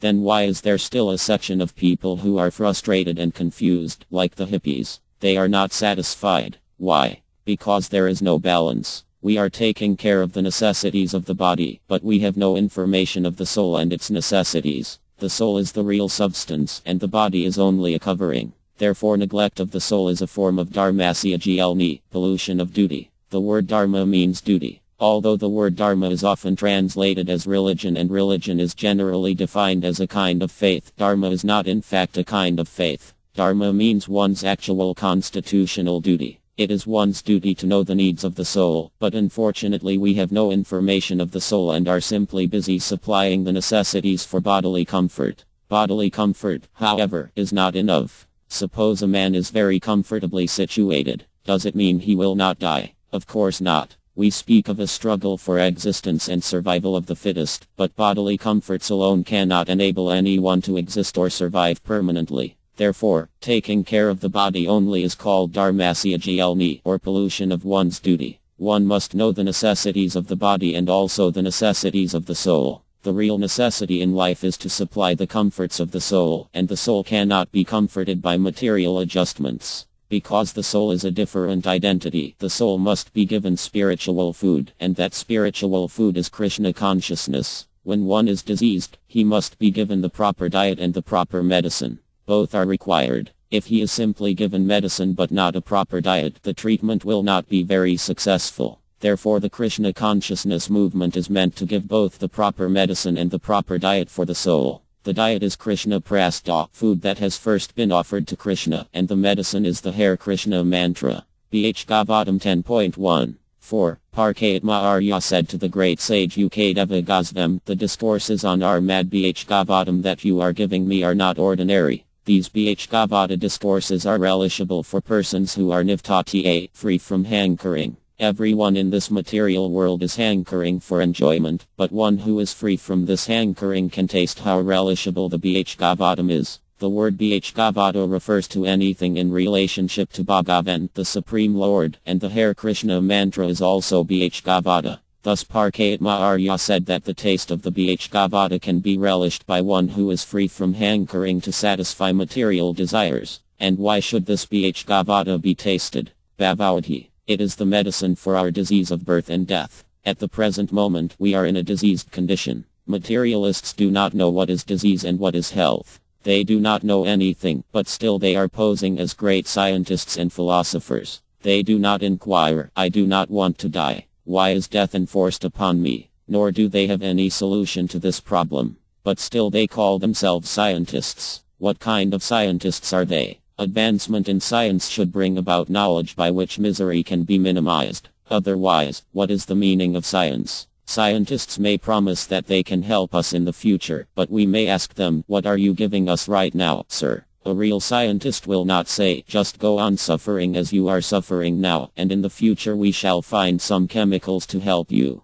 No. Tyantika dukhanivti. The word Tyantika means ultimate and dukkha means sufferings. The aim of human life should be to put an end to the ultimate sufferings, but people do not even know what these ultimate sufferings are. These sufferings are pointed out in Bhagavad Gita as Janma Mpujar Vidai, birth, death, old age, and disease. What have we done to nullify these sufferings? There is no remedy for them in the material world. The ultimate way to relinquish all kinds of suffering is stated in Bhagavad Gita 8.15, where the Lord says, after attaining me, the great souls, who are yogas in devotion, never return to this temporary world, which is full of miseries, because they have attained the highest perfection. Thus the Lord says that one should approach him and go back to him, back home, back to Godhead. But unfortunately people have no knowledge of what God is, whether one can go back home to him or not, and whether or not it is practical. Because they have no knowledge, they are simply like animals. They pray, "O God, give us our daily bread." But now suppose we ask them, what is God? Can they explain? No. Then whom are they asking? Are they merely praying into the air? If I submit some petition, there must be some person to whom the petition is submitted. But they do not know who that person is or where the petition is to be submitted. They say that God is in the sky. But there are also so many birds in the sky. Are they God? People have imperfect knowledge or no knowledge at all. Nonetheless, they pose as scientists, philosophers, writers, and great thinkers, although their ideas are all rubbish. The only truly worthwhile books are those like Armad Bhagavatam and Bhagavad Gita. In the Bhagavatam 1.5.10.11 it is said, "Those words which do not describe the glories of the Lord, who alone can sanctify the atmosphere of the whole universe, are considered by saintly persons to be like unto a place of pilgrimage for crows. Since the all-perfect persons are inhabitants of the transcendental abode, they do not derive any pleasure there." On the other hand, that literature which is full of descriptions of the transcendental glories of the name, fame, forms, pastimes, etc., of the unlimited Supreme Lord is a different creation, full of transcendental words directed toward bringing about a revolution in the impious lives of this world's misdirected civilization. Such transcendental literatures, even though imperfectly composed, are heard, sung, and accepted by purified men who are thoroughly honest. Any literature that has no connection with God is just like a place where crows take enjoyment. Where do crows enjoy? In a filthy place. But white swans take pleasure in nice clear water surrounded by gardens. So even among animals there are natural divisions. The crows will not go to the swans, and the swans will not go to the crows. Similarly, in human society there are men who are like crows and men who are like swans. The swan-like men will come to centers of Krishna consciousness, where everything is clear, where there is good philosophy, good transcendental food, good education, good intelligence, everything good, whereas crow-like men will go to clubs, parties, naked dance shows, and so many other such things. So the Krishna consciousness movement is meant for swan-like men, not for men who are like crows. But we can convert the crows into swans. That is our philosophy. Those who were crows are now swimming like swans. That is the benefit of Krishna consciousness. The material world is the world where swans have become crows. In the material world the living entity is encaged in a material body, and he tries to gratify his senses in one body after another. But the re-establishment of Dharma will gradually turn crows into swans. For example, a man may be illiterate and uncultured, but he can be converted into an educated, cultured man by training. This training is possible in the human form of life. I cannot train a dog to become a devotee. That is difficult. Of course, that also can be done, although I may not be powerful enough to do it. When Lord Chaitanya Mahaprabhu was traveling through the jungles of Jayashrikha, the tigers, the snakes, the deer, and all the other animals became devotees. This was possible for Chaitanya Mahaprabhu because he is God himself and can therefore do anything. But although we cannot do that, we can work in human society. Regardless of how fallen a man is, if he follows the instructions of Krishna consciousness he can return to his original position. Of course, there are degrees of understanding, but one's original position is that one is part and parcel of God. Understanding of this position is called Brahman realization, spiritual realization, and it is this realization that Krishna himself comes to this world to re-establish. Lord Krishna came to this world at the request of his devotees Vasudeva and Devak. Although in their former lives Vasudeva and Devak were married, they did not have any children. They engaged themselves in severe austerities, and when Krishna came before them and asked them what they wanted, they said, "We want a son like you. That is our desire." But how is it possible for there to be another God? Krishna is God, and God is one. He cannot be two. So how could there be another God to become the son of Vasudeva and Devak? Krishna therefore said, "It is not possible to find another God, so I myself shall become your son." So some people say that it is because Vasudeva and Devak wanted Krishna as their son that he appeared. Although Krishna actually comes to satisfy his devotees like Vasudeva and Devak, when he comes he performs other activities also.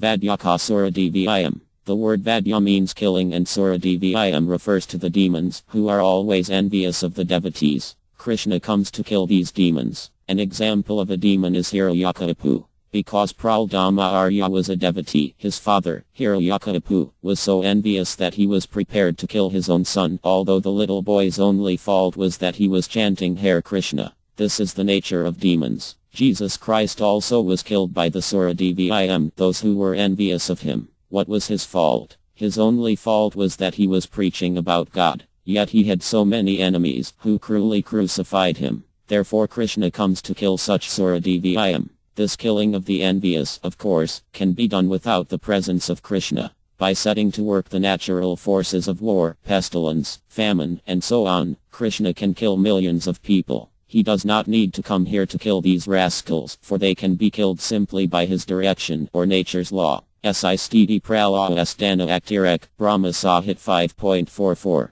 Nature has so much power that it can create, maintain, and annihilate everything. Si means creation, stiti means maintenance, and prala means destruction. Nature can create, maintain, and also destroy. This material cosmic manifestation is being maintained by the mercy of nature, by which we are getting sunlight, air, and rain by which to grow our food so that we can eat and grow nicely. But nature is so powerful that at any time it can destroy everything simply by one strong wind. Nature is working under the direction of Krishna. Madhyakya praktiyasyate sakar karam. Therefore, if Krishna wants demons killed, he can kill millions of them with merely one strong blast of nature's wind. So to kill the demons, Krishna does not need to come. When he comes, he does so because he is requested by his devotees like Vasudeva and Devak, as Kuntī indicates by using the word Vaisita, meaning being prayed for. Therefore the real cause of his coming is at the request of his devotees, but when he comes he simultaneously shows that he is prepared to kill anyone who is envious of his devotees. Of course, his killing and maintaining are the same because he is absolute. Those who are killed by Krishna immediately attain salvation, which generally takes millions of years to get. So people may say that Krishna has come for this purpose or that purpose, but actually Krishna comes for the benefit of his devotees. He always looks after the welfare of the devotees, and so from this instruction of Kuntī we should understand that we should always be concerned with how to become devotees. Then all good qualities will come upon us.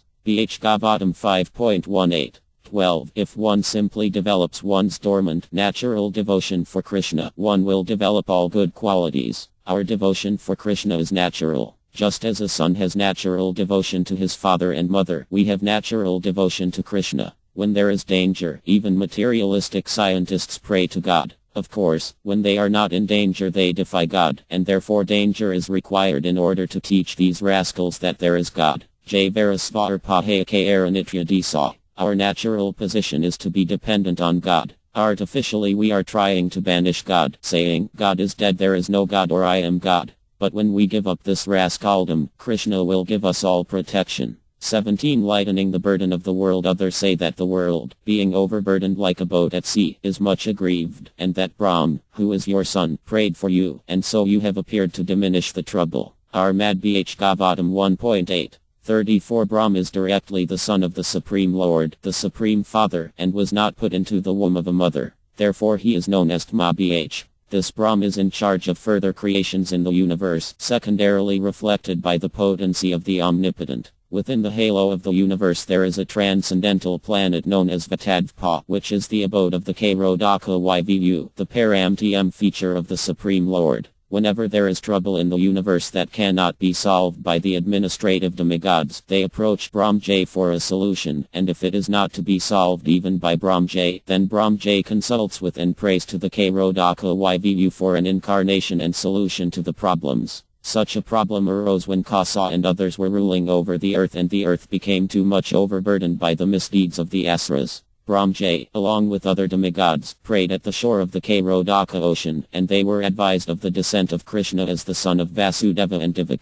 So some people say that the Lord appeared because of the prayers of Brahmajay. Kuntī is describing the different statements of different persons about why Krishna appears. Some say that he appeared at the request of Vasudeva and Devak, and some say he appeared at the request of Brahm. Some say that he appeared just to reduce the burden of the world, which was overburdened like a boat at sea. When the world is overburdened, there must be war, pestilence, famine, epidemics, and so on. This is nature's law. The earth floats in space among many millions of other planets, all of them bearing huge mountains and oceans. It floats because Krishna enters into it, as stated in Bhagavad Gita, GMVya, just as he enters the atom. The earth is certainly not weightless. Rather, it is very heavy. But it floats because the Supreme Spirit is within it. Everything is lightened by the presence of Spirit. One's body will float in water as long as one is alive, but as soon as the spirit soul leaves, the body immediately sinks. As long as a child is alive we can take it along by one hand, but when the child is dead it is heavy. So now we are heavy, but when we are spiritually advanced we will be free from impediments. Now we cannot fly in the air, but the spirit soul is so light that when freed from the body it can go within a second to Vaikuhaloka, the spiritual world. Why then does the world become overloaded?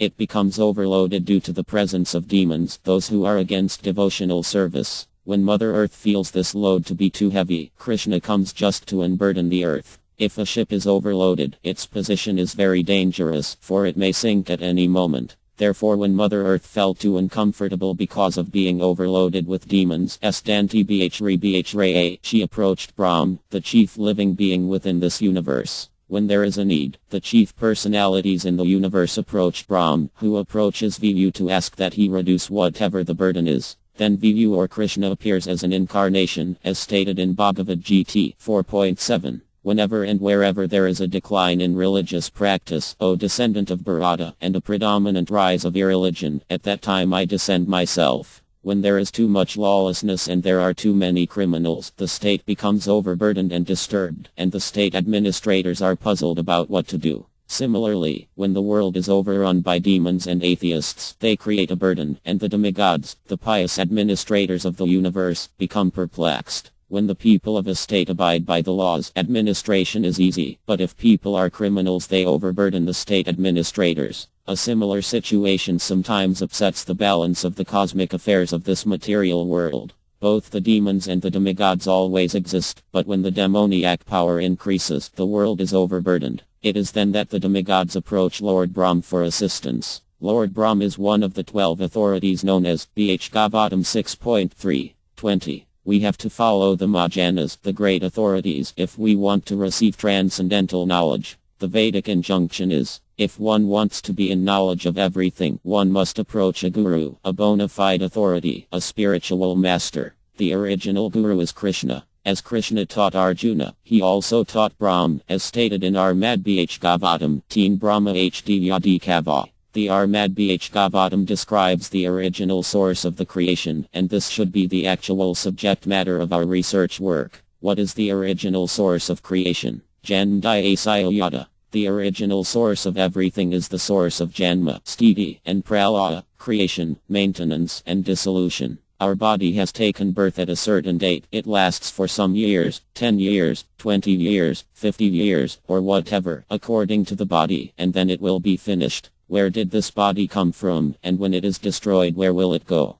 There are scientific laws concerning the conservation of energy. What is the source of that energy? There is a source, Yadovimni and that source is identified in the Armad Bhagavatam. That source is not blind. Rascals think that everything has come from nothing. But how can something come out of nothing? There is no proof that such a thing happens, but fools claim that it does, and therefore they are blind. What is the nature of the original source from whom everything has come, in whom everything exists, and within whom everything will enter? The Bhagavatam 1.1.1 says, the word Abhya indicates that the source of everything is completely conscious. The word Jaya means knowledge and Abhi means specific. We have inadequate knowledge of where we have come from and where we shall go after death, and therefore we are not Abhya, supremely conscious. But the supreme source is Abhya. He is not a stone or a void. How could he be? The creation itself is evidence of the consciousness of the Supreme. Everyone can appreciate the cosmic manifestation and how nicely it is working. The sun and moon rise exactly on time, without deviating even 1/10,000th of a second, and the seasons change in the same way, bringing with them fruits and flowers. In this way the entire cosmic manifestation is going on in a very orderly, systematic way. So unless there is some Abhya, some very clever intelligence who knows everything, how could all this have been created? Some people say that all this has come from nothing. What is this nonsense? Can such a creation come from nothing? Does this idea show very good reasoning? The Bhagavatam says no. The Bhagavatam tells us that everything comes from the person who is Abhya, very intelligent and experienced, and that original intelligent person transmitted knowledge to Dikavi, the original created being, Lord Brahm, Teen Brahma HD Yadikava. Brahm, the original created being, has an original source, and he is in contact with that source. We understand that we get knowledge from another person with whom we are face to face. But when Brahm was created he was alone. Therefore, how did he receive knowledge? That is explained in the Bhagavatam. Teen Brahma HD. The word HD means through the heart. The Supreme Person, Paramtm, is within the heart of every living being, including Brahm. Therefore although Brahm was alone, he received knowledge dictated by the Supreme. The word Brahma means Vedic knowledge. Thus the Vedic knowledge was given first to Lord Brahm. The Vedic knowledge is given to everyone because Krishna is within everyone's heart. Sarvasya Siha HD San EVA, but one must be qualified to receive that knowledge. Krishna helps us by giving us knowledge both from within as the Super Soul, Kshatriya Guru, and from without as the spiritual master. Brahm receives knowledge from Krishna and distributes that Vedic knowledge, and therefore he is an authority. There are 4 sampradayas, or chains of disciplic succession, through which Vedic knowledge is distributed, 1 from Brahm, 1 from Lakam, 1 from Lord Eva, and 1 from the 4 Kamras. We have to approach an authoritative representative of Krishna appearing in one of these sampradayas, and then we can receive real knowledge. Thus the earth personified approached Brahm, who prayed to the Supreme Personality of Godhead. The world is now overburdened with demons, and therefore I request you to appear. Some say, therefore, that the Lord appeared at the request of Brahm that he lighten the burden of the world. When Krishna appears, he protects the devotees and kills the demons. Therefore Krishna in his Narayana form has 4 hands. In 2 hands he holds a disc and club with which to kill the demons, and in the other 2 hands he holds the conch shell and lotus with which to bless and protect the devotees. The Lord says, thus Krishna bugles with his conch shell, my devotees will never be vanquished, and with the lotus flower he extends his blessings. The lotus flower, which sometimes also appears in the hand of Lakam, is a symbol of blessings. Now some may say that Krishna appeared for this purpose or that purpose, but the real conclusion is that Krishna appears for his own pleasure, not because he is bound by any other cause. We take our birth because we are bound by our karma, but Krishna, being fully independent, does not come because of someone else's request or because of karma. Rather, he comes by his own free will.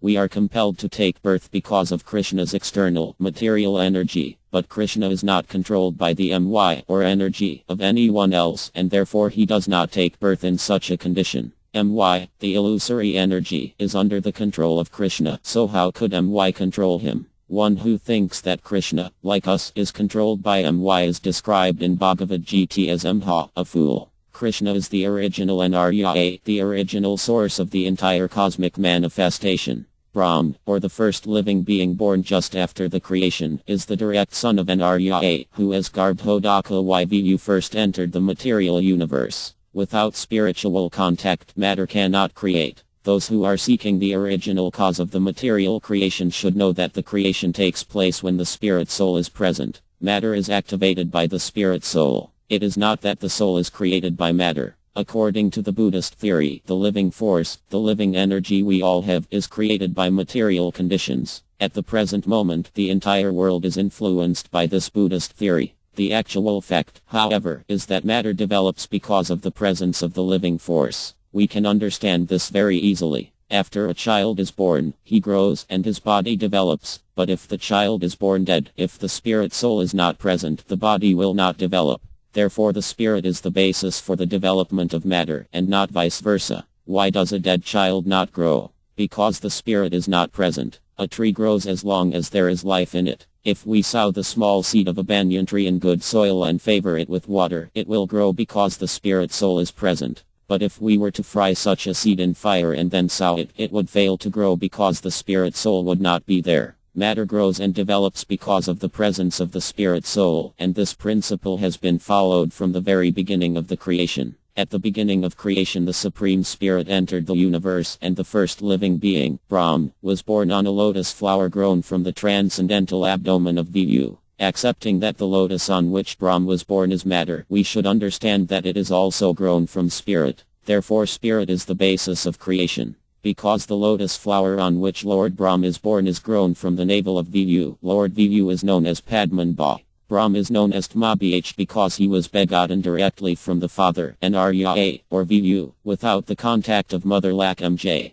Lakamj was present near Narayana, engaged in the service of the Lord, but still, without contact with Lakamj, Narayana begot Brahm. That is the omnipotency of the Lord. When we want to beget a child, we need the help of a wife because we cannot beget a child alone. But Krishna, Lord Viyu, produced Lord Brahm without the help of his wife, Lakam, although she was present, because he is not dependent on anything. One who foolishly considers an Arya to be like other living beings should take a lesson from this. The Vedic literature forbids one to think that other living beings are on an equal level with an Arya. Someone has invented the word daridra Narya, trying to show that Narya has become poor and that the beggar who comes to my door to beg is also Narya. This is not authorized in the Vedic literature. Narya is the master of Lakam, the goddess of fortune, and only fools think that he somehow becomes poverty-stricken. Rascals say that Narya, Brahm, Eva, all the demigods, you, I, and everyone else are all on the same level. This is foolishness. Narya is Asamordva. This means that no one can be equal to or greater than him. Therefore Krishna himself, the original Narya, says in Bhagavad Gita, Mata Paratara and Nayat, there is no one superior to me, nor is anyone equal to him. The word Asama means that no one is equal to him, and Anradva means that no one is greater than him. This is the position of the Lord. Narya is not an ordinary living being. He is the personality of Godhead himself, and he has all the potencies of all the senses in all parts of his transcendental body. An ordinary living being begets a child by sexual intercourse and has no other means to beget a child than the one designed for him. But Narya is all-powerful, and therefore he can beget a child from his navel. Every part of his body has full potency, as explained in the Brahma Sahit 5.32. For example, I can see with my eyes, but Krishna can also eat with his eyes. Foolish rascals will say, you are offering food to Krishna, but what has he eaten? It is still here. He has not eaten anything. Such people do not know that Krishna can eat just by seeing, for he can do anything with any part of his transcendental body. When a washerman refused to supply cloth to Krishna in Mathur, Lord Krishna displayed his transcendental potency by cutting off the man's head with his hand. How was this possible? It was possible by the Lord's omnipotence. The Lord is complete and independent to do anything and everything by his various potencies. This is explained in the beginning of Armad Bh Gavatam by the words of He Svar. The word Svar indicates that he is self-sufficient, not dependent on anyone. That is the qualification of God. Nowadays there are so many self-proclaimed incarnations of God, but as soon as they have some toothache they immediately say, ooh, doctor, help me, save me. If you are God, save yourself.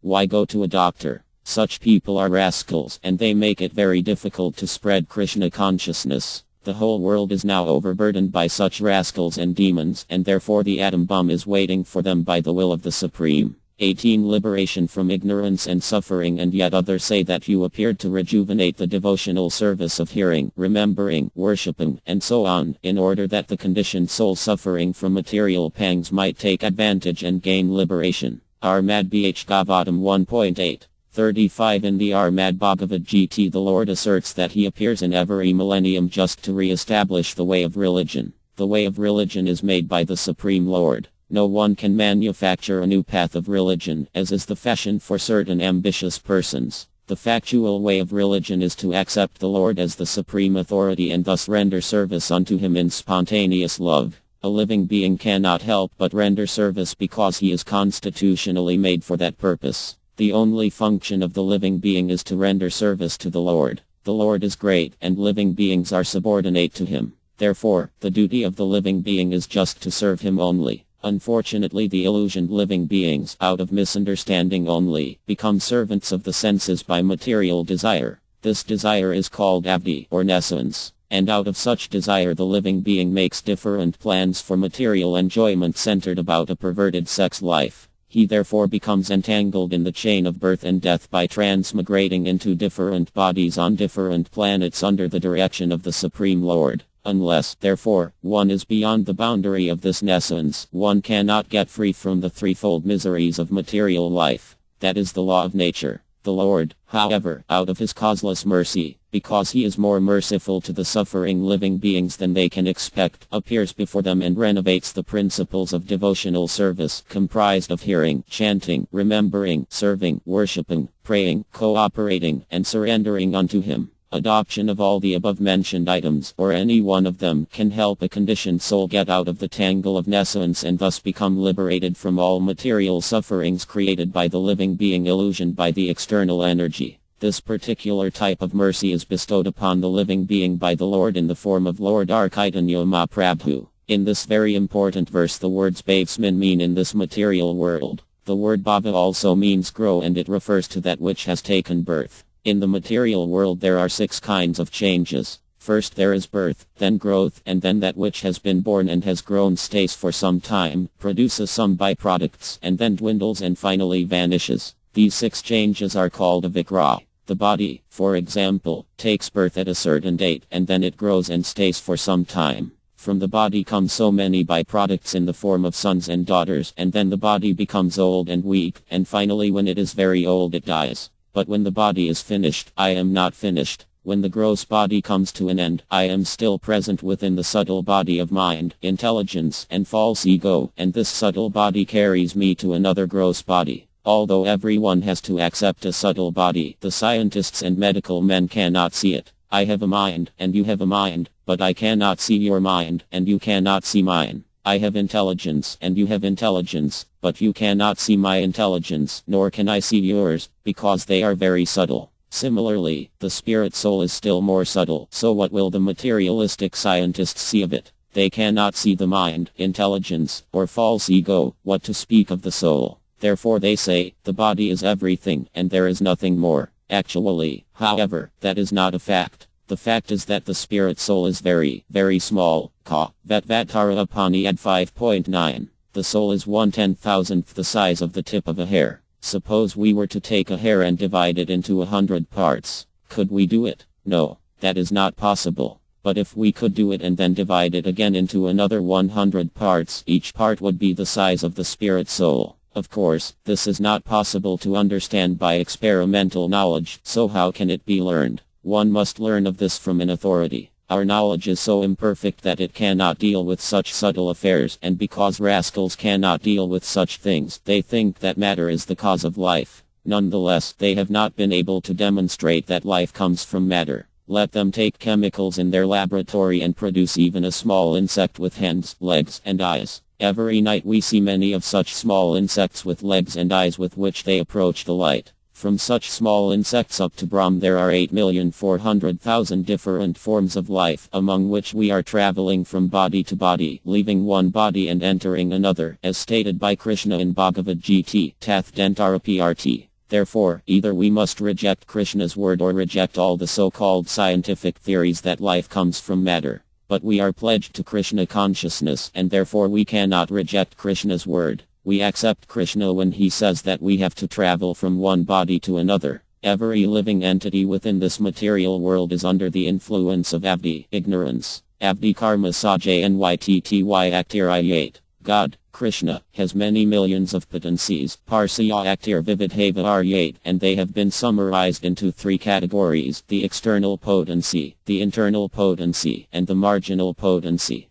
The marginal potency and the internal potency are of the same spiritual quality, but the third potency, the external potency, is inferior. Vipura 6.7. 61. In this material world, everyone is in ignorance. Avdi. Even Brahm was ignorant until he was given knowledge by Krishna. Therefore no one should be proud of his knowledge. Everyone in this material world is a rascal. A particular living entity desires, if I can get the opportunity to obtain the post of Brahm, then I can create a big universe. Thus he receives the body of Brahm. And the small insect thinks, if I can create a small hole within this room, then I can live very peacefully and eat. Thus Brahm desires to create a universe, we desire to create a skyscraper, and an ant desires to create a hole in a room, but the quality of the work is the same. We are all fools, however, because we do not realize that because these things are material they will not last. Because of ignorance we think, this will be very nice, that will be very nice. Kama karmabi. We create some desire, kama, and then we work accordingly. This results in so many difficulties. Kliyanti.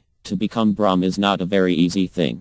Brahm is such a big post, and it is given to a very qualified living entity who is highly advanced in austerities and penance. But he is also a living entity like us. In America there are many citizens, and President Ford is also a citizen, but by dint of his ardent labor and diplomacy he captured the post. Still, he is an ordinary citizen. President Nixon, for example, has now been dragged down and is no longer president. This is because he was an ordinary citizen. Similarly, if we like, we may also become Brahm. Therefore Bhaktivinoda H. Kura says, let me become an insect in a place where your devotee is present, because if I fall down in the dust of the feet of a devotee my life will be successful. Bhaktivinoda H. Kura says, Baharmukha Brahmajan Menhai. I would not want to be a Brahm and not be a devotee of Krishna. Because we are in ignorance, at any time we may forget Krishna. Therefore we must always engage in Krishna consciousness so that we shall not forget him. That is indicated by Kuntī by the words Rava Smara Rhi.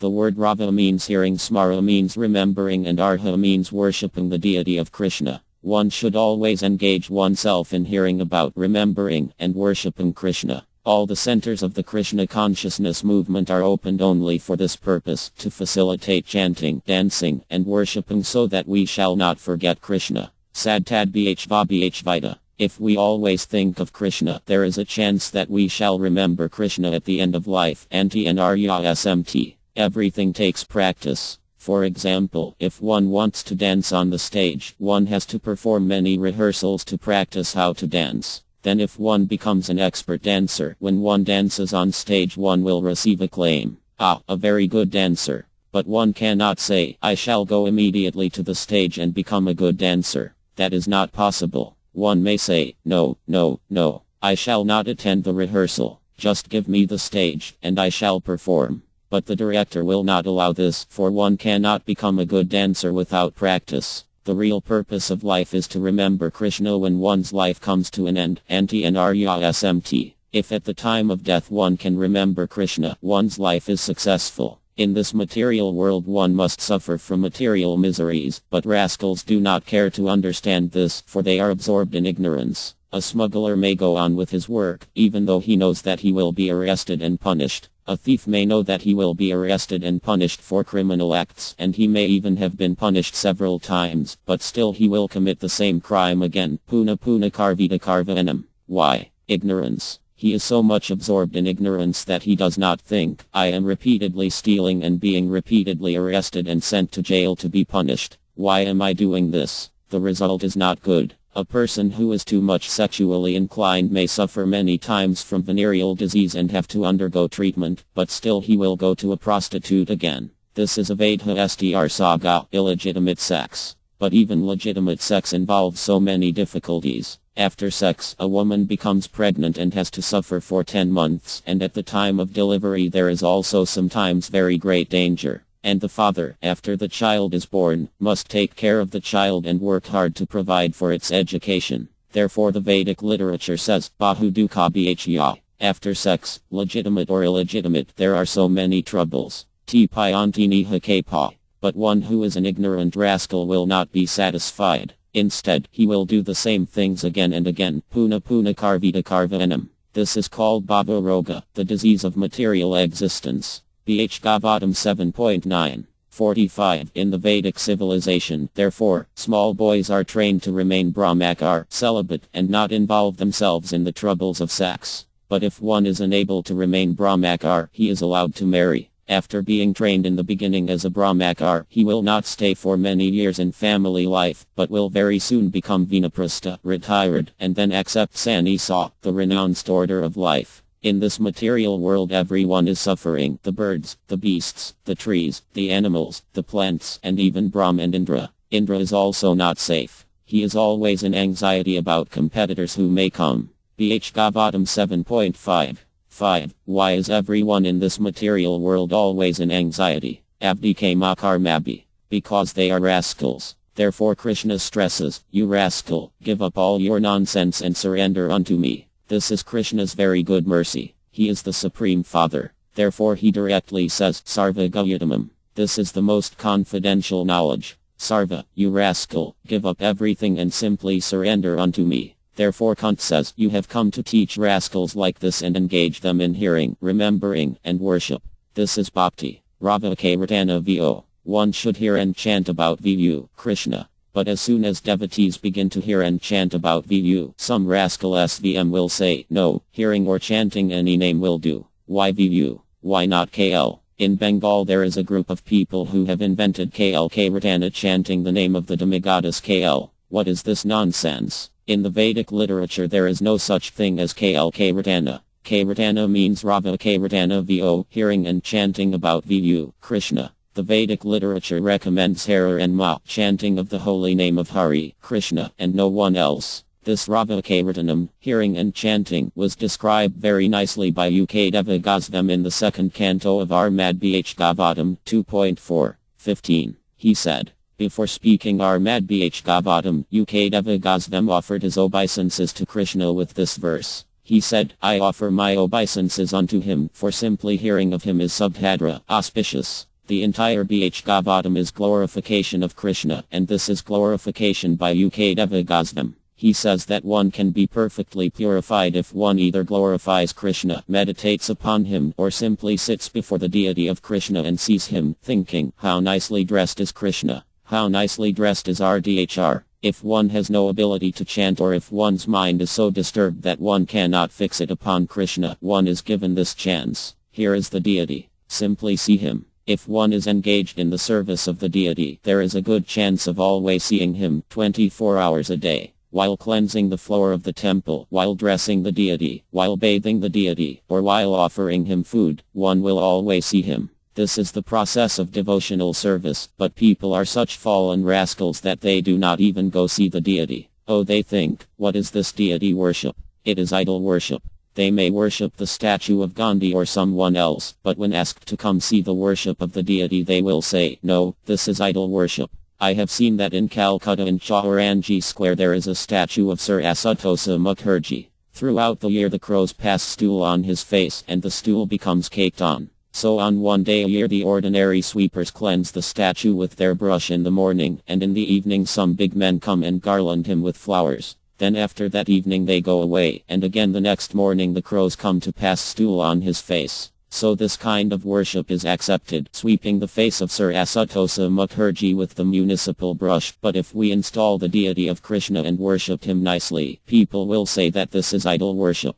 So people are embarrassed by being entangled in avdi, ignorance, and the method by which to educate them and rescue them from the clutches of this ignorance is devotional service. As explained by UK Deva Gosvam, one may chant the name of Krishna or meditate upon Krishna, or if one cannot meditate one may simply sit down and see Krishna. Even a child can see, here is Krishna, here is RDHR. Even a small child or even an animal can do this and benefit, or if one is more intelligent one may offer prayers, and if one is expert and has been trained by a spiritual master one may perform appropriate worship.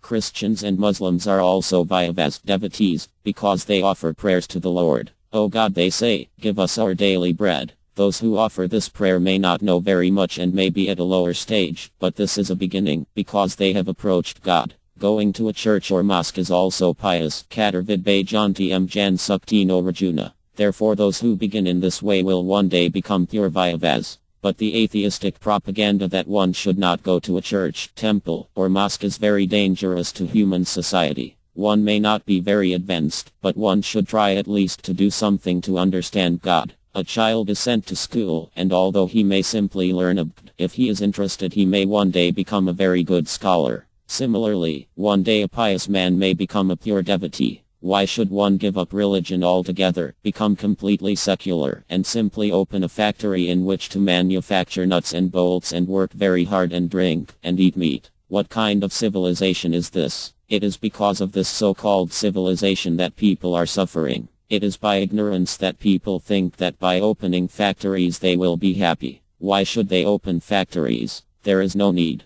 There is so much land, and one can produce one's own food grains and eat sumptuously without any factory. Milk is also available without a factory. The factory cannot produce milk or grains. The present scarcity of food in the world is largely due to such factories. When everyone is working in the city to produce nuts and bolts, who will produce food grains? Simple living and high thinking is the solution to economic problems. Therefore the Krishna consciousness movement is engaging devotees in producing their own food and living self-sufficiently so that rascals may see how one can live very peacefully, eat the food grains one has grown oneself, drink milk, and chant Hare Krishna. The process of Krishna consciousness should be very vigorously propagated all over the world. Simply by seeing the deity or simply by joining in chanting of the Hare Krishna mantra, people will derive tremendous benefit. If one performs Kirtana, chanting, one will be able to think of Krishna. One may think, I danced for 2 hours and chanted Hare Krishna. What is the meaning of this? This is smara, thinking of Krishna.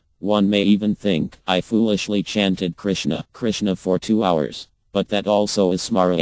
Because the Krishna consciousness movement is spreading, people are purchasing our books about Krishna. Because they are curious, they say, what is this Krishna? Let us see the book. Then they immediately see a picture of RDH and Krishna, and if they open the book they will see more. In the book there are many prayers glorifying Krishna. So some will hear about Krishna, and others will read, and if they are fortunate enough they will become Krishna conscious and engage in the worship of the deity. These methods of devotional service, hearing, chanting, remembering Krishna, and so on, are so perfect that as soon as one takes to them, either all of them, some of them, or even one of them, one becomes purified. Therefore Ukdeva Gosvem prays, I offer my worship to the Supreme Personality of Godhead, for simply by remembering Him, simply by glorifying Him, or simply by seeing Him, so many benefits follow. Ukdeva Gosvem is one of 12 important spiritual authorities, and these are the authorities we must follow. Mayano Gata Sapanth. He affirms that by performing these methods of devotional service one will be cleansed of material contamination.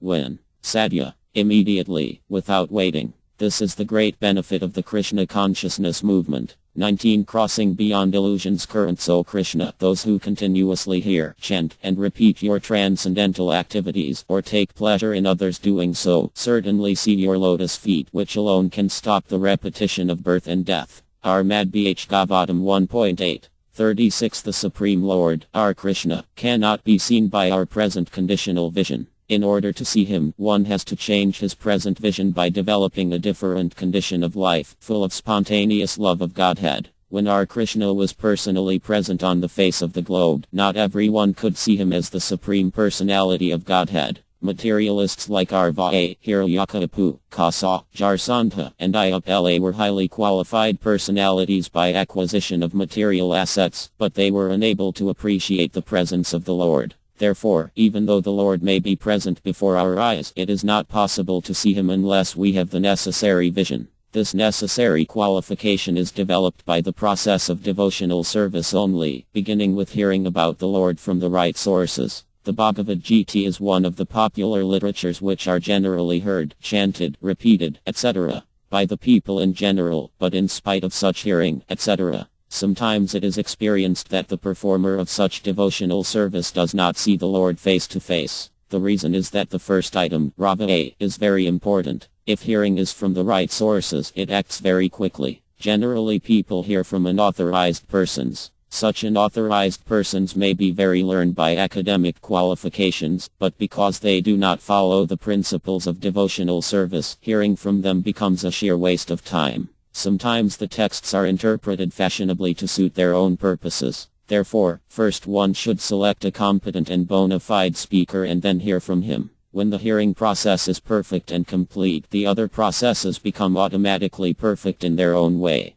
There are different transcendental activities of the Lord, and each and every one of them is competent to bestow the desired result, provided the hearing process is perfect. In the Bhagavatam the activities of the Lord begin from his dealings with the Piyavas. There are many other pastimes of the Lord in connection with his dealings with the Asuras and others. And in the 10th canto the sublime dealings with his conjugal associates, the Gopas, as well as with his married wives at Dvirak are mentioned. Since the Lord is absolute, there is no difference in the transcendental nature of each and every dealing of the Lord. But sometimes people, in an unauthorized hearing process, take more interest in hearing about his dealings with the Gopas. Such an inclination indicates the lusty feelings of the hearer, so a bona fide speaker of the dealings of the Lord never indulges in such hearings. One must hear about the Lord from the very beginning, as in the Armad Bhagavatam or any other scriptures, and that will help the hearer attain perfection by progressive development. One should not, therefore, consider that his dealings with the Piyavas are less important than his dealings with the Gopas. We must always remember that the Lord is always transcendental to all mundane attachment. In all the above-mentioned dealings of the Lord, he is the hero in all circumstances, and hearing about him or about his devotees or combatants is conducive to spiritual life. It is said that the Vedas and Puras, etc.,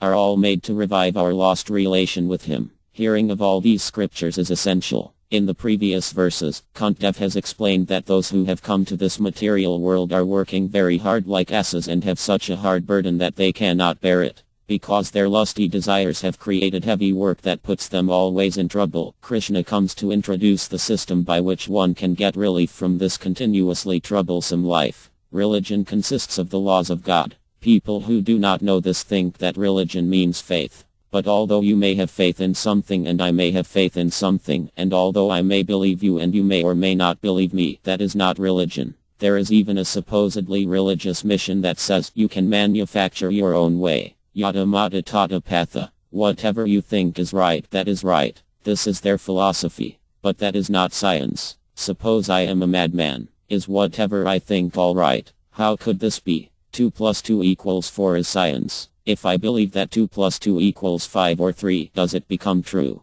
No. So there are laws of God, and when there is dharmasya glni, deviation from these laws, we suffer. Just as we might suffer by violating the laws of the state, as soon as we violate the laws of God we are subjected to so many tribulations. Now, how are we to get free from these tribulations? Krishna comes to free us from them by giving us bhakti yoga. Krishna recommends, do this and if we do it we shall get relief. Praldama Arya mentions that this bhakti yoga consists of 9 items. Hearing and chanting about the transcendental holy name, form, qualities, paraphernalia, and pastimes of Lord Vu, remembering them, serving the lotus feet of the Lord, offering the Lord respectful worship, offering prayers to the Lord, becoming his servant, considering the Lord one's best friend, and surrendering everything unto him, in other words, serving him with the body, mind, and words. These 9 processes are accepted as pure devotional service. One who has dedicated his life to the service of Krishna through these 9 methods should be understood to be the most learned person, for he has acquired complete knowledge.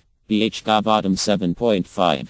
23-24. Hearing means hearing about someone's activities, form, qualities, entourage, and so on. If I want to hear about someone, he must have some activities. We hear about history, and what is history? It is but the record of the activities of different persons in different ages. As soon as there is a question of hearing, we must ask what subject matter we should hear about. Rava Kairatana Vo. We should hear about the activities of Lord Vu, or Lord Krishna, not about the news in the newspaper. Brahmaji yes. We should inquire and hear about Brahman, the Supreme. These are the statements of the Vedas. In our Krishna consciousness movement, we also hear and chant, but what is the subject matter? The subject matter is Krishna. We are not hearing about market reports and the price of this share or that share. No, we are hearing about Krishna. And when there is hearing, there must also be speaking or chanting. So we speak and chant about Krishna, Rava Kairatana Vo. And as soon as one becomes expert in hearing and chanting, the next stage is smaram, thinking or meditation. Whatever we speak or hear we shall later contemplate or meditate upon. First one must begin with Rava hearing, otherwise how can there be meditation? If one does not know the subject matter of meditation, where is the question of meditation? Therefore there must be hearing and chanting about Lord Vu, Rava Kairatana Vo. Actual meditation in yoga aims at seeing the forearm Vumrti, which is the form of the Lord within the heart. That is real meditation. Now rascals have manufactured other methods they call meditation, but these are not actually meditation. The senses are very restless, going this way and that way with the mind, but by the Aga Yoga system, which regulates one's sitting posture, one's breath, and so on, one can control the senses and concentrate the mind on the form of Vu. This concentration is called Samdhya, and it is the real goal of yoga. Thus the Aga Yoga system aims at coming to the point of smaram, or remembering the Supreme Lord. The next process of devotional service is Archanam, worship of the deity, the form of Krishna in the temple.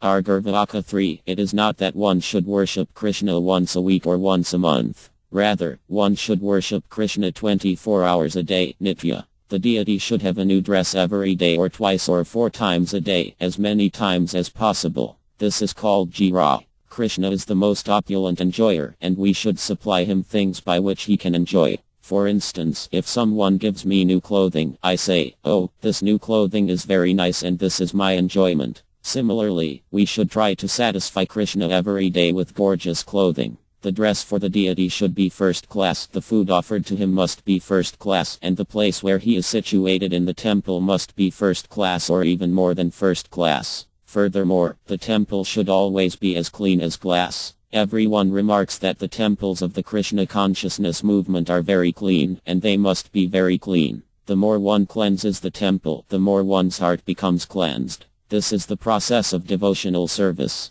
The more we dress Krishna, the more satisfied we become. At the present moment we are accustomed to seeing and appreciating our own clothing. I think, what costly clothing I have, and in this way I become satisfied. But when we dress Krishna we shall feel spiritual satisfaction. Argurvaka 3. It is the duty of the spiritual master to engage his disciples always in worshipping the deity in this way, and it is to such a guru or spiritual master that we offer our obeisances. By the word Vantikantav indicates that our first concern should be to hear about Krishna. One must be eager to hear. Why do we pay a college fee and go to college? To hear. By sitting down and hearing from the learned professor, we get knowledge. Therefore a devotee always engages in hearing about Krishna. For those who are cultivating Krishna consciousness, the first business is hearing. And if one has actually heard about Krishna, one's next engagement in bhakti yoga will be to chant Jayanti. The preachers of the Krishna consciousness movement go from town to town, village to village.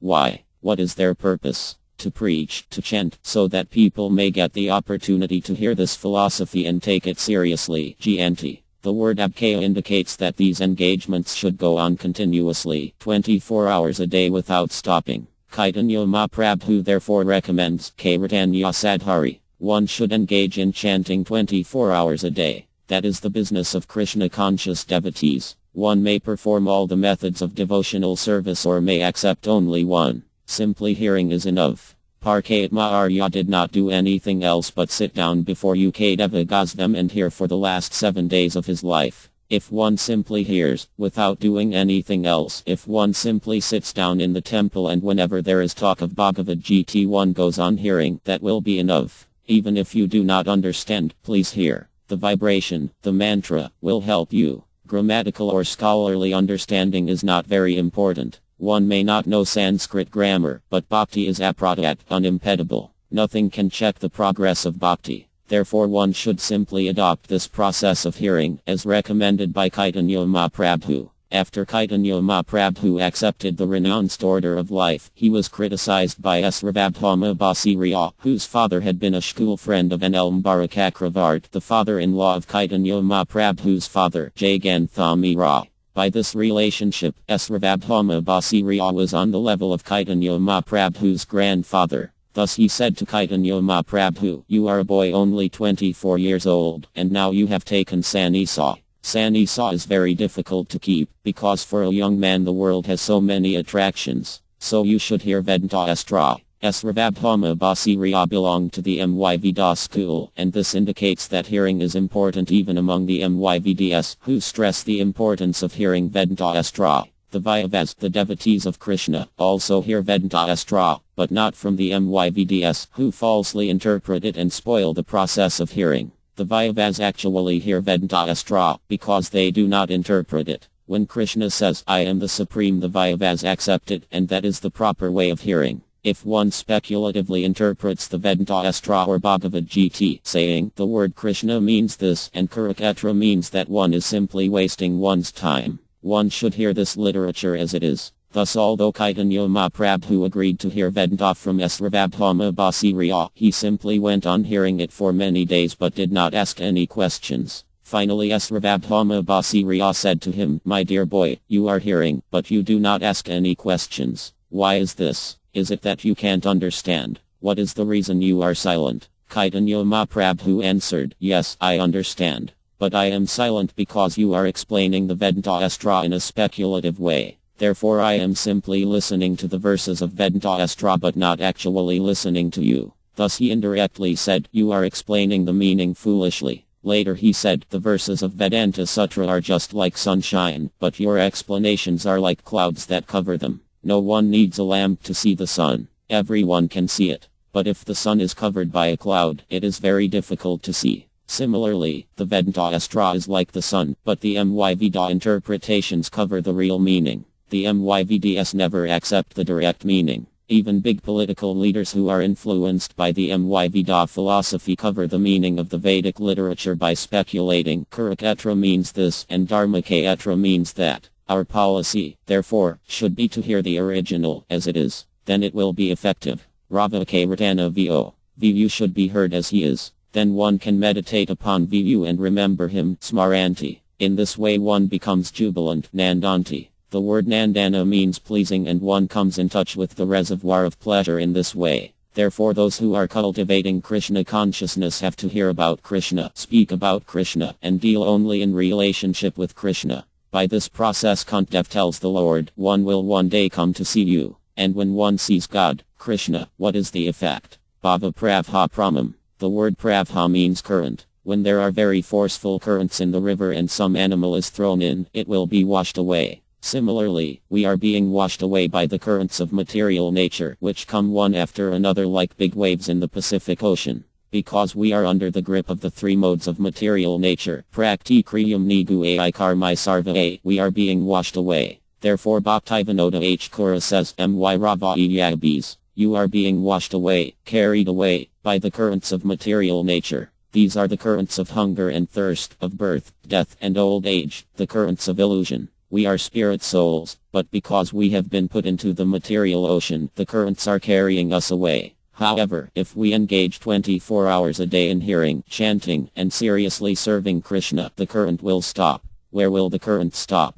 Kuntī says to the Lord, Padmbujam, it will stop at your lotus feet. One has to learn how to see Krishna's lotus feet and offer a little tulas and sandalwood pulp at the lotus feet of the Lord, and then this current of material life will stop. There may be currents in the ocean, but if one gets a good boat, one can cross over these currents very nicely. As mentioned in another verse of our Madbh Gavatam, 10.14, 58, Samrityi Pada Pallava Plavam. A lotus petal is something like a small boat, and therefore this verse says that if one takes shelter of the petal boat of the lotus feet of Krishna, the great ocean of birth and death becomes as insignificant as the water contained in the hoof print of a calf. In India during the rainy season the roads become muddy, and when the cows and calves walk they create holes in which water collects. But of course one can easily jump over a dozen of such puddles at any time. Similarly, although for others the world of birth and death is like a great ocean, for a devotee it is like such a puddle, Bhavambhudravatsa Padam, and he can jump over it very easily. In this way the devotee attains Parapadam, the supreme abode.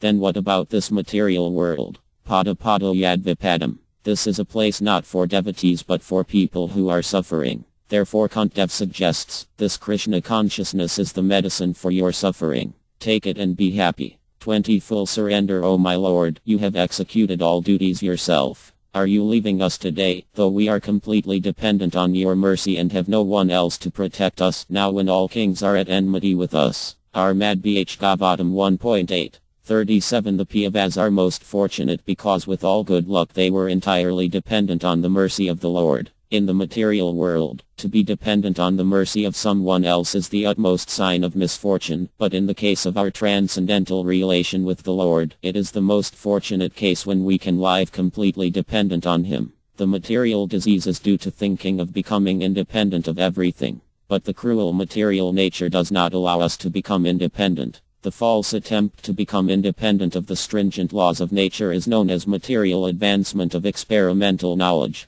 The whole material world is moving on this false attempt at becoming independent of the laws of nature. Beginning from Arva, who wanted to prepare a direct staircase to the planets of heaven, down to the present age, they are trying to overcome the laws of nature. They are trying now to approach distant planetary systems by electronic mechanical power. But the highest goal of human civilization is to work hard under the guidance of the Lord and become completely dependent on Him. The highest achievement of perfect civilization is to work with valor but at the same time depend completely on the Lord. The Piyavas were the ideal executors of this standard of civilization. Undoubtedly they were completely dependent on the goodwill of Lord R. Krishna, but they were not idle parasites of the Lord. They were all highly qualified both by personal character and by physical activities. Still they always looked for the mercy of the Lord because they knew that every living being is dependent by constitutional position. The perfection of life is, therefore, to become dependent on the will of the Lord, instead of becoming falsely independent in the material world. Those who try to become falsely independent of the Lord are called Antha, or without any guardian, whereas those who are completely dependent on the will of the Lord are called Santha, or those having someone to protect them. Therefore we must try to be Santha, so that we can always be protected from the unfavorable condition of material existence. By the deluding power of the external, material nature we forget that the material condition of life is the most undesirable perplexity. The Bhagavad Gita 7.19 therefore directs us that after many, many births one fortunate person becomes aware of the fact that Vasudeva, Krishna, is all in all and that the best way of leading one's life is to surrender unto him completely. That is the sign of a Madhyam. All the members of the Pava family were Madhyams in household life. Maharya Yudhishthira was the head of these Madhyams and Queen Kuntī was the mother. The lessons of the Bhagavad Gita and all the Puras, specifically the Bhagavata Pura, are therefore inevitably connected with the history of the Pava Madhyams. For them, separation from the Lord was just like the separation of a fish from water. Our Mad Kuntī, therefore, felt such separation like a thunderbolt, and the whole prayer of the Queen is to try to persuade the Lord to stay with them. After the battle of Kurukshetra, although the inimical kings were killed, their sons and grandsons were still there to deal with the Pavas. It is not only the Pavas who were put into the condition of enmity. All of us are always in such a condition, and the best way of living is to become completely dependent on the will of the Lord and thereby overcome all difficulties of material existence. After the battle of Kurukshetra ended and the Pavas were established in their kingdom, Krishna, before going back home to Devirak, was taking leave of his aunt and bidding her farewell. It was at that time that Kuntī offered this prayer. Now she directly asks, is it a fact that after finishing your duty you are going away and leaving us alone? This is the devotee's position. Kuntī says, we have no means of protection other than your lotus feet. This is full surrender. In the process of surrender, aragati, there are 6 items.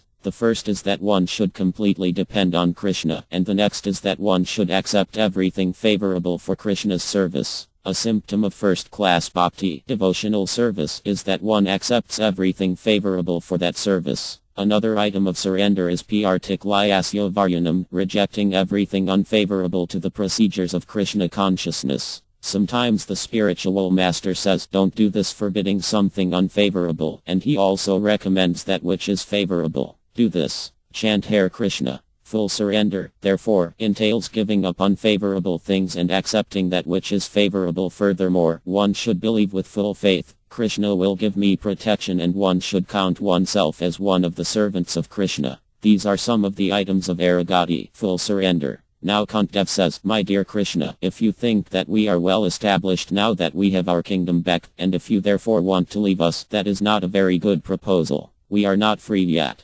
Because we have killed so many kings, all their friends and relatives are planning to come fight with us again. So don't think that we are free from all dangers. We are not. And we have no protection other than your lotus feet. That is our position. Thus she indirectly says to Krishna, do not leave us. Don't think that we are now safe. Without your protection, we are always unsafe. This should be the position of a devotee. We should know that we are actually in danger in this material world. Illusion may catch us at any time, as soon as we are a little inattentive, thinking, now I have done my duty. Let me take a little rest. No, there is no rest. We must be always alert. There is a verse in which RLAR Pagazvam says, Avyartha Kalatvam. A devotee should be very much careful to see whether his time is being spent unnecessarily. He should ask himself, am I now engaged in MY's service or Krishna's service? This is a symptom of an advanced devotee. And Majini Sadruchi. Such a devotee is never tired of chanting, singing, or dancing.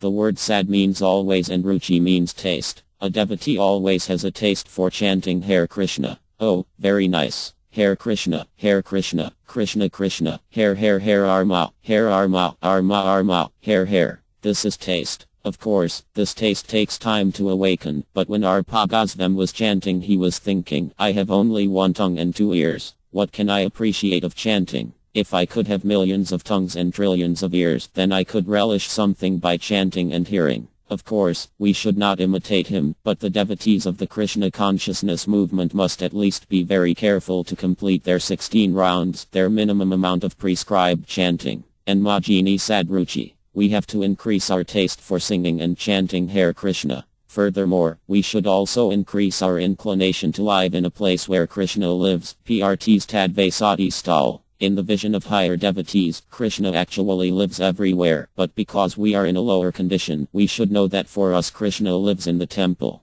Because we do not see Krishna everywhere, we should come to the temple to see Krishna, who kindly appears there, by his mercy, in a manner in which we can see him. Krishna has a completely spiritual body, Saksidananda Vigraha, but we do not have the eyes to see what that spiritual body is. We are accustomed to seeing material, gross things, yea. We can see stone, metal, wood, and other elements, and because Krishna is everything, to be visible to our imperfect eyes he appears in a form of these elements. It is not that Krishna is stone or that we are worshipping stone. We are worshipping Krishna, but because we cannot see anything except material elements like stone, Krishna kindly appears in a form carved from stone. Therefore one should be very much inclined to live within the circle of a temple environment in which the form of Krishna is worshipped. Moreover, one should always think oneself dependent on Krishna. This is Krishna consciousness. One should always think, without Krishna my life is useless and I am in danger.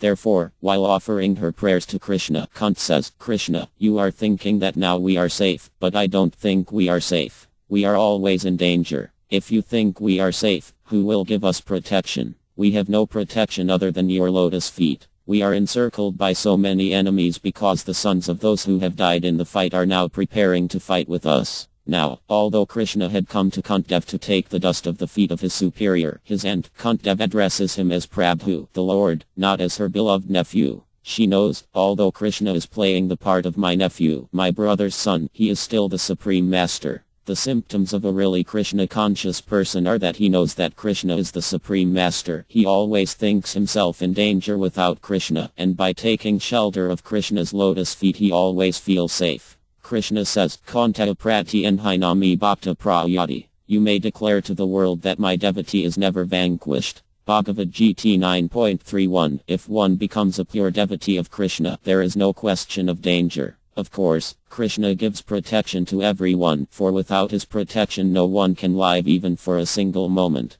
But one should not think, if Krishna is giving protection to everyone, what is the use of becoming a devotee? A king gives protection to every one of his citizens, for that is his duty, but he especially protects his own circle of men. This is not unnatural. If one directly engages in the service of the president when one is in some difficulty, he is especially protected. Although the president gives protection to all the citizens, those who personally associate with him, giving him service, receive special consideration. That is not actually partiality. That is natural. When a gentleman loves all children but has special love for his own children, no one will say, oh, why are you loving your own children more than others? No, that is natural. Similarly, Krishna says in Bhagavad Gita, Samoha Sarva Bhtu, I am equal to everyone. Krishna, being God, loves everyone because everyone is part of him. Nonetheless, he takes special care of his devotees. Therefore he says, my devotee will never be vanquished.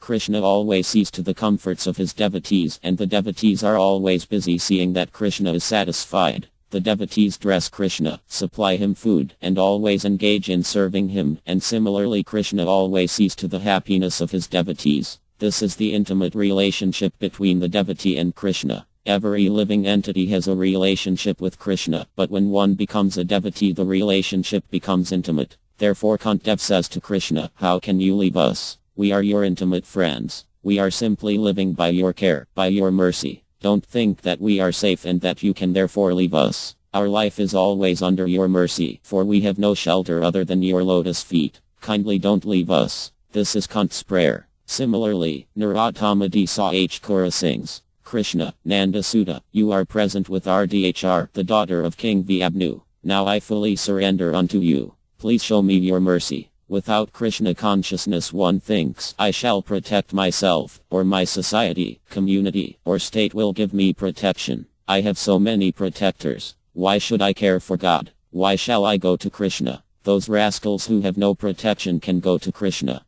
But the fact is that unless Krishna gives one protection one cannot be protected. This is stated in the Armad Bhagavatam 7.9, 19. When Prahlada Arya offered prayers to Krishna as Nrsimhadeva, he said, my dear Lord, one should not think that because a child has a father and mother he has full protection. If Krishna did not protect a child, the child could not be protected, even if he were to have thousands of fathers and mothers. Prahlada also says, Enradasya Sigadamadan Vati Majjato no. It is not that a good physician or good medicine can protect one from disease. Suppose a rich man is suffering from some disease and he hires a first-class physician and takes first-class medicine. Does it mean that his life is guaranteed? No. If Krishna does not give him protection, despite good medical treatment and a good supply of medicine, he will die. Similarly, Pralda continues, one may have a good boat, but this does not guarantee that he will not drown in the ocean. If you do not protect him, he may drown at any moment. Nature offers so many difficulties, and although scientists may try to invent something to check these difficulties in the struggle for existence, unless Krishna gives one protection, one's inventions will be of no use. Kuntī knows this, and therefore although she is the mother of the great warriors Arjuna and Bhishma, she still thinks, although my sons are great warriors, they are not sufficient to give us protection. Nothing can give us protection but your lotus feet. This verse illustrates the position of a surrendered soul seeking the protection of Krishna. If we remain in this position, knowing that our only protector is Krishna and that our only duty is to serve Krishna, then our life is successful. 21. What is our actual value? As the name and fame of a particular body is finished with the disappearance of the living spirit, similarly, if you do not look upon us, all our fame and activities, along with the Piyavas and Yadas, will end at once. Our Mad Bh Gavatam 1.8.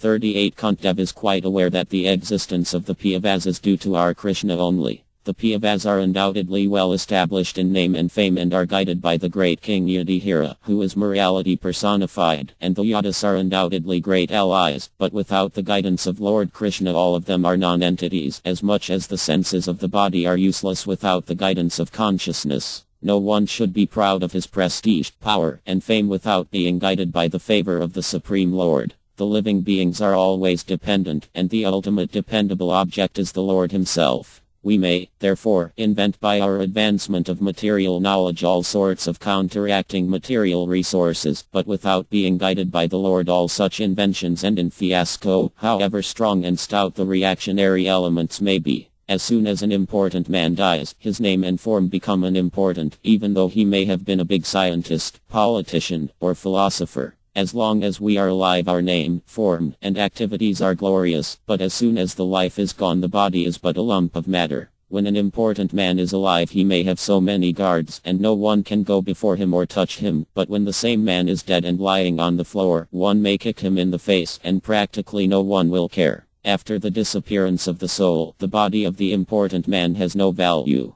And what is that soul? It is the energy of Krishna, and therefore it is part and parcel of Krishna. So when the energy is withdrawn, that is, when Krishna is not there, the body becomes unimportant. Krishna's energy and Krishna himself are not different. Akti matter abheda. The sun, for example, is energetic, and the sunshine is energy. As long as the sunshine is present, the sun is present, and if the sun were not present, the sun's energy would also not be there. The energy and the energetic must both exist. Although the MYVD philosophers do not accept the energetic but only the impersonal energy, we must accept both the energy and the energetic. While the energy works, the energetic remains aloof, just as the sunshine spreads everywhere while the sun itself remains apart. Similarly, there is energy working throughout the cosmic manifestation. The cosmic manifestation consists of earth, water, fire, air, ether, mind, intelligence, and false ego. These 8 material elements are separated material energies, me bin praktarad, and we can understand that behind these energies there must be an energetic source. For example, we are using electric power, but behind this power are the powerhouse and the engineer. Rascals do not understand this.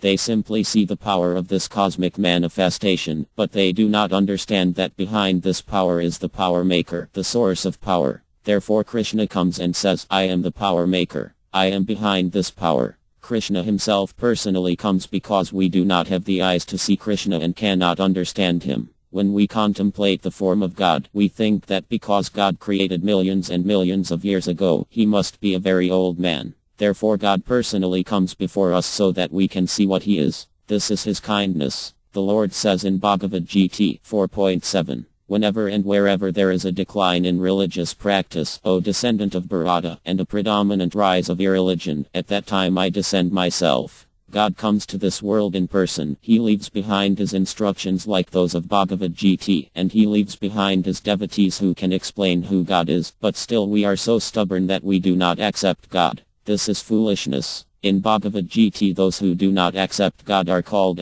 rascals and fools. God exists, and God's energy also exists. So if we cannot see God, we can at least see his energy. We may not see the electric powerhouse and the engineer within it generating power, but we use electricity in so many ways. Therefore we should inquire where this electricity comes from. This is intelligence, and if one inquires in this way, he will eventually find the powerhouse itself. Similarly, if one studies further to find out who is running the powerhouse, one will find a human being. Although the electricity is impersonal and even the powerhouse is impersonal, the man behind everything is a person. Similarly, God is a person. This is a logical conclusion. How can he be impersonal? That which is impersonal has no intelligence. We have invented so many very wonderful machines, but the machines are not intelligent. The intelligence belongs to the operator. Therefore Krishna says, Madhyakya praktiyasyate sakar karam. You are seeing the energy displayed in the wonderful actions and reactions of this material cosmic manifestation, but don't think that they are working independently. No, I am behind them. Krishna further says, by me, in my unmanifested form, this entire universe is pervaded. All beings are in me, but I am not in them. Bhagavad Gita 9.4. That which is avyakta, unmanifested, also has amriti, a form. The sky, for example, is avyakta, unmanifest, but it also has a form, the round form of the universe. If we go to the ocean, there also we shall find a form, like that of a big circle. Without form there is nothing. Everything has form, even that which is supposedly impersonal. Therefore the idea that everything is zero or impersonal is foolish. Behind the impersonal feature and the so-called voidness is the supreme form, Krishna. Varaparama Krishna Saksidnanda Vigraha. The word Vara means controller. Nature is not controlling itself. The real controller is Krishna. Ichnurpam api yasya kasi 8s. The Brahma Sahit 5.44 says that Prakti, or Durg, the deity of material nature, is working under the direction of Govinda, Krishna. How is she working? Just like a shadow. Below our hand is its shadow, and as our hand moves, the shadow moves. Behind all manifestations there is motion. I have sometimes given the example of the shunting of the big cars in a railway line. The engine gives the motion and pushes one car, which then pushes another, and so on. Similarly, who set up the motion of the cosmic manifestation? That original motion giver is Krishna. Now Kuntī says, we Pandavas have become famous, and people say that we are very important. Why? Because you are our friend. Krishna was the friend of the Pandavas and specifically the friend of Arjuna, and therefore Arjuna was a great and valorous warrior. But Kuntī knew. People say, oh, the Pandavas are such great warriors and heroes, but what is the value of my sons, the Pandavas? Similarly, the Yadu dynasty was famous because Krishna took his birth in that family. But Kuntī says, Ki Vyam. What are we? What is our value? Ki Vayanma Rp Vyam. We have our name and form, but without you it is all useless. It has no value. People do not understand this. They are very proud of having a nice body and a nice name. They think, I am American, I am Indian, I am German, and so on. But what is all this? These are simply bogus names and bogus forms with no value. If we subtract Krishna, everything is zero. This is a fact, but people are such rascals that they do not understand this fact. But who can deny it? The American body or Indian body may have a good name, but if it has no consciousness, what is its value? No value. Therefore it is said, for a person devoid of devotional service to Krishna, his birth in a great family or nation, his knowledge of revealed scripture, his performance of austerities and penance, and his chanting of Vedic mantras are all like ornaments on a dead body. Such ornaments simply serve the concocted pleasures of the general populace. Hari Bhakti Sudhota 3.11. We all have consciousness, but what is this consciousness? It is Krishna consciousness. We have forgotten Krishna, and therefore we simply say consciousness, but really consciousness means Krishna consciousness, because without Krishna we cannot have consciousness. Without the sun, how can there be sunshine? Therefore we say sunshine and not just shine. Similarly, consciousness means Krishna consciousness. This requires a little intelligence to understand, but devotees like Kuntī have this intelligence and understanding. Therefore Kuntī says, the Pandavas and Yadus are so important, but what is actually our value? Because Krishna is bidding farewell, Kuntī laments, you will go, and we shall not be able to see you. What then will be the value of our name and fame? Bhavado Dharano Yari Hkmi Vitu. She gives the example that without Krishna they would be like the senses without life. In this material world we desire sense enjoyment, but without Krishna or without Krishna consciousness there is no possibility of sense enjoyment. We may have strong arms and legs, but when there is no consciousness, when there is no Krishna consciousness, we cannot even utilize them. An intelligent person, therefore, knows that without Krishna his senses have no value, and therefore he becomes a devotee. He rightly concludes that because there is an intimate relationship between the senses and Krishna, as long as the senses are active it is one's duty to use the senses in the service of Krishna. This is bhakti. To use an example I have given many times, suppose in an assembly one finds $100 note that has fallen from someone's pocket. If one takes that note and puts it in one's own pocket, one is a thief because that note does not belong to him. This is called bhoga, false enjoyment. Then again, someone else may think, oh, why shall I touch it? It belongs to someone else. Let it remain there. I have nothing to do with it. This is called taiga, renunciation. So although the $100 note is the same, one person is trying to enjoy it while another is trying to give it up. But both of them, the bhag and the taiji, are fools. The bhagas are the karmas, those who are working very hard to exploit the resources of the material nature, like the scientists, for example, who are doing research to further such exploitation. Their intention, actually, is to steal. On the other hand, the taijis, those who are unable to steal, have a sour grapes philosophy. Oh, these things are useless. There is no need of them. Mostly, of course, people are bhagas. That is, they are trying to use everything to enjoy sense gratification. But still there are those who are baffled in sense gratification and who therefore say, no, we don't need these things. Continuing the example, however, when a $100 note is found, the person who acts most properly is the one who takes it and says, someone has lost this note. Let me find its owner. Upon returning that note, one renders real service. One who takes the note for himself and one who leaves the note where it is are both useless. Similarly, the bhag and taiji are both useless. But the bhakta, the devotee, knows that everything belongs to Krishna and should therefore be offered to Krishna. This is real service. Everything belongs to Krishna. What is the body? It is a combination of material elements, earth, water, fire, air, and the subtle, psychological elements mind, intelligence, and false ego. Krishna claims, all these 8 elements are my separated energy. Then how are the body and mind ours? Although I claim that the body is mine, I do not even know how it is working. A tenant in an apartment may pay rent and somehow or other occupy the apartment and enjoy its utilities, although he may not actually know how the heat and tap water are working. Similarly, although we do not know the details of how the body works, we are using this body, which actually belongs not to us but to Krishna. This is the real fact. The body consists of the senses and the mind, and therefore the senses and mind also belong to Krishna. I am a spiritual soul, but I have been given the opportunity to utilize a certain type of material body. Because I wanted it, Krishna is so kind that he has given it to me. If one wants the body of a king, Krishna will give it. If one follows the prescribed method, one will get the body of a king. And if one wants the body of a hog so that one may eat stool, Krishna will give one that kind of body also. But now, in the human form of life, one should understand, everything belongs to Krishna. So why am I hankering to satisfy this body which is supposedly mine?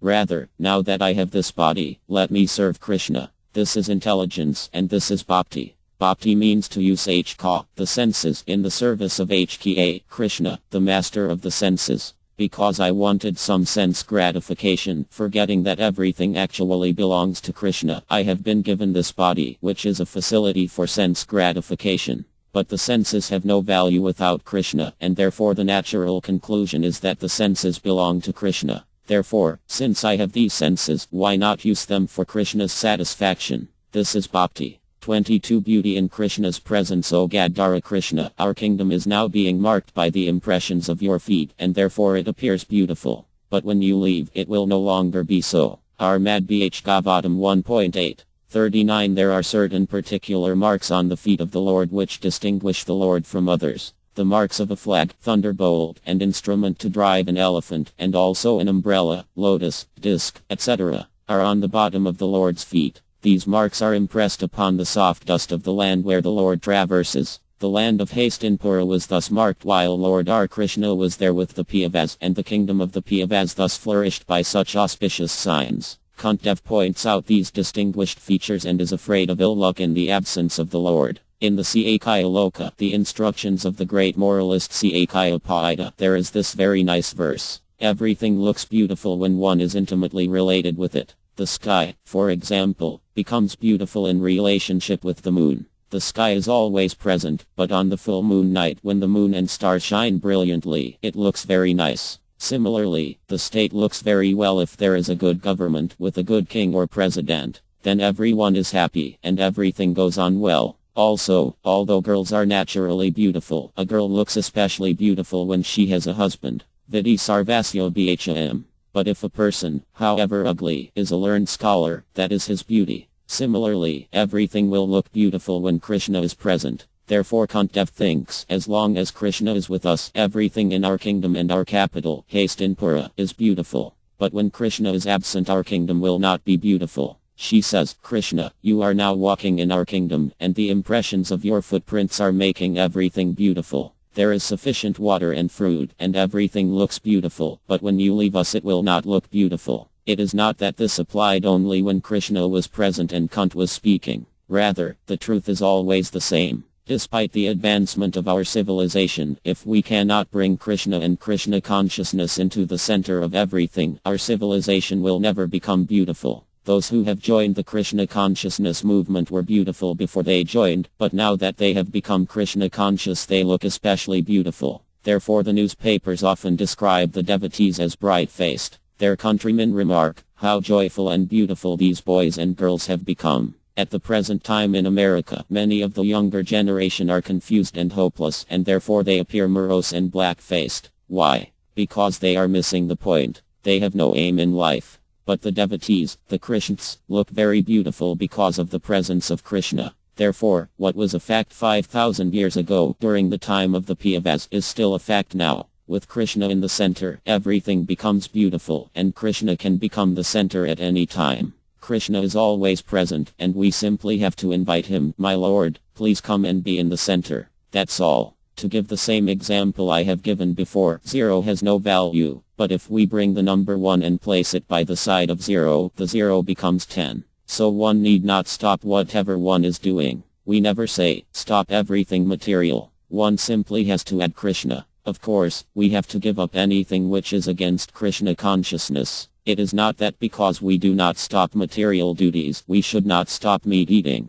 We must stop it, for this is contrary to advancement in Krishna consciousness. One cannot commit sinful activities and at the same time advance in Krishna consciousness. But Krishna says, surrender unto me, and I shall rescue you by giving you liberation from all kinds of sinful reactions. Every one of us, life after life, is knowingly or unknowingly committing sinful activities. I may knowingly kill an animal, and that is certainly sinful, but even if I do it unknowingly, it is also sinful. While walking on the street we unknowingly kill so many ants, and in the course of our other ordinary dealings, while cooking, while taking water, while using a mortar and pestle to crush spices, we kill so many living beings. Unless we remain Krishna conscious, we are liable to be punished for all these unknowingly committed sinful acts. If a child unknowingly touches fire, does it mean that the fire will excuse the child and not burn? No. Nature's law is so strict, so stringent, that there is no question of an excuse. Even in ordinary law, ignorance is no excuse. If we go to court and say, I did not know that this action was criminal, this plea does not mean that we shall be excused.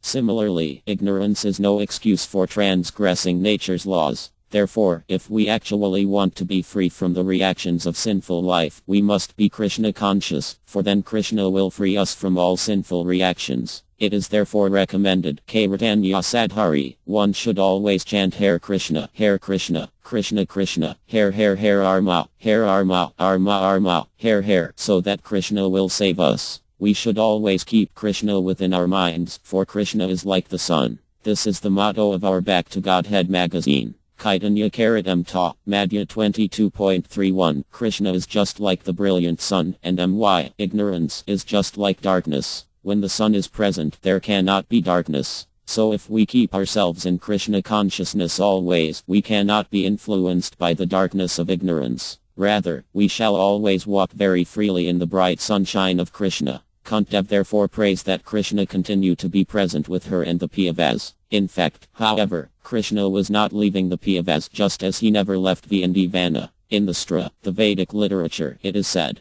Krishna never goes even one step from Vana. He is so much attached to Vana. How is it then that we see that Krishna left Vana and went to Mathur and then far away to Hastinapura and did not return for many years? Actually, Krishna did not leave, for all the inhabitants of Vana after Krishna left were always thinking of him and crying. The only engagement of Mother Yad, Nanda Maharya, RDHR, and all the gopis, cows, calves, and cowherd boys was to think of Krishna and cry, and in this way they felt Krishna to be present, because Krishna's presence can be felt more strongly in separation from him. That is Chaitanya Mahaprabhu's teaching, to love Krishna in separation. And Vyuta Jagat Sarva Govinda Virahiyami. Chaitanya Mahaprabhu thought everything is vacant without Govinda, without Krishna. Everything was vacant, but Krishna consciousness was there. When we see everything as nothing, but have only Krishna consciousness, we shall have attained the highest perfection.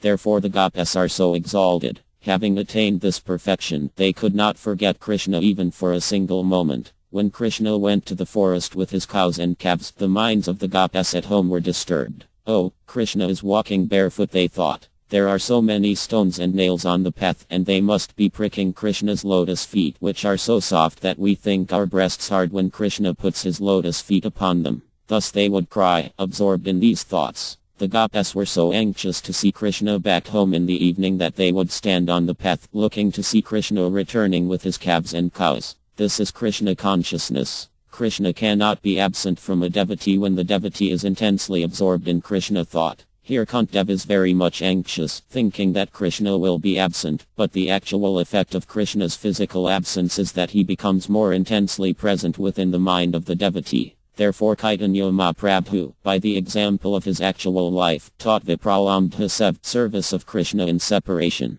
Tears would come from his eyes like torrents of rain, for he would feel everything to be vacant for want of Krishna. There are two stages of meeting Krishna. Being personally present with Krishna, personally meeting him, personally talking with him, and personally embracing him is called Sambhoga. But there is another way to be with Krishna, in separation from him, and this is called Vipralambha. A devotee can benefit from Krishna's association in both ways. Because we are now in the material world, we do not see Krishna directly. Nonetheless, we can see him indirectly. For example, if one sees the Pacific Ocean, one can remember Krishna immediately, if one is advanced in spiritual life. This is called meditation. One may think, the Pacific Ocean is such a vast mass of water, with many large waves, but although I am standing only a few yards from it, I am confident that I am safe. However powerful this ocean may be and however fearful its waves, I am sure that it will not go beyond its limits. How is this happening?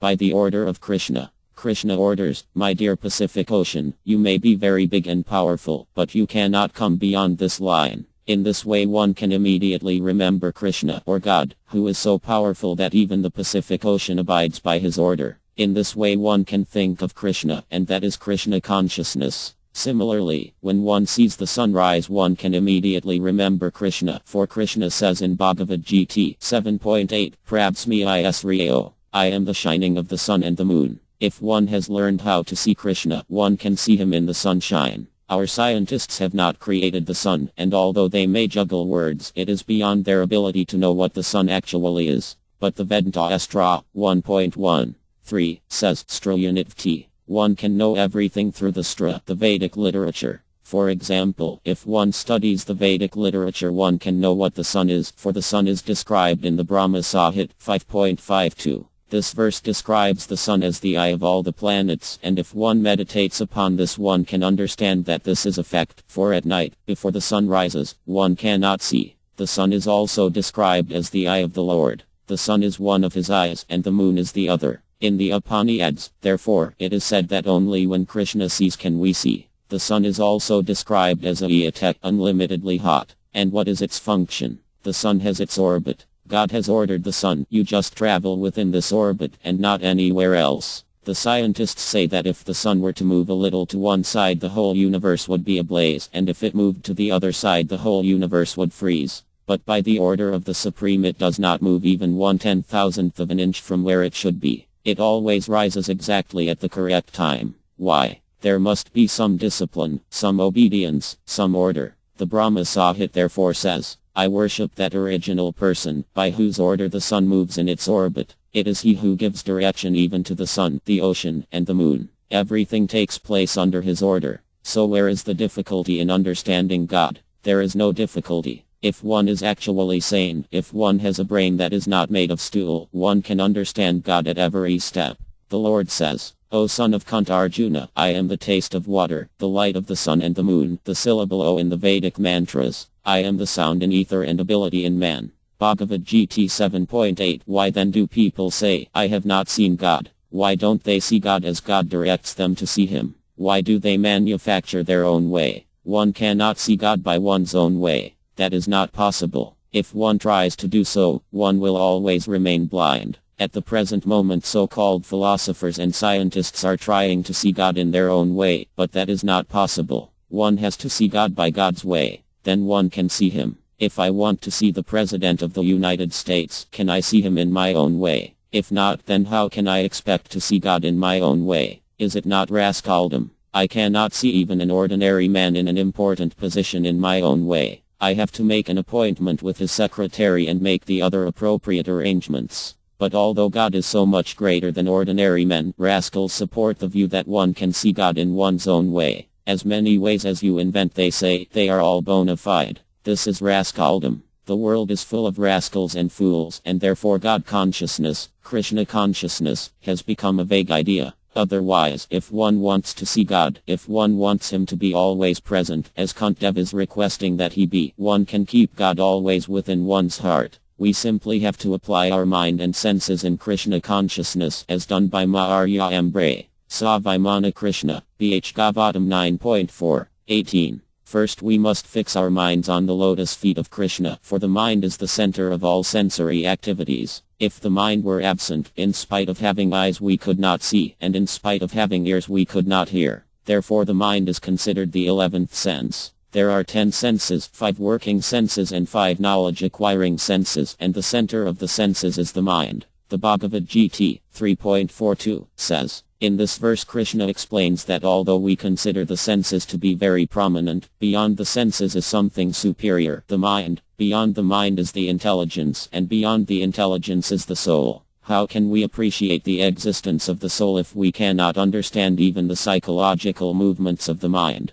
Beyond the mind is the intelligence, and by speculation one can at the utmost approach the intellectual platform. But to understand the soul and God, one must go beyond the intellectual platform. It is possible to understand everything, but we must gain understanding through the right channel. Therefore the Vedic injunction is, if one is actually serious about understanding supernatural, transcendental subject matters, one must approach a bona fide spiritual master. Muaka Upanishad 1.2. 12. 23. Natural prosperity. All these cities and villages are flourishing in all respects because the herbs and grains are in abundance, the trees are full of fruits, the rivers are flowing, the hills are full of minerals, and the oceans full of wealth. And this is all due to your glancing over them. Armad Bh Gavatam 1.8. 40. Human prosperity flourishes by natural gifts and not by gigantic industrial enterprises. The gigantic industrial enterprises are products of a godless civilization, and they cause the destruction of the noble aims of human life.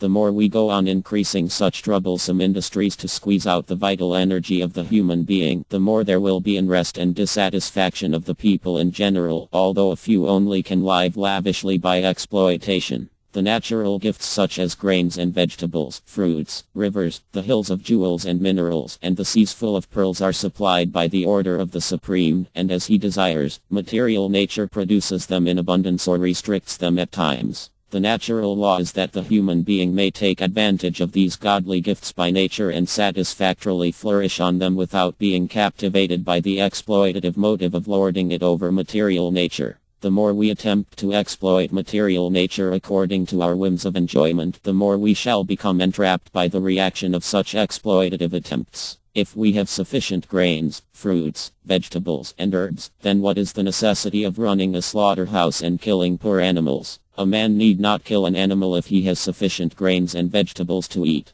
The flow of river waters fertilizes the fields, and there is more than what we need. Minerals are produced in the hills and the jewels in the ocean. If the human civilization has sufficient grains, minerals, jewels, water, milk, etc., then why should we hanker after terrible industrial enterprises at the cost of the labor of some unfortunate men? But all these natural gifts are dependent on the mercy of the Lord. What we need, therefore, is to be obedient to the laws of the Lord and achieve the perfection of human life by devotional service. The indications by Kuntī are just to the point. She desires that God's mercy be bestowed upon them so that natural prosperity be maintained by His grace. Kuntī mentions that the grains are abundant, the trees full of fruits, the rivers flowing nicely, the hills full of minerals, and the oceans full of wealth. But she never mentions that industry and slaughterhouses are flourishing, for such things are nonsense that men have developed to create problems. If we depend on God's creation, there will be no scarcity, but simply Nanda, bliss.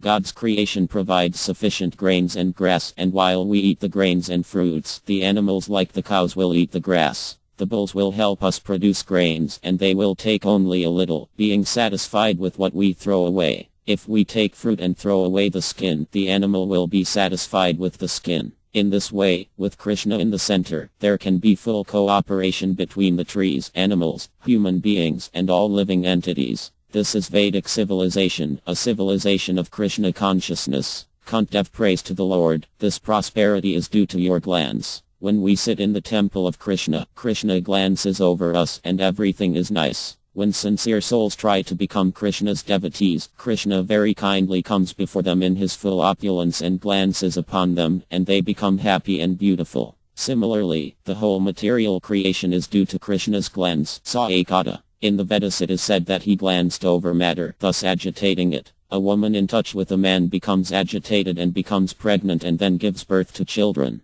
The whole creation follows a similar process. Simply by Krishna's glance, matter becomes agitated and then becomes pregnant and gives birth to the living entities. It is simply by his glance that plants, trees, animals, and all other living beings come forth. How is this possible? None of us can say, simply by glancing over my wife, I can make her pregnant. But although this is impossible for us, it is not impossible for Krishna. The Brahma Sahit 5.32 says, every part of Krishna's body has all the capabilities of the other parts. With our eyes we can only see, but Krishna, merely by seeing, can make others pregnant. There is no need of sex, for simply by glancing, Krishna can create pregnancy. In Bhagavad Gita 9.10, Lord Krishna says, by my supervision, material nature gives birth to all moving and non-moving beings. The word eka means I, so ekya indicates that all living entities take birth because of the Lord's glance. There are two kinds of living entities, the moving beings, like insects, animals, and human beings, and the non-moving beings, like trees and plants. In Sanskrit these two kinds of living entities are called Sthvarayagama, and they both come forth from material nature.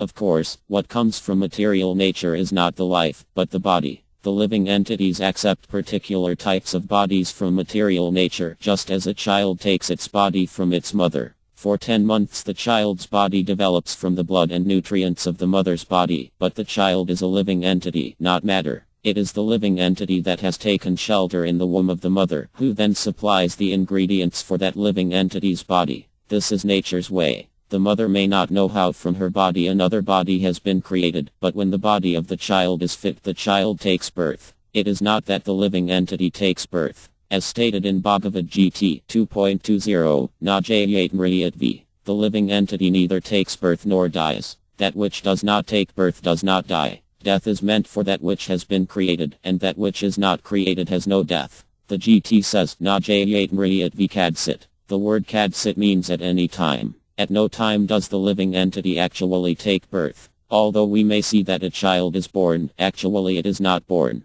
Nitya Vato Yapare. The living entity is eternal, Vada, always existing, and very, very old, Pare. Nahanyatanyam Niare. Don't think that when the body is destroyed the living entity will be destroyed. No, the living entity will continue to exist. A scientist friend was asking me, what is the proof of eternity? Krishna says, Nahanyatanyam niyare. The soul is not killed when the body is killed. This statement in itself is proof. This type of proof is called Ruti, the proof established by that which is heard through the disciplic succession from the Supreme. One form of proof is proof by logic, and Vyaprasthana. One can get knowledge by logic, arguments, and philosophical research. But another form of proof is Ruti, proof established by hearing from authorities. A third form of proof is SMT, proof established by statements derived from the Ruti. The Bhagavad Gita and the Puranas are SMT, the Upanishads are Ruti, and the Vedantas and Vaya. Of these three, the Ruti Prasthana, or the evidence from the Ruti, is especially important.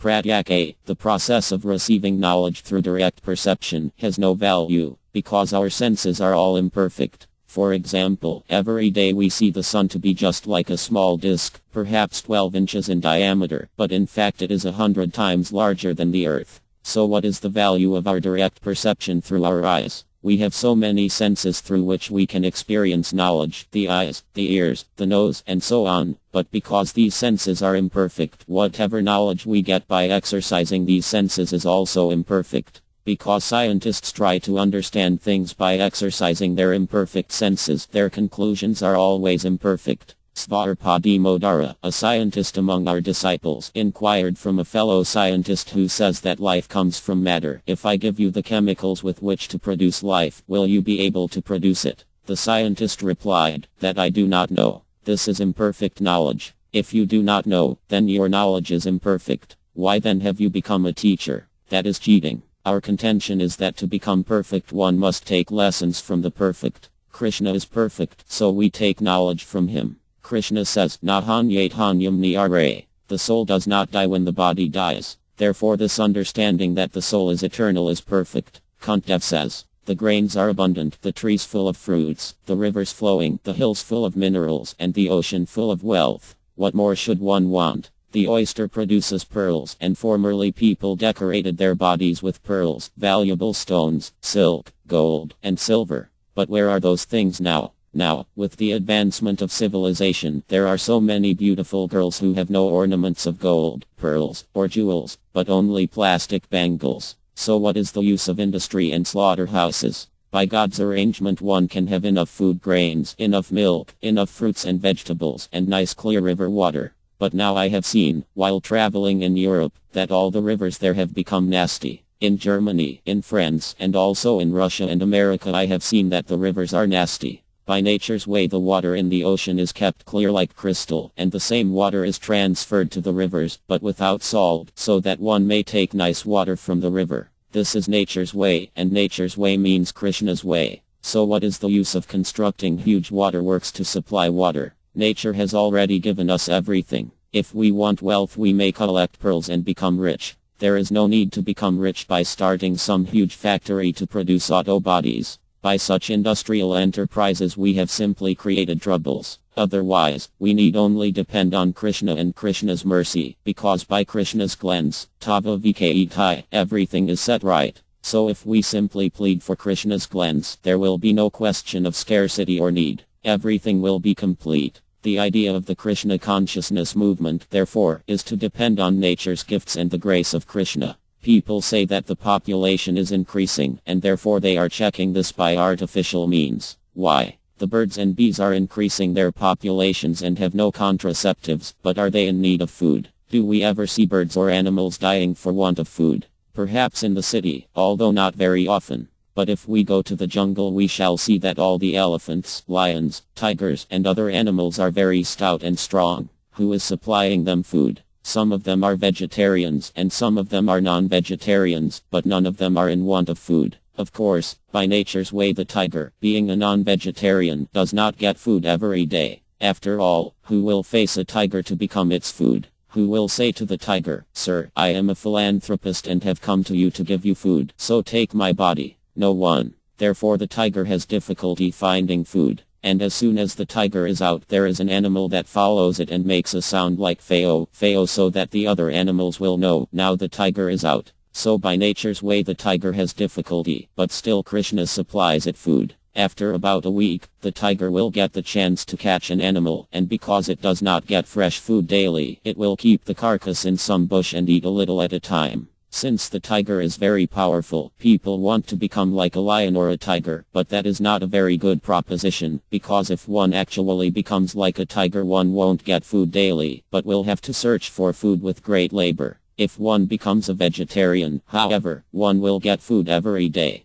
The food for a vegetarian is available everywhere. Now in every city there are slaughterhouses, but does this mean that the slaughterhouses can supply enough so that one can live by eating only meat? No, there will not be an adequate supply. Even meat eaters have to eat grains, fruits, and vegetables along with their slice of meat. Still, for that daily slice of meat they kill so many poor animals. How sinful this is. If people commit such sinful activities, how can they be happy? This killing should not be done, and therefore people are unhappy. But if one becomes Krishna conscious and simply depends on Krishna's glance, Tava Vkai, Krishna will supply everything, and there will be no question of scarcity. Sometimes there appears to be scarcity, and sometimes we find that grains and fruits are produced in such a huge quantity that people cannot finish eating them. So this is a question of Krishna's glance. If Krishna likes, he can produce a huge quantity of grains, fruits, and vegetables, but if Krishna desires to restrict the supply, what good will meat do?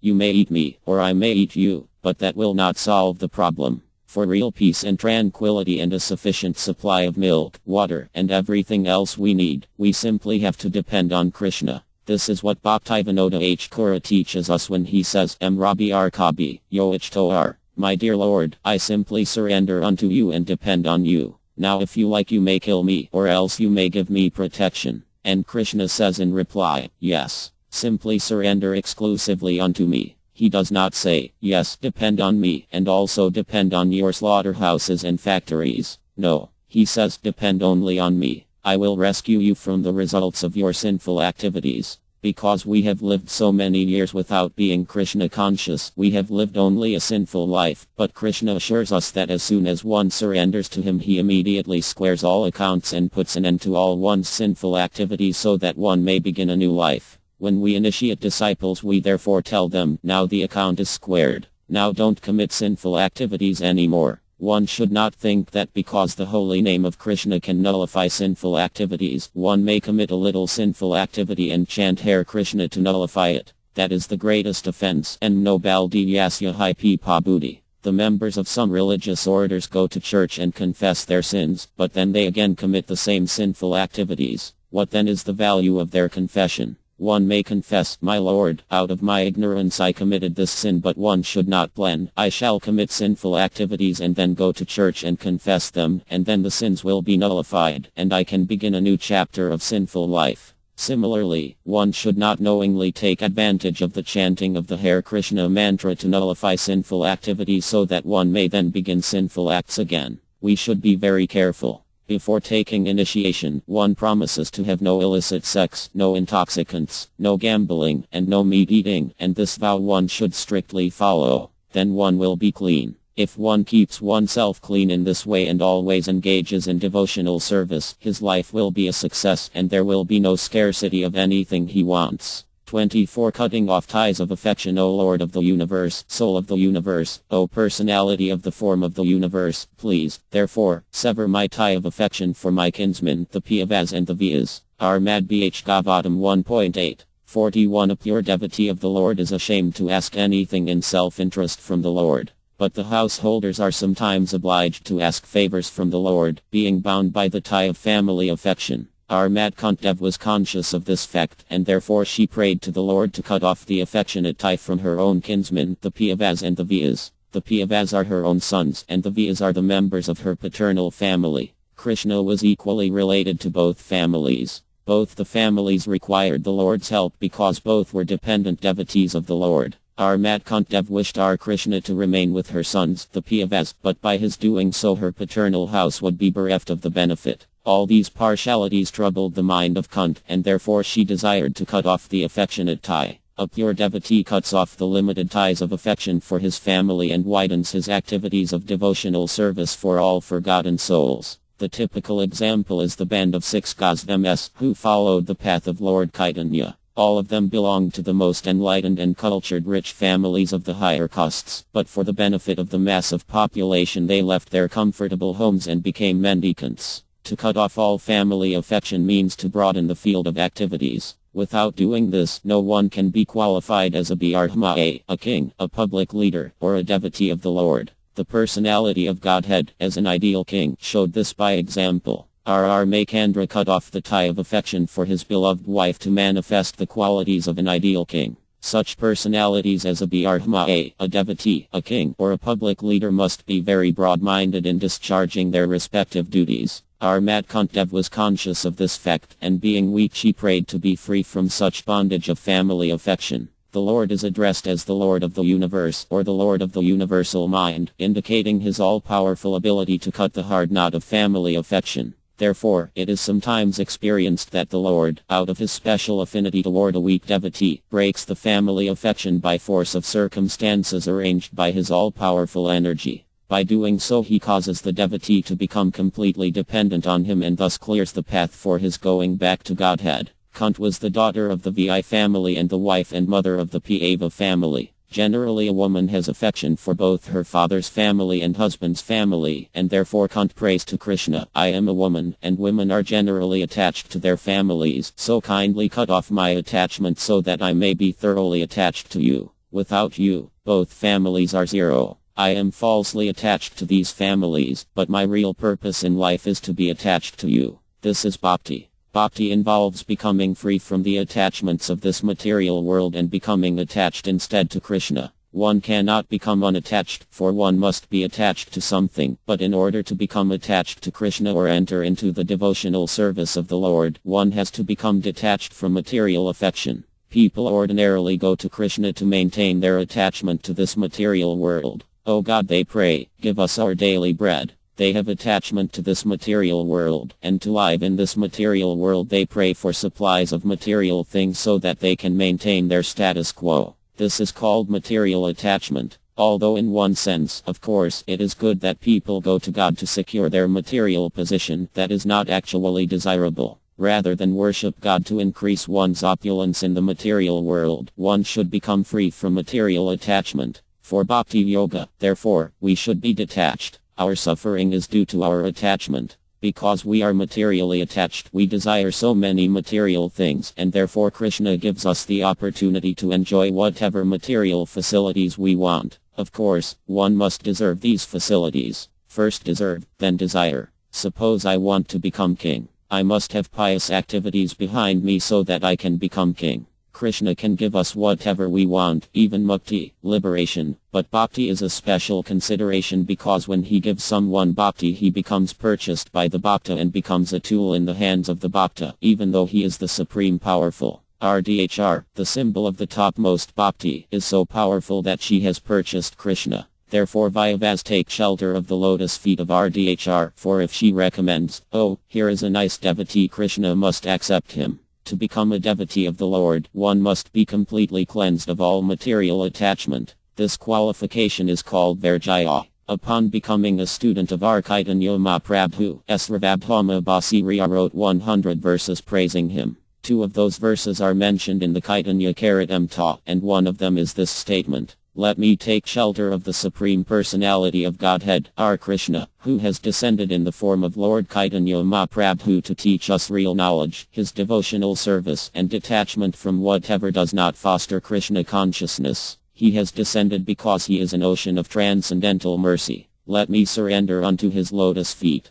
Chaitanya Charitamrita, Madhya 6.254, Sravabdhama Basiriya thus offered his prayer to the Supreme Personality of Godhead, who had now assumed the form of Chaitanya Mahaprabhu just to teach people how to develop knowledge, become detached, and become pure devotees of Krishna. Although when Chaitanya Mahaprabhu was only 24 or 25 years old he had a lovable, beautiful wife and a devoted, affectionate mother, he gave up everything and took sannyasa, the renounced order of life. When Chaitanya Mahaprabhu was a grihastha, a householder, he was so much honored that merely by the direction of his finger he was able to enlist thousands of people to join him in a civil disobedience movement. In Nadia, the city where he lived, his position was very respectable, and physically he was very beautiful. Yet he gave up his young, faithful, beautiful wife, his affectionate mother, his position, and everything else. This is called Vairjaya, renunciation. If someone who has nothing to possess says, I have renounced everything, what is the meaning of his renunciation?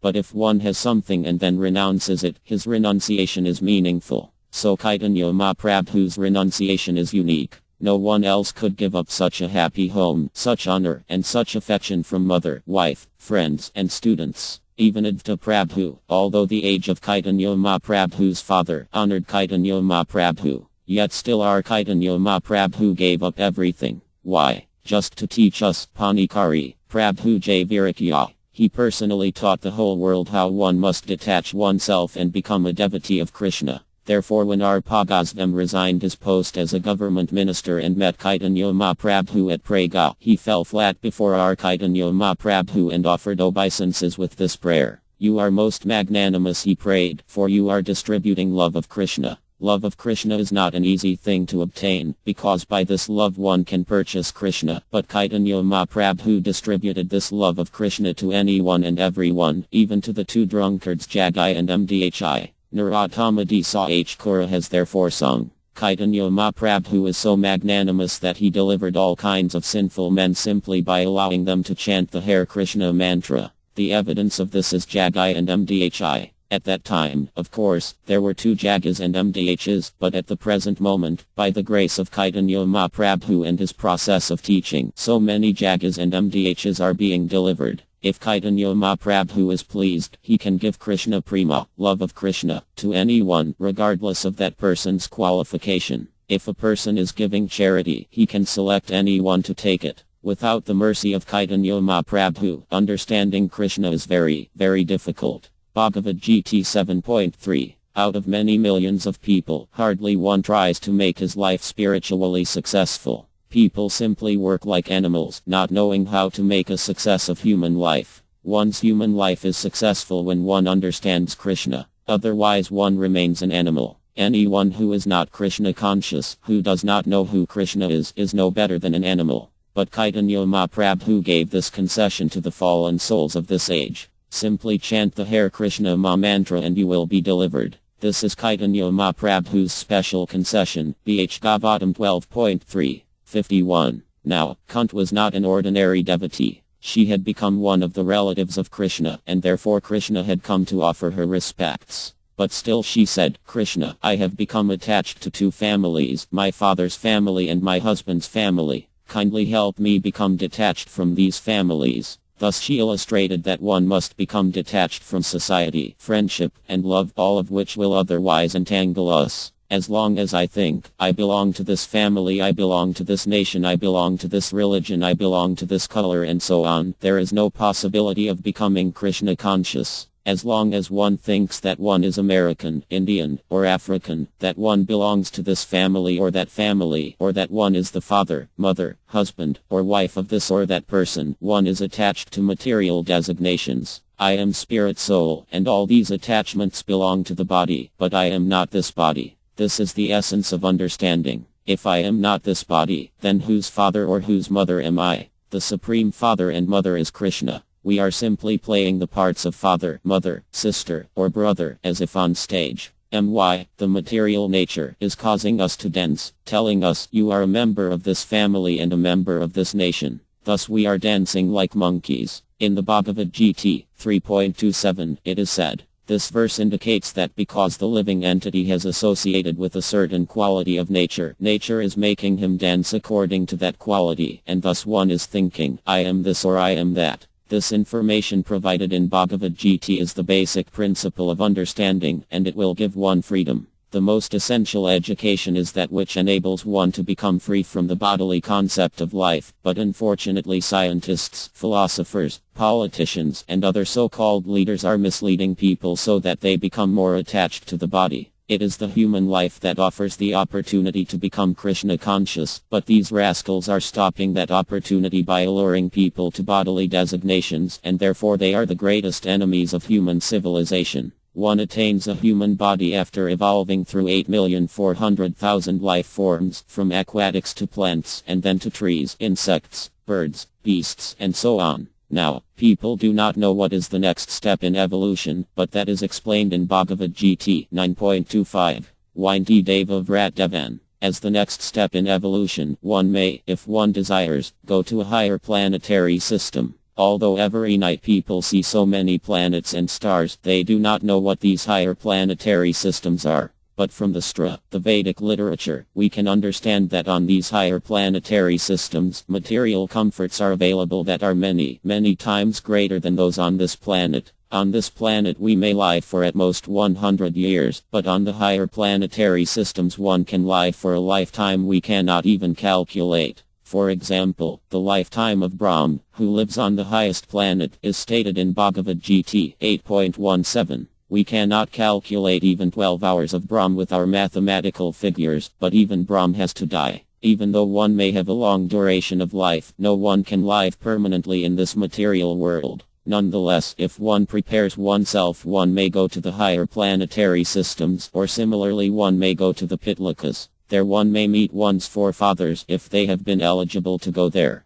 Similarly, if one desires, one may also remain here on earth. Or Ydmadygeno. If one becomes a devotee of Krishna, one can go to him. One may go to hell, one may go to heaven, or one may go back home, back to Godhead, as one likes. Therefore an intelligent person should think, if I have to prepare for my next life, why not prepare to go back home, back to Godhead? One's present body will be finished, and then one will have to accept another body. What kind of body one will accept is stated in Bhagavad Gita 14.18. Ridvagachanti sattva sth. Those who are in the mode of goodness, avoiding the four principles of sinful life, will live their next life on a higher planetary system. Even if one does not become a pure devotee of the Lord, if one follows the regulative principles for avoiding sinful life, one will remain in goodness and get this opportunity. Human life is meant for this purpose. But if we waste our life just living like cats and dogs, eating, sleeping, mating, and defending, then we shall lose this opportunity. Rascals, however, do not know this.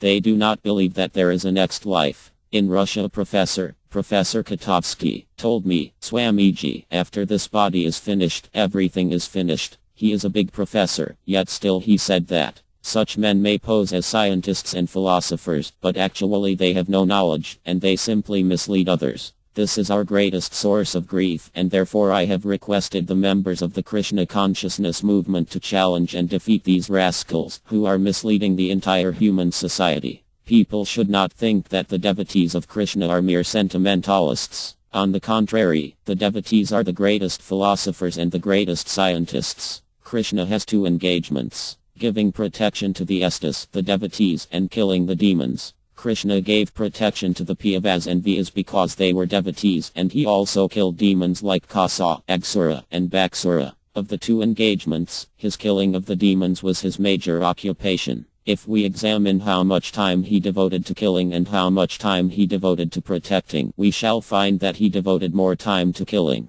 Similarly, those who are Krishna conscious should also kill, not by weapons but by logic, by reasoning, and by education. If one is a demon, we can use logic and arguments to kill his demoniac propensities and turn him into a devotee, a saintly person. Especially in this present age, Kali Yuga, people are already poverty-stricken, and physical killing is too much for them. They should be killed by argument, reasoning, and scientific spiritual understanding. Kant addresses Krishna as VVA, the Lord of the universe. Viva means universe and A means Lord or controller. The universal affairs are going on so nicely, with the sun rising just on time, the seasons changing, and the seasonal fruits and flowers making their appearance. Thus there is no mismanagement. But how are these things going on so nicely if there is no controller? If we see any establishment going on very well, we immediately understand that the manager, director, or controller of the institution is expert. Similarly, if we see the universal affairs going on nicely, we must know that behind them is a good controller. And who is that controller? That controller is Krishna, as stated in Bhagavad Gita. Therefore Kant addresses him as VVA, the controller of the universe. People are interested only in pictures of Krishna embracing RDHR that depict the dealings of RDH and Krishna to be like those of ordinary boys and girls. They don't understand Krishna. Such obnoxious pictures should be avoided. Krishna is the supreme controller. Let there be a picture showing how Krishna is controlling the whole universe. That kind of picture is wanted, not these cheap pictures. Unless the living force is present within the body cannot move or work nicely, and similarly within the universe, the cosmic manifestation, Krishna is present as the living force, Krodaka YVU, or Paramtm. Therefore Kant addresses Krishna as VVTM, the soul of the universe. Rascals do not know how this world is moving and how this universe is acting, and therefore they should learn from our Madhbh Gavatam. Kantdev also addresses Krishna as Vivamurti, the personality of the form of the universe. When Arjuna wanted to see Krishna's universal form, Krishna immediately manifested it. This is another of Krishna's opulences, Vibhti. The original form of the Lord, however, is Krishna with two hands, playing on the flute. Because Arjuna was a devotee and wanted to see the universal form, Krishna showed it to him, but that was not his actual form. A person may dress himself as a king, but his real, natural appearance is shown at home. Similarly, Krishna's real form is seen at home in Vana, and all other forms are expansions of his plenary portions. As stated in the Brahma Sahit, Advam Asudam and Ananta Arpam. He can expand himself in millions and millions of forms, Ananta Arpam, but he is one, Adva, and he is infallible, Asuda. His real form, however, is the Dvi Bhuja Muraldhara, the form with two hands holding a flute. Therefore Kantdev says, you have your universal form, but the form in which you are standing before me is your real form. Kantdev prays, please sever my tie of affection for my kinsman. We are thinking, this is my own, that is my own, but this is moha, illusion, janasya moho yamaha mameti.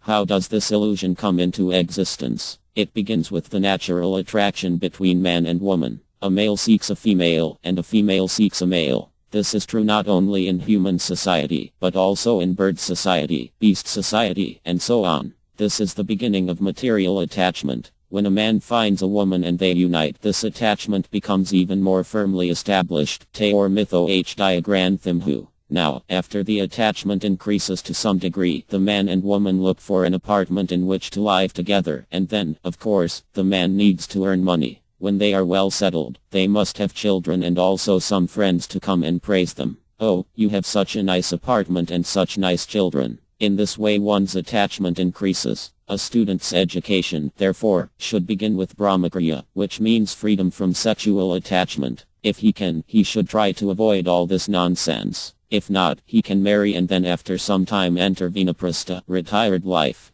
At that time one thinks, now that I have enjoyed this attachment so much, let me leave home. Then the man travels all over to various places of pilgrimage to become detached, and the wife goes with him as an assistant. After 2 or 3 months he again comes home to see that his children are doing nicely and then again goes away. This is the beginning of detachment. When the detachment is complete, the man tells his wife, now go live with your children, and I shall take Sannyasa, the renounced order of life. This is final detachment. The whole Vedic way of life is meant for detachment, and therefore Kant prays, kindly help detach me from this family attraction. This is Kantdev's instruction. 25 Unalloyed devotion, O Lord of Madhu, as the Ganges forever flows to the sea without hindrance, let my attraction be constantly drawn unto you, without being diverted to anyone else. Our Madhbh Gavatam 1.8. 42 Perfection of pure devotional service is attained when all attention is diverted toward the transcendental loving service of the Lord.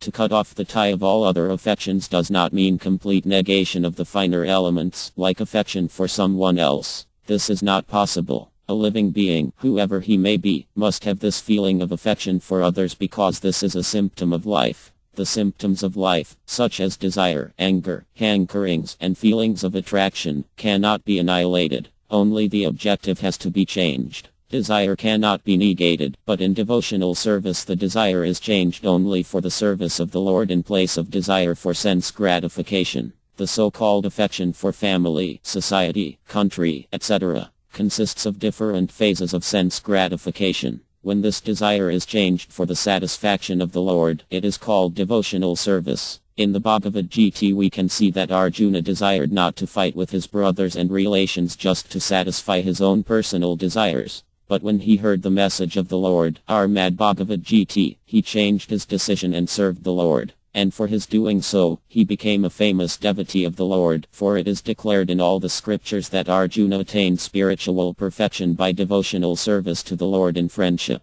The fighting was there, the friendship was there, Arjuna was there, and Krishna was there, but Arjuna became a different person by devotional service. Therefore, the prayers of Kuntī also indicate the same categorical changes in activities. Our Mad Kuntī wanted to serve the Lord without diversion, and that was her prayer. This unalloyed devotion is the ultimate goal of life. Our attention is usually diverted to the service of something which is non-godly or not in the program of the Lord. When the program is changed into the service of the Lord, that is to say when the senses are purified in relation with the service of the Lord, it is called pure, unalloyed devotional service. Our Mad Kuntī wanted that perfection and prayed for it from the Lord. Her affection for the Pandavas and the Vyas is not out of the range of devotional service, because the service of the Lord and the service of the devotees are identical. Sometimes service to the devotee is more valuable than service to the Lord. But here the affection of Kuntī for the Pandavas and the Vyas was due to family relation. This tie of affection in terms of material relation is the relation of my, because the relations of the body or the mind are due to the influence of the external energy.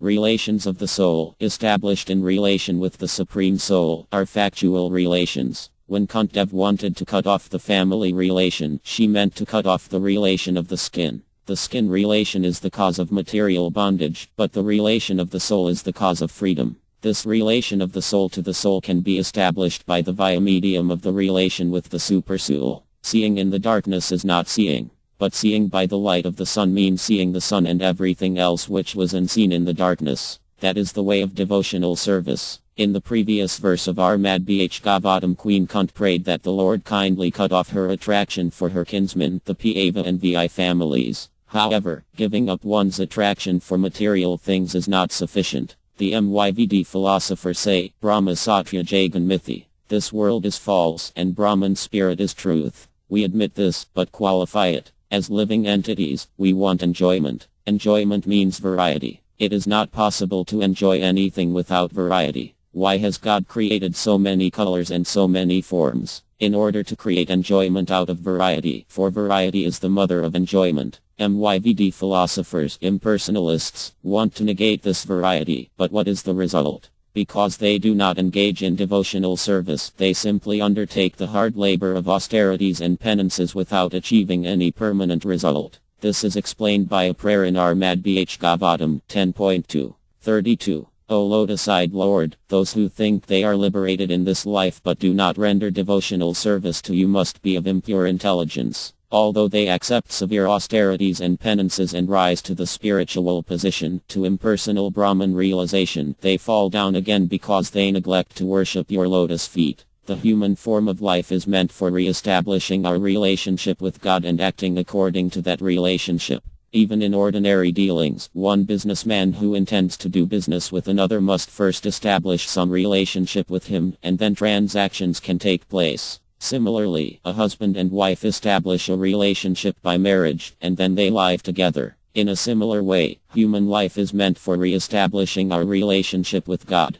The material world means forgetfulness of this relationship. There is no Krishna consciousness in this material world, for as soon as there is Krishna consciousness, as soon as there is action on the basis of Krishna, it is no longer the material world but the spiritual world. As a woman, Kuntī had a relationship with two families. That was her attachment. Therefore she prayed to Krishna to cut off these relationships and free her. But after becoming free, what should she do? That is the question. One may be employed in some business and, feeling inconvenience, resign. That resignation may be alright, but if by resigning one becomes unemployed and has no engagement, then what is the value of resigning? Those who are frustrated and confused want to negate this material world. They know what they don't want, but they do not know what they do want. People are always saying, I don't want this. But what do they want? That they do not know. What one should actually want is explained by Kuntī. She says, let my family relationships cease, but let my relationship with you be confirmed.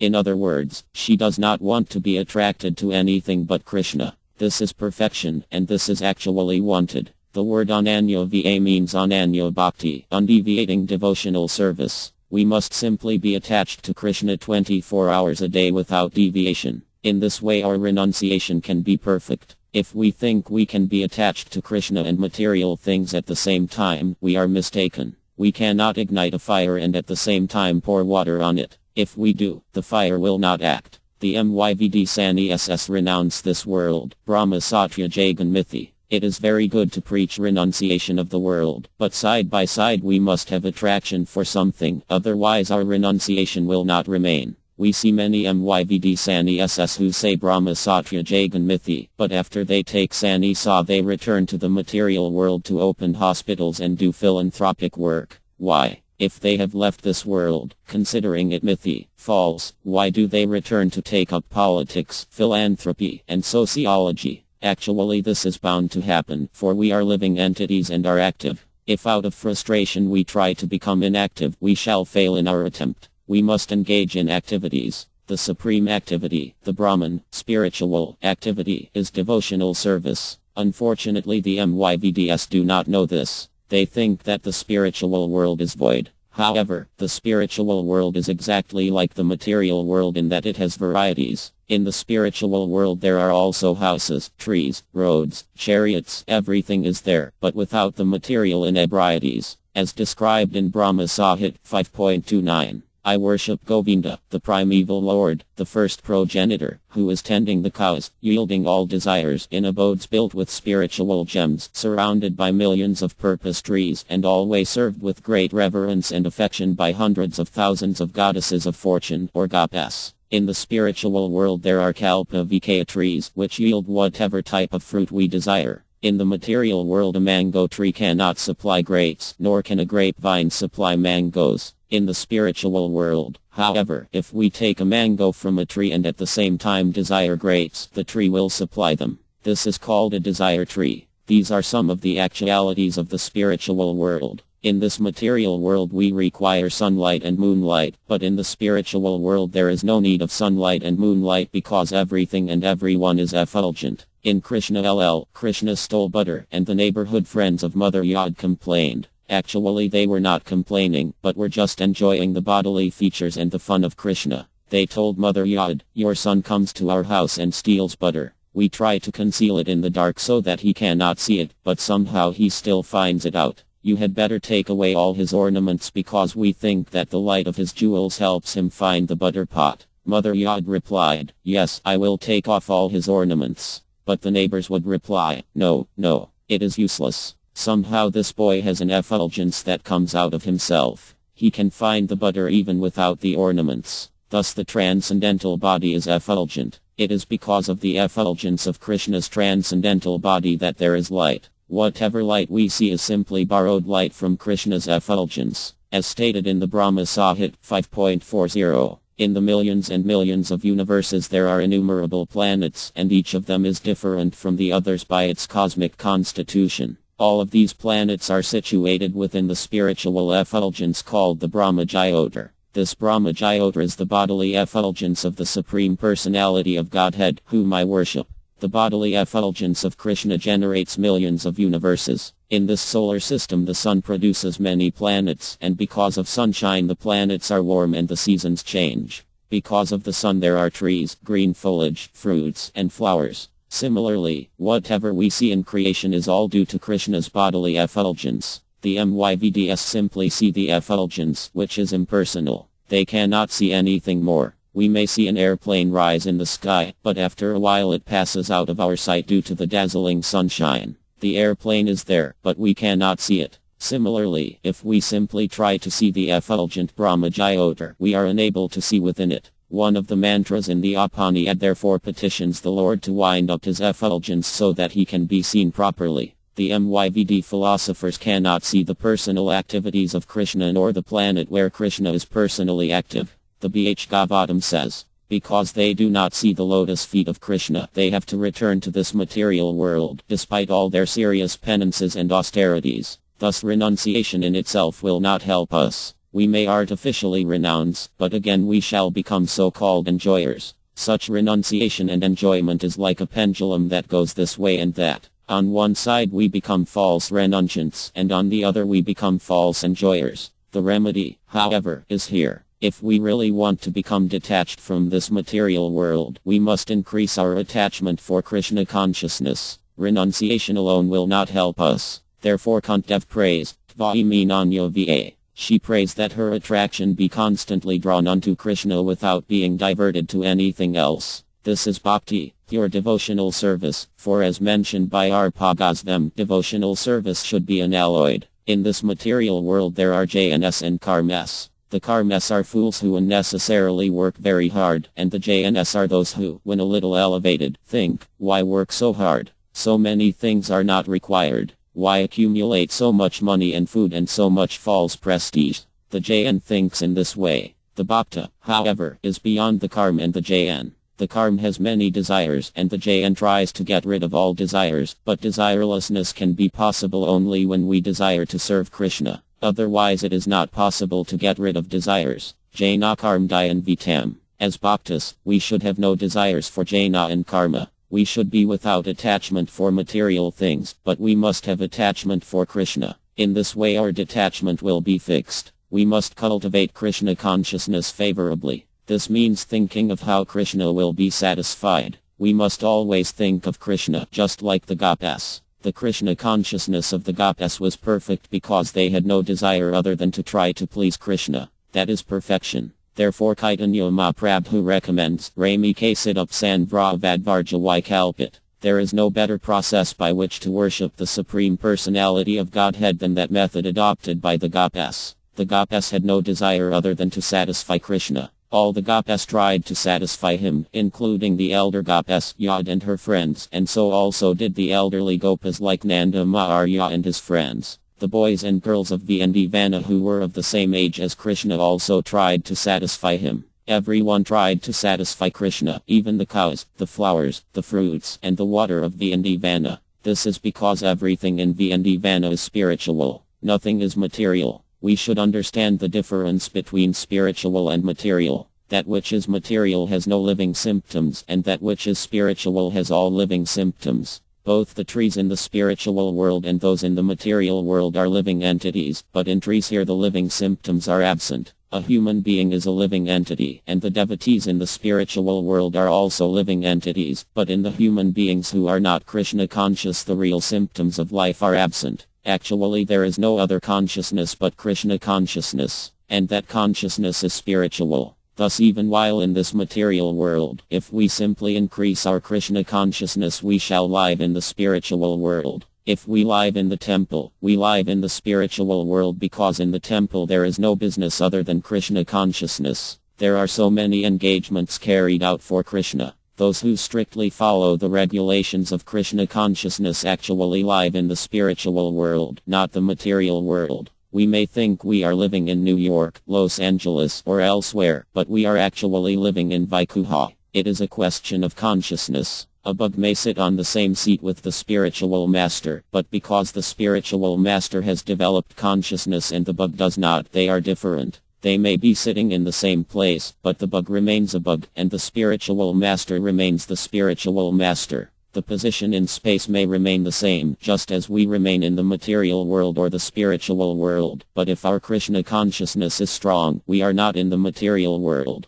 Thus renunciation by itself, the simple giving up of worldly things, is not sufficient. Renunciation may be a helpful process, but it will not help absolutely. When we increase our attachment for Krishna, our renunciation will be perfect. As we increase attachment for Krishna, attachment for this material world will automatically diminish. Attachment for Krishna and the material world cannot go hand in hand. If a woman is attached to two men, her husband and her paramour, she cannot maintain her attachment for both. Her attachment will increase for her paramour. Although she may work at her husband's home very nicely, her mind will be attached to her paramour, and she will think, when shall I meet him tonight? In the same way, if we increase our attachment for Krishna, detachment or renunciation of this material world will automatically come. Bhagavatam 11.2. 42. Thus Kuntī prays to Krishna that he may grant her his mercy by which she can become attached to him. We cannot increase our attachment for Krishna without Krishna's mercy. We cannot become devotees without Krishna's mercy.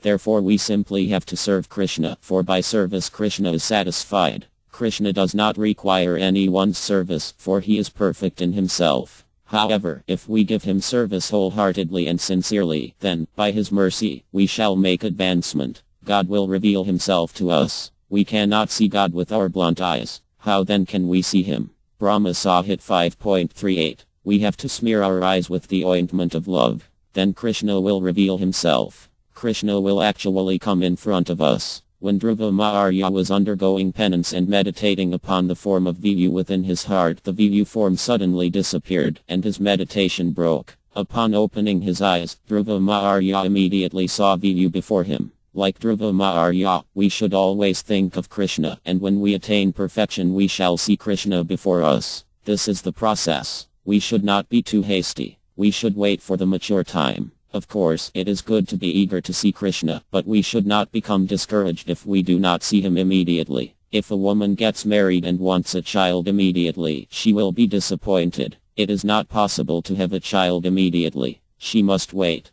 Similarly, we cannot expect that just because we engage ourselves in Krishna consciousness we can see Krishna immediately. But we must have faith that we will see him. We must have firm faith that because we are engaged in Krishna consciousness we shall be able to see Krishna face to face. We should not be disappointed. We should simply go on with our Krishna conscious activities, and the time will come when we will see Krishna just as Kuntī sees him face to face. There is no doubt about this. In the Bhagavad Gita it is stated that even if one is sometimes found to be somewhat misbehaved, he is to be considered saintly if he engages steadily in the service of Krishna. Sometimes American or European devotees may be criticized because they make mistakes and fall short of the system for worshipping the deity as practiced in India, but still, according to Bhagavad Gita, they must be considered saintly. We must fix our minds upon serving Krishna sincerely and seriously, and then, even if there is some mistake, Krishna will excuse it. Our Bhagavatam says, we should first fix our minds upon Krishna, and then the ability to follow the other rules and regulations will automatically follow. In the beginning we should try our best to fix our minds upon the lotus feet of Krishna, and then everything else will automatically become correct.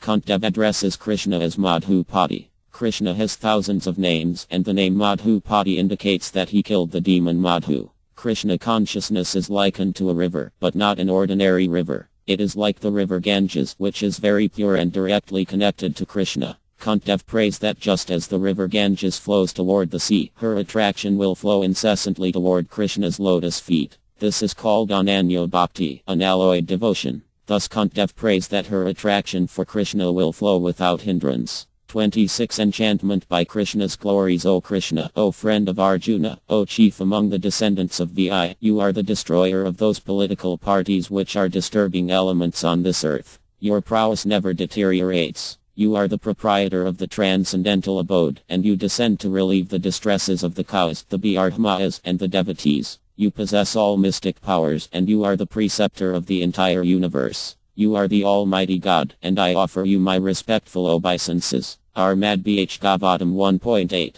43 A summary of the Supreme Lord, our Krishna, is made herein by Armad Kuntī. The Almighty Lord has his eternal, transcendental abode, where he is engaged in keeping Surabhi cows. He is served by hundreds and thousands of goddesses of fortune. He descends on the material world to reclaim his devotees and to annihilate the disturbing elements in groups of political parties and kings who are supposed to be in charge of administration work. He creates, maintains, and annihilates by his unlimited energies, and still he is always full with prowess and does not deteriorate in potency. The cows, the Brahmas, and the devotees of the Lord are all objects of his special attention because they are very important factors for the general welfare of living beings. Kuntī addresses Lord Krishna as Krishna Sakha because she knows that although Arjuna, who is also known as Krishna, is her son and therefore subordinate to her, Lord Krishna is more intimately related with Arjuna than with her. K is also a name of Draupadi, and so the word Krishna Sakha also indicates Lord Krishna's relationship with Draupadi, whom he saved from being insulted when Duryodhana and Kara attempted to strip her naked. Kuntī also addresses Lord Krishna as Vyabha, the child of the dynasty of Vi. It was because Krishna appeared in the Vi dynasty that this dynasty became famous, just as Malaysia and the Malaya Hills became famous because of the sandalwood that grows there. Kuntī also addresses Lord Krishna as the destroyer of the political parties or royal dynasties that disturb the earth. In every monarchy, the king is honored very gorgeously. Why? Since he is a human being and the other citizens are also human beings, why is the king so honored? The answer is that the king, like the spiritual master, is meant to be the representative of God. In the Vedic literature it is said, Sriya Mvnyn Vamani Adhikarasid, BH Gavatam 11.17. 27. The spiritual master should not be regarded as an ordinary human being. Similarly, a king or president is also not treated like an ordinary human being. In the Sanskrit language the king is also called Naradeva, which means God in human form. His duty is like that of Krishna.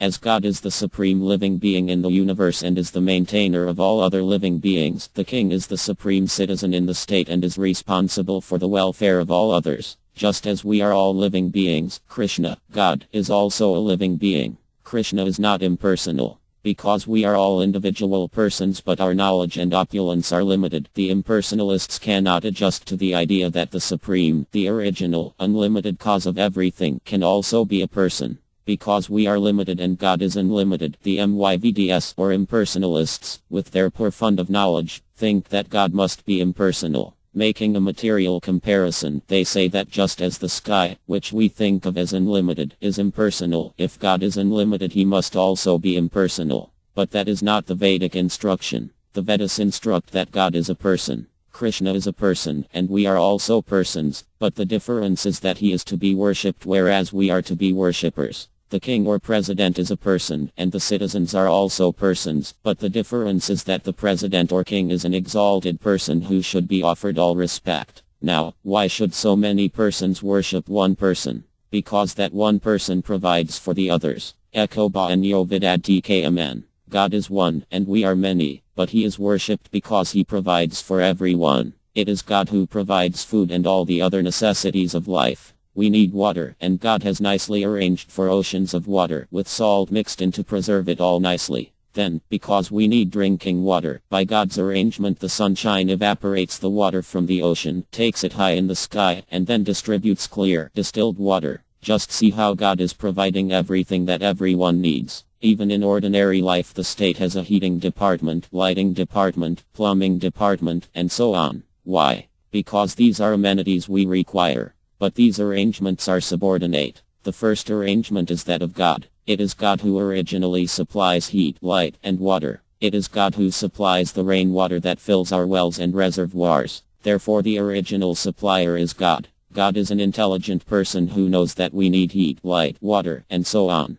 Without water we cannot produce food. Even those who eat animals cannot do so without God's arrangement, for the animal also must be provided with grass before one can take it to the slaughterhouse. Thus it is God who is supplying food, but still we are creating rebellion against him. The word drak means rebellious. Those rascals who are going against the law of God are rebellious. The king's duty is to act as the representative of Krishna or God. Otherwise what right does he have to take so much honor from the citizens? Monarchy was formerly present in every country, but because the kings rebelled against God and violated his laws, because they tried to usurp the power of God and did not act as his representatives, the monarchies of the world have nearly all disappeared. The kings thought that their kingdoms were their personal property. I have so much property, such a big kingdom they thought. I am God. I am the Lord of all I survey. But that is not actually the fact. That fact is that everything belongs to God, Visayamita Sarvam. Therefore the representative of God must be very obedient to God, and then his position will be legitimate. Greedy, self-interested kings are like false spiritual masters who proclaim that they themselves are God. Because such false masters are rebellious, they have no position. A spiritual master is supposed to act not as God but as the most confidential servant of God by spreading God consciousness, Krishna consciousness. Vivantha Kakravart H. Kura says, Skd Darit Vinasamasta Strarupta. All the stras, the Vedic literatures, state that the spiritual master is to be honored as the supreme personality of Godhead. Thus the idea that the spiritual master is as good as God is not bogus. It is stated in the stras, and therefore those who are advanced in spiritual life accept this spiritual injunction, Uktas Tath Bh Vyata Ava Sadbi. Then is the spiritual master as good as God. Kintu Prabhyapriya Ava Tasya. The spiritual master is not God, but is the confidential representative of God. The distinction is that between Sevya Bhagavan, he who is worshipped, and Sevaka Bhagavan, he who is the worshipper.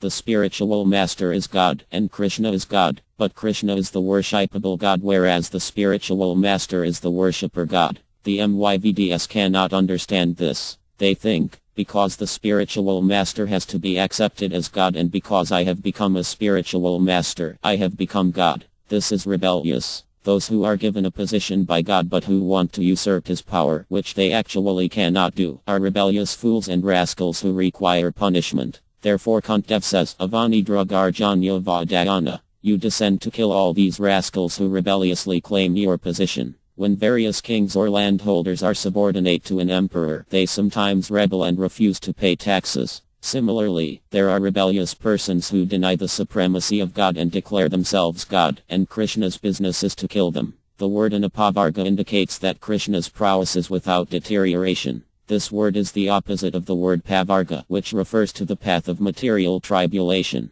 According to Sanskrit linguistics, the word Pavarga also refers to the Sanskrit letters Pa, Fa, Ba, Ba, and Ma. Thus when the word Pavarga is used to refer to the path of material tribulation, its meaning is understood through words beginning with these 5 letters. The letter Pa is for parirama, which means labor. In this material world, one must work very hard to maintain oneself. In Bhagavad Gita 3.8, it is said, Arawaityar Paikati na prasidita karma. One cannot even maintain one's own body without work. Krishna never advised Arjuna, I am your friend, and I shall do everything. You just sit down and smoke gajay. Krishna was doing everything, but still he told Arjuna, you must fight. Nor did Arjuna say to Krishna, you are my great friend. Better for you to fight and let me sit down and smoke gajay. No, that is not Krishna consciousness. A God-conscious person does not say, God, you please do everything for me and let me smoke gajay. Rather, a God-conscious person must work for God. But even if one does not work for the sake of God, one must work, for without work one cannot even maintain one's body. This material world, therefore, is meant for parirama, hard labor. Even a lion, although king of the beasts, must still look for its own prey in the jungle. It is said, a lion cannot think, since I am king of the forest, let me sleep, and all the animals will come into my mouth. That is not possible. No, sir. Although you are a lion, you must go search for your food. Thus even the lion, although so powerful, must endeavor with great difficulty to find another animal to eat, and similarly everyone in this material world must work with great difficulty to continue his life. Thus Pa indicates parirama, labor, and Fa is for fina, which means foam. While working very hard a horse foams at the mouth, and similarly human beings must also work hard in this way. Such hard labor, however, is vyartha, futile, and this is what is indicated by the letter Ba. And Ba indicates Pa, fear. Despite working so hard, one is always somewhat fearful that things will not be done as he desires. The nature of the body is that it involves eating, sleeping, mating, and fearing. Although one may eat very nicely, one must consider whether one is overeating so that he will not fall sick. Thus even eating involves fear. A bird, while eating, looks this way and that way, fearful that some enemy may be coming. And for all living entities, everything finally ends in death, mtu, and this is what is indicated by the letter Ma. Thus Pavarga and its component letters Pa, Fa, Ba, Ba, and Ma indicate hard labor, parirama, foam at the mouth, fina, frustration, vyartha, fear, Pa, and death, mtu. This is called Pavarga, the path of material tribulation. A Pavarga, however, indicates just the opposite, the spiritual world, where there is no labor, no foam, no frustration, no fear, and no death. Thus Krishna is known as an Apavarga Virya, for he shows the path to the spiritual world. Why should one suffer from these 5 kinds of tribulation? Because one has a material body. As soon as one accepts a material body, whether it is that of a president or a common man, a demigod or a human being, an insect or a Brahm, one must go through these tribulations. This is called material existence. Krishna comes, therefore, to show one the path to Apavarga, freedom from these tribulations, and when Krishna shows this path, we should accept it. Krishna says very clearly, surrender unto me. I shall give you Apavarga. Ahati sarva pi pebyo makai waimi. I shall give you protection. And Krishna has the power with which to fulfill this guarantee. Kuntī addresses Krishna as Govinda because he is the giver of pleasure both to the cows and to the senses. Govindam Deeparu Atam Ahabhajmi. Govinda, Krishna, is the Deeparu, the original person. Aham Durhai Devanam, Bhagavad Gita 10.2. He is the origin even of demigods like Brahm, Viyu, and Eva. People should not think that Brahm, Viyu, and Eva are the origin of everything. No. Krishna says, Aham Durhai Devanam. I am the origin even of these demigods. Therefore we repeatedly emphasize that we worship no one but the original person, Govindam Deeparuatam Ahabajmi. When Kunt prays, Godvija Sarvati Harvatra, she indicates that Govinda, Krishna, descends to this world especially to protect the cows, the Bhardhmayas, and the devotees. The demoniac in this world are the greatest enemies of the cows, for they maintain hundreds and thousands of slaughterhouses. Although the innocent cows give milk, the most important food, and although even after death the cows give their skin for shoes, people are such rascals that they kill the cows, but still they want to be happy in this world. How sinful they are. Why is cow protection so much advocated? Because the cow is the most important animal. There is no injunction that one should not eat the flesh of tigers or other such animals. In the Vedic culture, those who are meat eaters are recommended to eat the flesh of goats, dogs, hogs, or other lower animals, but never the flesh of cows, the most important animals. While living, the cows give important service by giving milk, and even after death they give service by making available their skin, hooves, and horns, which may be used in many ways. Nonetheless, the present human society is so ungrateful that they needlessly kill these innocent cows. Therefore Krishna comes to punish them. Krishna is worshipped with this prayer. My Lord, you are the well-wisher of the cows and the Bhardhmayas, and you are the well-wisher of the entire human society and world. For perfect human society there must be protection of Godvija, the cows and the Bhardhmayas. The word Vija refers to the Bhardhmaya, or one who knows Brahman, God. When the demoniac give too much trouble to the Bhardhmayas and the cows, Krishna descends to re-establish religious principles. As the Lord says in Bhagavad Gita 4.7, whenever and wherever there is a decline in religious practice, O descendant of Bharata, and a predominant rise of irreligion, at that time I descend myself. In the present age, Kali Yuga, people are very much sinful and are consequently suffering greatly. Therefore Krishna has incarnated in the form of his name, as found in the Maha Mantra. Hare Krishna, Krishna Krishna, Hare Arma, Arma, Hare. Queen Kunt prayed to the Lord just to enunciate a fragment of his glories. The Lord, upon hearing her prayers, which were composed in choice words for his glorification, responded by smiling, and his smile was as enchanting as his mystic power. The conditioned souls, who are engaged in trying to lord it over the material world, are also enchanted by the Lord's mystic powers, but his devotees are enchanted in a different way by the glories of the Lord. Thus all the devotees worship the Lord by chosen words. No amount of chosen words are sufficient to enumerate the Lord's glory, yet he is satisfied by such prayers, just as a father is satisfied even by the broken linguistic attempts of a growing child. Thus the Lord smiled and accepted the prayers of Queen Kunt.